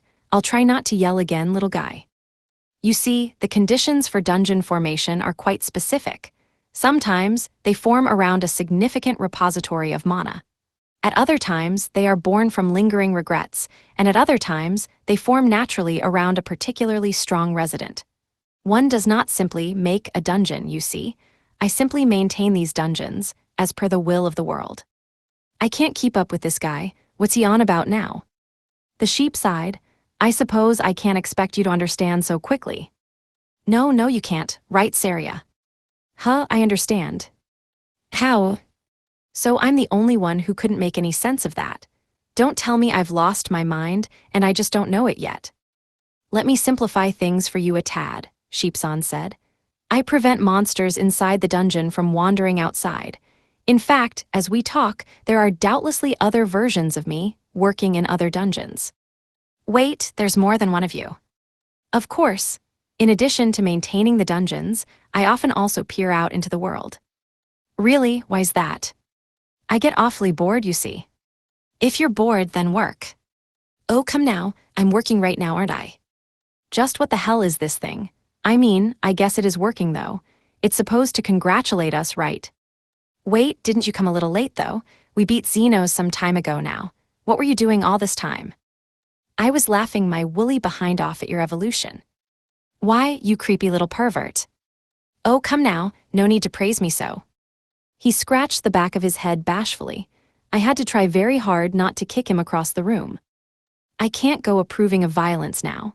I may have a plethora of administrative powers, but I'm quite useless in a fight. Stop reading my mind. This creep plays dirty. I guess it's partly my fault for being so simple-minded, though. Administration is terrifyingly dull work, by the way. Why, nobody has the strength or resolve to properly clear a dungeon these days. All I need to do is redirect monsters that might try to leave. There's hardly anything to do, honestly.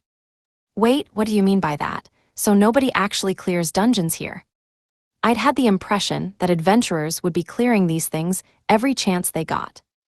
There are certainly adventurers that brave the dungeon's depths, yes. I said stop reading my mind. Oh, but it's so much fun. In fact, I peek in on the lives of humans every chance I get. There's nothing more comical than a candid view of a human bearing it all as they go about their daily life. I don't care, and stop doing that, you little scumwad. I am no scumwad, sir. I'm a gentle sheep. Man, I'm glad there aren't any sheep like this asshole on Earth. Like hell, he's a gentle anything. Saria giggled. You're so funny, Sheepson. Oh no, nothing of the sort. Stop acting all humble, damn it. Saria was smiling, though, and that meant that I could let Sheepson's dirty jokes slide. No, I had to. Saria's so cute when she smiles. Man, she just warms my heart. There's no wound that smile can't heal. Sheepson cleared his throat. Well then, as I was saying before, a certain someone derailed the conversation. A certain who? Don't think you can just push the blame onto me. He was the one who suddenly started talking about his voyeurism. As I mentioned before, there are indeed adventurers that enter dungeons. Yeah. Among them, a fair number clear said dungeon. Huh, didn't you just say? Come now, let me finish. Do you have no manners, boy? I suppose I should expect as much from a horror. What are you, a real sheep or a devil in sheep's clothing? Don't bring up that whole horror thing. I have a complex. Oh, my apologies. I didn't mean for you to hear that. Just go away. He totally knows about my status, doesn't he? He's just trying to bug me. Don't make me cry. I have no interest in a man's tears. Creep, filth, monster, I hate you, you're inhuman, go die. Ha ha ha, I'm afraid I am inhuman, quite literally. I am a sheep after all. This fault-finding little creep sheep, how's he even reading my mind? And how'd he find out about my job? It seems you've sidetracked us again, sir. Sheepson shot me a sidelong glance. I didn't reply. I'm done with this game, lamb chap. Damn. What, did you just swear at me? A moment later I realized. Damn it. How'd he bait me into quipping again? There goes all my iron resolve, and wipe that shit-eating grin off your face, Grass Breath. All jokes aside, while there are a fair number of adventurers who have cleared dungeons, they have only done so in the sense of reaching the final area and defeating the boss there, nothing more. Is there anything else to do? No, nothing at all. That's exactly what clearing a dungeon entails. What the hell's this thing trying to say then? You see, I only appear once a dungeon has been cleared in the true sense of the word. The true, huh? Saria looked just as confused as me. Sheepson tut-tutted before continuing. Have you already forgot what I mentioned about lingering regrets? No. You see, when an individual, often a human, perishes in a place with strong emotional ties to the world remaining, a dungeon is formed. Therefore, to clear a dungeon normally is to defeat the boss at its depths, as you know. But what the two of you did was what I might refer to as a true clear. Okay. I still don't get it. No, that's not true. I guess I just don't know how to feel about this. Well, the specifics aren't important. A true clear isn't something that can be achieved through normal means. Besides, only dungeons that have been formed by such lingering regrets can be true cleared at all. Dungeons formed through excessive mana buildup, or that have formed around a powerful being, can only be cleared in the conventional sense. However, should you wish to true clear a dungeon again in the future, I have a word of advice for you. Advice? Yes, you see, in most cases, dungeons formed from regrets have their creator as their boss, in monster form. Okay, so like Xenos was human before, but then became a monster. You could put it that way, yes. Therefore, putting said boss's last regrets to rest is perhaps the best way of true clearing a dungeon. However, and I must stress this, it is not a feat that one can accomplish on purpose. You see. That book God gave me didn't have anything about this stuff in it. Not that there was anything more than just the basics, I guess. Well then, you might be wondering what the two of you did to prompt a visit from me. I'd almost forgotten our original question.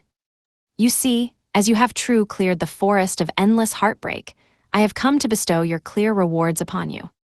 Clear rewards? Of course. Normally, you would simply pick up the boss's drops and leave, yes. Maybe loot a chest or two. Well, for a true clear, you warrant a visit from me as well as a special reward. So could we come back later and get another clear reward? I'm afraid not. You see, as you have true cleared it, this dungeon will cease to exist. Cease to what? You heard me. A true clear is achieved by dispelling the regrets that formed it after all. I cannot guarantee that all dungeons can be true cleared in the exact same manner, of course, but in this case, you have eliminated this dungeon's very reason for existing. Therefore, it will simply disappear. Well, okay. Therefore, you can only receive clear rewards from a dungeon once. You will also receive proper bragging rights, of course. Go on, I mean it, brag if you need to, I'll permit it. Why would we need your permission in the first place? Because I'm a sheep, obviously. Damn it, you're not making any sense. Let's see, he said, totally ignoring me. I'm supposed to give you a special reward, but I'm afraid I haven't properly determined what I'll give you. I never imagined anyone would actually do it. Really? Well, there are a few fixed rewards, so I'll start by giving you those. So what are they? That would be a Fruit of Evolution growing kit and a 10 days travel kit. What? You mean we can grow fruits of evolution? Of course. Seriously, get out of my head. Don't worry, I'll make sure to include plenty of seeds and an explanatory pamphlet. The travel kit is so that you can make it to the closest town from here. Oh, that's nice. There was one thing that was still bothering me, however. If the dungeon's going to disappear, what'll happen to the forest and all the clever monkeys and the like that live here? If you're not here to keep them inside, will they start attacking towns and stuff? Oh, there's no need to worry about that. The land and forest will remain as is. Only the overarching systems that make it a dungeon will be affected. Besides, there aren't any settlements close enough to here to be affected. Wait, so if there aren't any settlements, what are we supposed to do after this? Like there aren't even any tiny villages close to here. I rooted through Xenos' memories, and I realized Sheepson was right. It'd take a week of walking to get to the nearest town, or at least to where the nearest town was 1,500 years ago. Weren't you paying attention? That's what the travel kit is for. You'll have food, water, and of course a tent. That should be plenty for a short trip. Oh, thanks. Oh, no need to thank me. I figured you might need it, as you'll be force teleported out of the dungeon as soon as you've received your rewards. Gee, thanks. Whose side is this little creep on anyway? Sheepson cleared his throat. At any rate, you each have one reward remaining. Clear rewards always come in threes, you see. The cultivation and travel kits are a gift to you both, so let's see, my last gifts to you will be individual ones. He took a moment to size us up. How about I give Seryaj-sama some proper clothing? He waved his little hand, and a huge pile of clothes and underwear appeared before our eyes. Given your unique circumstances, I've enchanted them so that they'll fit you regardless of the form you're in. I figured that this would be the best reward for you now, all things considered. I gave him a thumbs up, thanks Sheepson. Sorry I said all that about you. You're a considerate little guy after all. Now we won't have to deal with the guards first thing when we get to town. That size-changing ability's a lifesaver too. Allow me to grant you some privacy to change, he said with a short clap of his little hands. A curtain unfurled itself between Saria and me. Please let me know as soon as you've finished. Thanks, Sheepson, she said from behind it. Sheepson turned to me and nudged the pile of clothing forwards. Now then, if you could kindly store the rest of her clothing for the time being. I guess I'm the only one of us with an item box, but won't I get in trouble if anyone catches me with so much women's clothing? I guess it's only a crime if I get caught, huh? Here's hoping I have the guts to take this. I'm afraid crimes are crimes whether or not you're caught, Seiyuchi-sama. I was kidding, honest. Don't try this at home, kids. By that, I mean don't do anything I do, ever. Now that only leaves the matter of your reward. Therein lies the problem. Is it really that hard? Oh, yes. I was planning to give you a love potion or an elixir of popularity or something of that ilk, but it seems you'll no longer need it. You, like I'd want anything like that. If you insisted, though, I guess I could accept it. You won't need it now, trust me. Oh. I didn't know if that meant I was so ugly now it wouldn't help, or if I was so handsome I didn't have to rely on anything like that. I'd lost tons of weight and I was taller, but I was dying to know what state my face was in now. But come on, who wouldn't want an elixir of popularity? I want to have my shot in the limelight. I would give you a weapon, but looking at your cheat-filled arsenal, I doubt you'd find it very useful. That's true, very true. How does he know about cheats, though? Ah, a thought suddenly hit him. How does some armor sound? Armor? Yes, like a black robe befitting a wizard, or perhaps a warrior's full-face helmet. Come to think of it, I don't have any armor or defensive accessories yet, do I? Precisely. In fact, I think I know the perfect piece for you. Really, what's that? A ski mask. How about no? What, does he think I'm going to be robbing banks or something? What, you don't fancy the idea? Like hell I would. Just imagine trying to get into town wearing that. I'd get arrested in a heartbeat. Oh, I can imagine it. I'm rather looking forward to watching that. Just drop dead already. I take back every good thing I ever said about him. This creep's downright evil. How about a motorcycle helmet then? What do you think I am? Some kind of headless rider? Or what, do you want me to go around fighting giant monsters with a color-coordinated team? Okay, maybe those guys don't technically wear motorcycle helmets, but still. Neither, in fact. I simply thought it'd be amusing to watch you bumble around in a motorcycle helmet. Oops, I wasn't supposed to say that. Forget that. Come on, at least keep your own secrets. And wait, you know what I mean by headless rider? Of course I do. That's scary, how? And seriously, why are you only suggesting stuff that covers my face? You're not actually thinking about what's best for me, are you? Oh, but I am. Trust me, you'd best cover your face from here on out. Wait, why? Because of your disguise skill, your charisma appears to be a mere 10. Any stat of 10 is, to be quite frank, shit tier. Oh, so the numbers and stuff in brackets in my status is what people see through my disguise. And maybe he doesn't have to be that frank. How do you know so much about my status anyways? I am a sheep after all. I'm not even going to grace that with a response. Anyhow, he continued, as long as you have disguise activated, only myself and individuals you trust from the bottom of your heart can see your true status. In other words, almost everyone is condemned to see your charisma of 10. Wait, if 10 is awful, then I must have been literally the worst before with ones across the board. As such, I would recommend you cover your face so as to avoid unnecessary trouble. Shouldn't I just turn off my disguise instead? Assuming my current looks aren't lower than 10, of course. Man, I wish I could see myself. How naive, Siya-sama. Hi. Should you remove your disguise, then the world at large will bear witness to your true power. You realize what that would entail, don't you? No. To put it bluntly, entire countries would go to war over you. Society at large would see you as an inhuman monster. In all likelihood, you'd live out your life in obscurity without ever really connecting with another human before dying in some ditch, cold and alone. That would suck, yeah. Saria's accepted me for who I am, which is great, but I've got no idea what Shouta or the others would think of the new me. They'd probably be terrified of me. That's not a great feeling. To be quite honest, though, the biggest reason for the face equipment would be my own amusement. How am I supposed to trust anything you say? Come on, at least read the mood. I was getting all serious there. I really do think it would be wise to cover up a little, though. Sure, but no ski masks and no motorcycle helmets either. I just look like some weirdo. Oh, come now, I know you're a weirdo deep down. Just shut up. Man, this stupid sheep twists everything I say. If you insist, though, I suppose I can provide an alternative for you. How does a motorcycle helmet sound? How's that an alternative? Come on, explain yourself. But this won't be just any motorcycle helmet.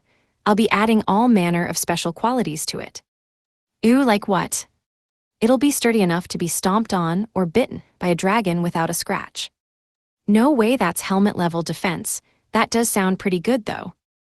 It'll have temperature regulation qualities, such that the inside of it will be comfortably room temperature, even in the burning depths of hell. Wait, just my head. If I have to go someplace like that, I'd rather have that kinder effect for my whole body. And lastly, the mouth part will open so that you can eat when you need to. Man, that last one's lame. Why would I even need that? All right then, it's decided. I hope you enjoy your new helmet. Listen to me. How's it decided? Who said that? Without skipping a beat, though, the sheep produced a black helmet out of thin air. Here you go. I don't want it. Oh, come now, no need to be polite. I'd personally rather die than wear it. Just scrap the stupid thing then. As I said that, however, Sheepson threw it into the air and clapped. Before I knew what was happening, it suddenly jammed itself onto my head. What the hell? There, pulled the wool over your eyes, did I? Never underestimate a sheep's abilities, my friend. What are sheep anyways? I tried to pull the helmet off, but it wouldn't budge. I can't take it off. Of course not, that's one of its features. Take it off me. Ha when I have time. Come on, I know that means you'll never do it. You'll do it tomorrow, huh? Yeah, right. Image summary: black and white manga illustration of a person struggling to remove a full-face motorcycle helmet, while a small, smiling creature in a top hat and tuxedo holds a cane. Oh, come now. You'll be able to take it off freely as soon as you leave, so long as you're with people you trust completely. That also means, however, that you'll never be able to remove it around strangers. What is this, some kind of smart helmet? How does it even tell who I trust? Wait, so I can take it off around Saria, right? Naturally. Cool, I just have to take it off and never put it back on as soon as I'm out of here. Man, I'm so smart. Be my guest. Just be aware that it'll re-equip itself on you as soon as anyone else comes near, and there's no avoiding it. Damn it, just how powerful is that stupid thing? It's cursed, isn't it? Shit. It's important that you humans learn when to give up horror-san. So which am I, a horror or a human? Stop confusing me. At any rate, I'm sure you'll be able to remove the helmet naturally after a while. Or who knows, brute force might just work. Yeah, no, if a dragon can't crack this thing, there's no way I'll be able to. Just when it felt like the sheep had worked my HP down to zero, Saria poked her head through the curtain. Why, if it isn't Saria-jo-sama, finished changing already? Yep, all done. Excellent, on to the next step then. Sheepsan clapped his hands, and the curtain separating Saria and me disappeared. She was dressed in a snow-white one-piece. Seiichi, how do I look? Why you look, good.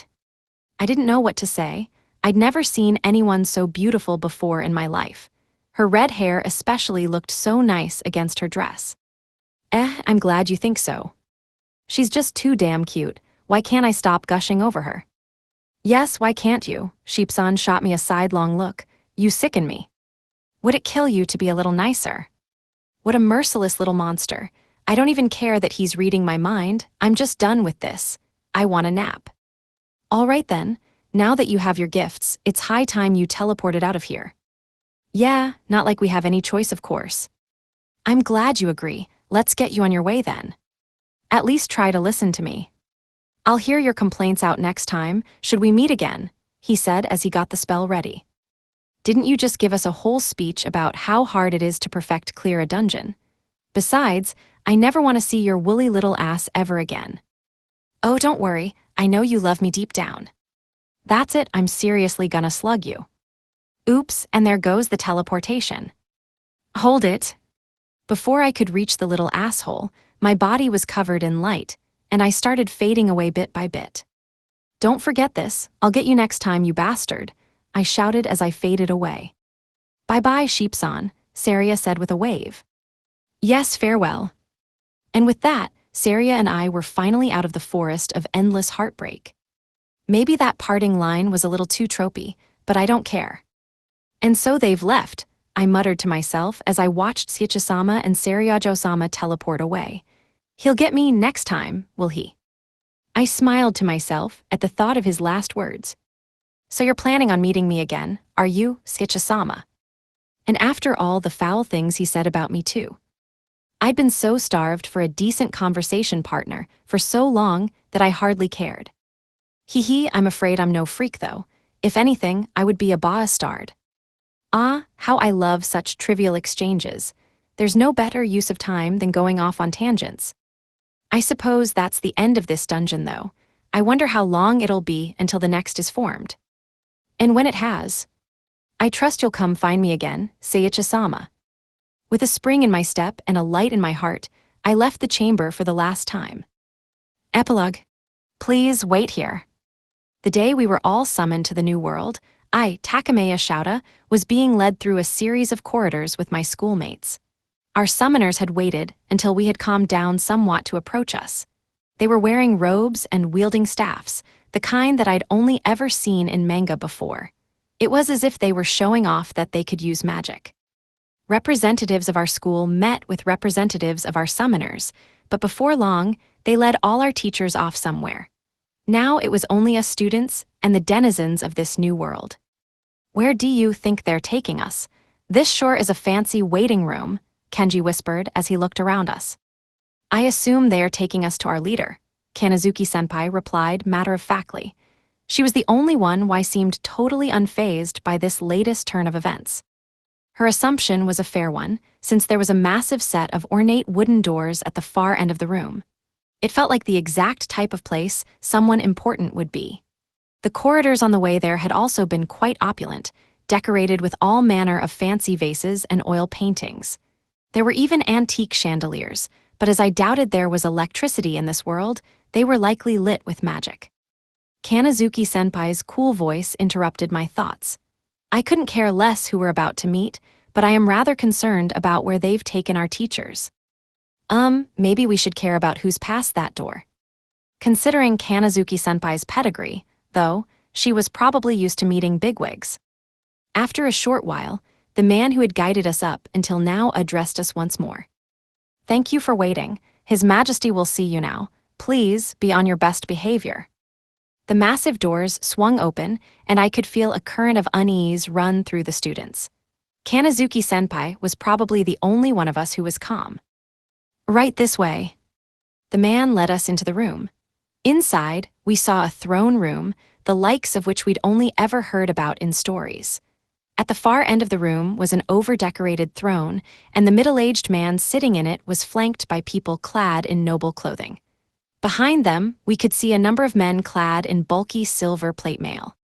The guy on the throne is probably the king, and those nobles are likely his ministers. The guys in back would be his guards. The kids around me turned pale, except for Kanazuki-senpai, of course. Wow, she's got guts. How can she maintain her cool so easily at a time like this? Our robed guide led us to the king's feet, and he turned around to face us. Take a knee and bow your heads. You are in the presence of royalty. Confusion and irritation ran throughout the crowd. Some of us were genuinely puzzled, others were genuinely pissed. I was, of course, the latter. Sure, some of us might just need time to process this, but seriously, they ripped us right out of our home world and then they want us to bow to them. What the hell do I owe any of them? Who do they think they are? I cast an irritated look at the so-called king. He had ash-gray hair and blue eyes. He clearly wasn't Japanese. It didn't matter what he looked like, though. He was the one responsible for our summoning, and from the look on his face, I could tell he thought he was superior to us. The whole situation rubbed me the wrong way. One of the ministers raised his voice in irritation. You heard him. You are before His Majesty. Now bow. Is that any way to talk to your heroes?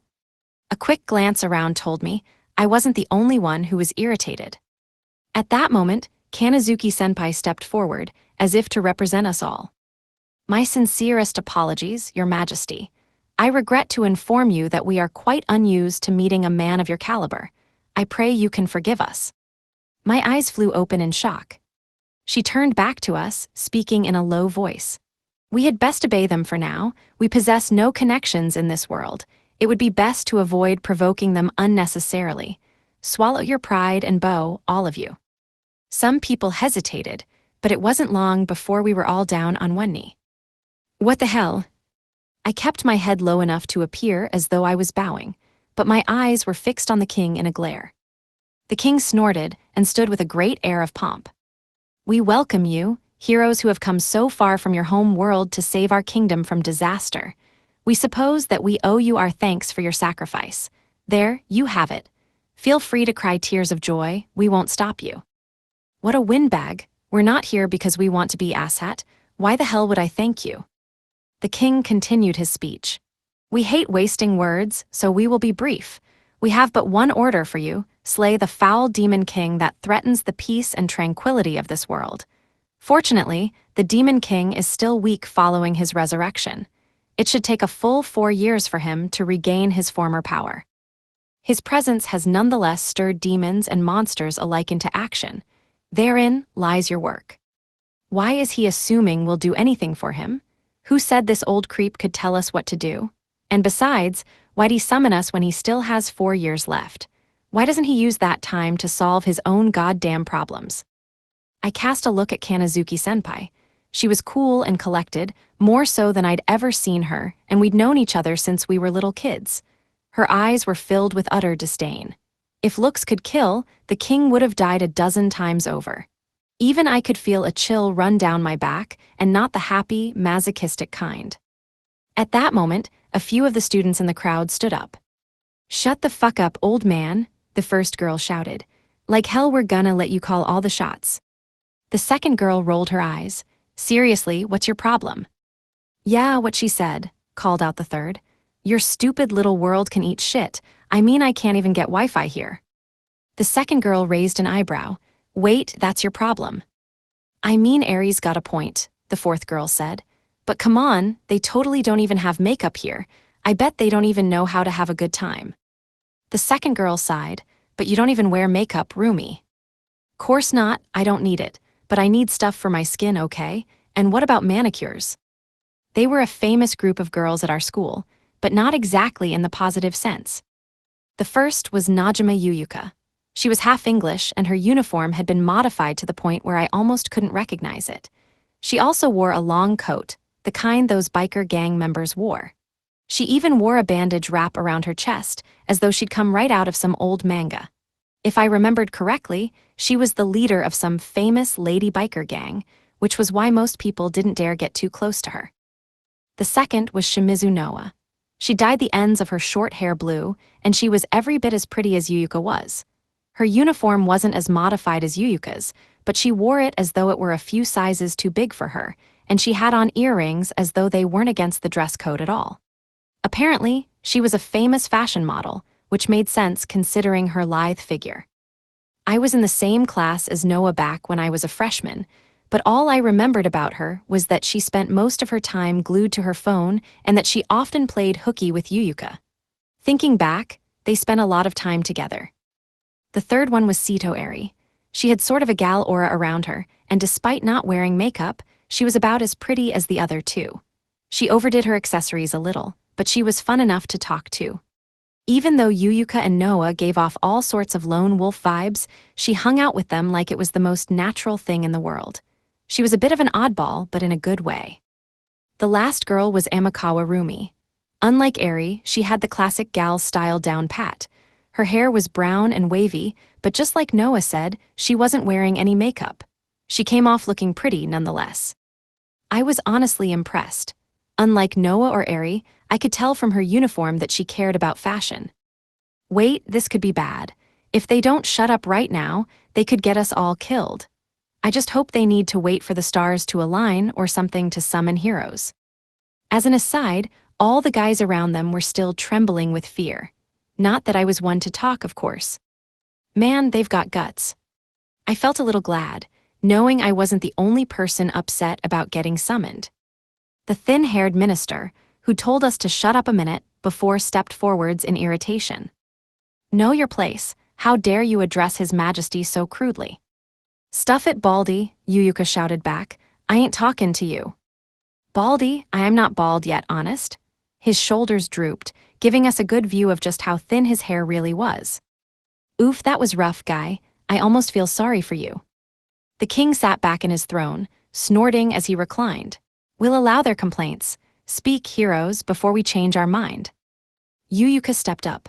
All right, I'm gonna speak then. Send us back to our goddamn world right now. Seriously, Noah grumbled. First some weird voice is telling us what to do and now we're supposed to kill some demon king? Get real. Rumi shrugged. I don't get what's going on, but it sounds like a pain. You can totes count me out. A demon king sounds totally Dragon Adventure-y though, Eri chimed in. Eri, Noah said, eyebrow raised. How about you stop talking? Yep, nothing but serious conversation here. I felt a bit more relaxed, though, as I took a moment to scan the room. Kenji and everyone else were still trying to keep up with all that was going on, and Kanazuki-senpai was as composed as always. Eri might have outed herself as the biggest airhead in school, but at least some of the tension was gone now. The king seemed unfazed, though. Protest as you may, you have no means of refusing us. Behold the mark on the back of your hands and weep. We all did as he said, but all I saw was the back of my hands, which hadn't changed, and I knew them quite well. What are we looking for? As you can see, the king continued, you all have crests of subordination emblazoned there. Now you have no choice but to serve us as our loyal pawns. You have no means of resisting, peasants. How does it feel to be helpless? Biwahahaha. What crest? There's nothing on my hand. I took a look around at the others just in case, but their hands were crest-free too. Yuyuka's eyebrows furrowed in irritation. Hey, geezer, what are you blabbing about? I don't see any crest. No crest, Noah nodded. Nothing here either, Rumi agreed. Eri seemed genuinely upset. And here I thought I'd get to have a cool tattoo for free. Why'd you lie to me? It seemed like everyone was totally crest-free. Every pair of eyes in the room rested on the king. His eyes went wide. Shit, you're kidding, right? All his pride was gone now. His eyes darted around the crowd, never blinking once. I think we just heard his normal voice. What a chump. He turned in panic to an old man in a long robe who stood nearby. Hey, where are their crests? I said I wanted them with crests. This is bad, right? I'm gonna get wrecked, aren't I? I got super full of myself there. You planned for this, right? Right. The king started shitting bricks.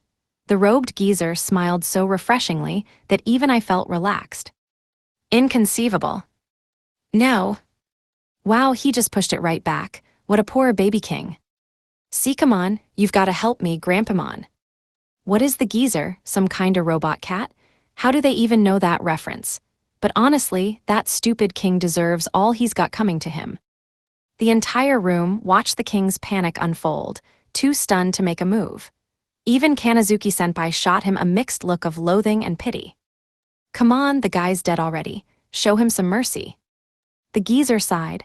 I suppose I don't have much choice, Your Majesty. Fortunately, I have just the thing for this situation. Don't actually play along with him, Gramps. Dada, hostages. Don't say that like it's a good thing.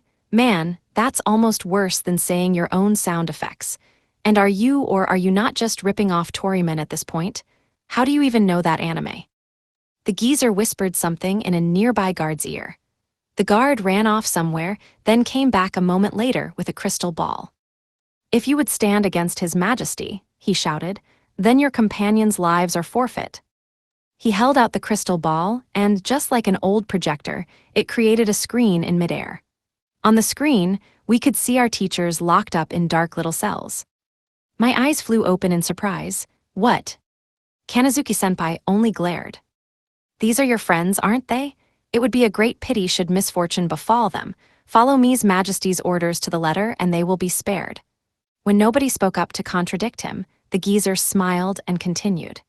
I shan't blame you if their lives truly mean nothing to you, but you wouldn't want to surrender your only means of returning home, would you? Only we possess the means of doing so. Listen well and no lives will be lost. Oh, and don't even consider running to anyone else for help. Only we, your summoners, can unsummon you. What? In other words, if we ever want to make it home, we'll have to be their pawns. That's one hell of a trump card. Even if we made it home, though, there was no guarantee we'd be welcomed back. If that voice was to be believed, then nobody back home even remembered us now, assuming, of course, that self-proclaimed God was telling the truth. Either way, we wouldn't be going home anytime soon. Damn it, these jerks know how to hit where it hurts. While everyone else was moping, though, Kanazuki stepped forward. In other words, you wish us to obey you if we wish to return home. That's it, yes, the robed geezer nodded. She shot him a dark look. You're filth, all of you. What, you aren't upset, are you? I don't have the slightest idea what you could be thinking. The robed freak actually seemed to be enjoying this, and I wasn't the only one getting pissed. Yuyuka looked about ready to knock his teeth out, and Noah was only barely managing to hold her back. The old man grinned. You may all be rather weak now, but with the proper upbringing, your strength will be unrivaled.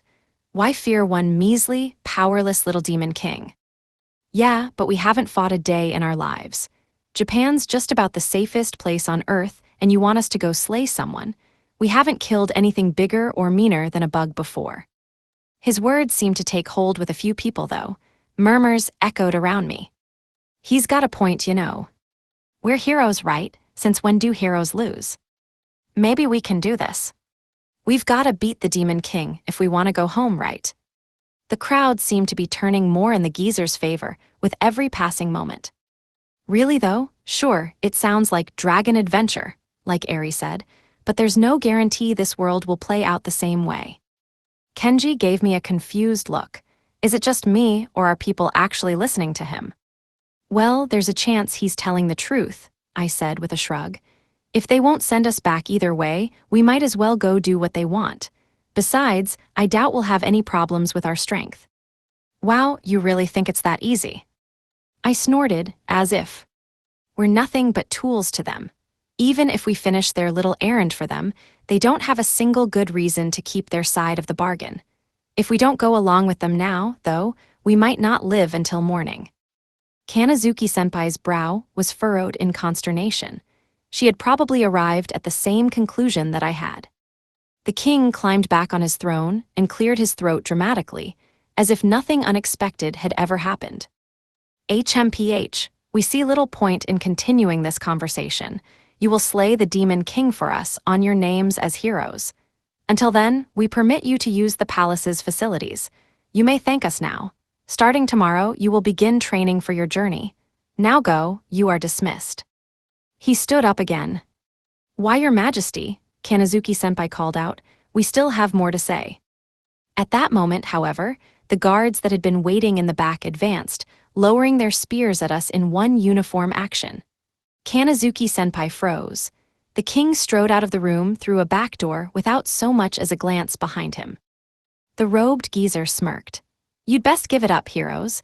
The guards will show you to your rooms, and I'd advise you to rest well tonight. I'm looking forward to seeing you tomorrow for training." He also left, followed closely behind by the ministers. We were left alone in the throne room with the guards. "You heard your orders, men," said one of the guards in the back.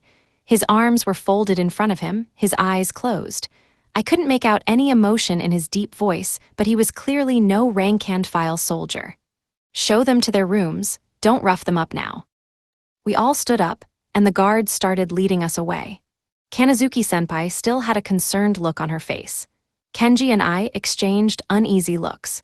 Most of the rest of the students seemed totally at ease, however, and began chattering with anticipation as they imagined what their rooms would be like. Not one of them gave a second thought to what slaying the Demon King might actually entail. "Well, we have 4 years, and as we get stronger, our options will increase in turn. I'm sure we'll figure this out in time." I couldn't fully convince myself, however, nor could I shake the harrowing feeling that my fears would pale in comparison to the cruel reality that lay in wait for us. To be continued in The Fruit of Evolution, Volume 2. You've reached the end of the book.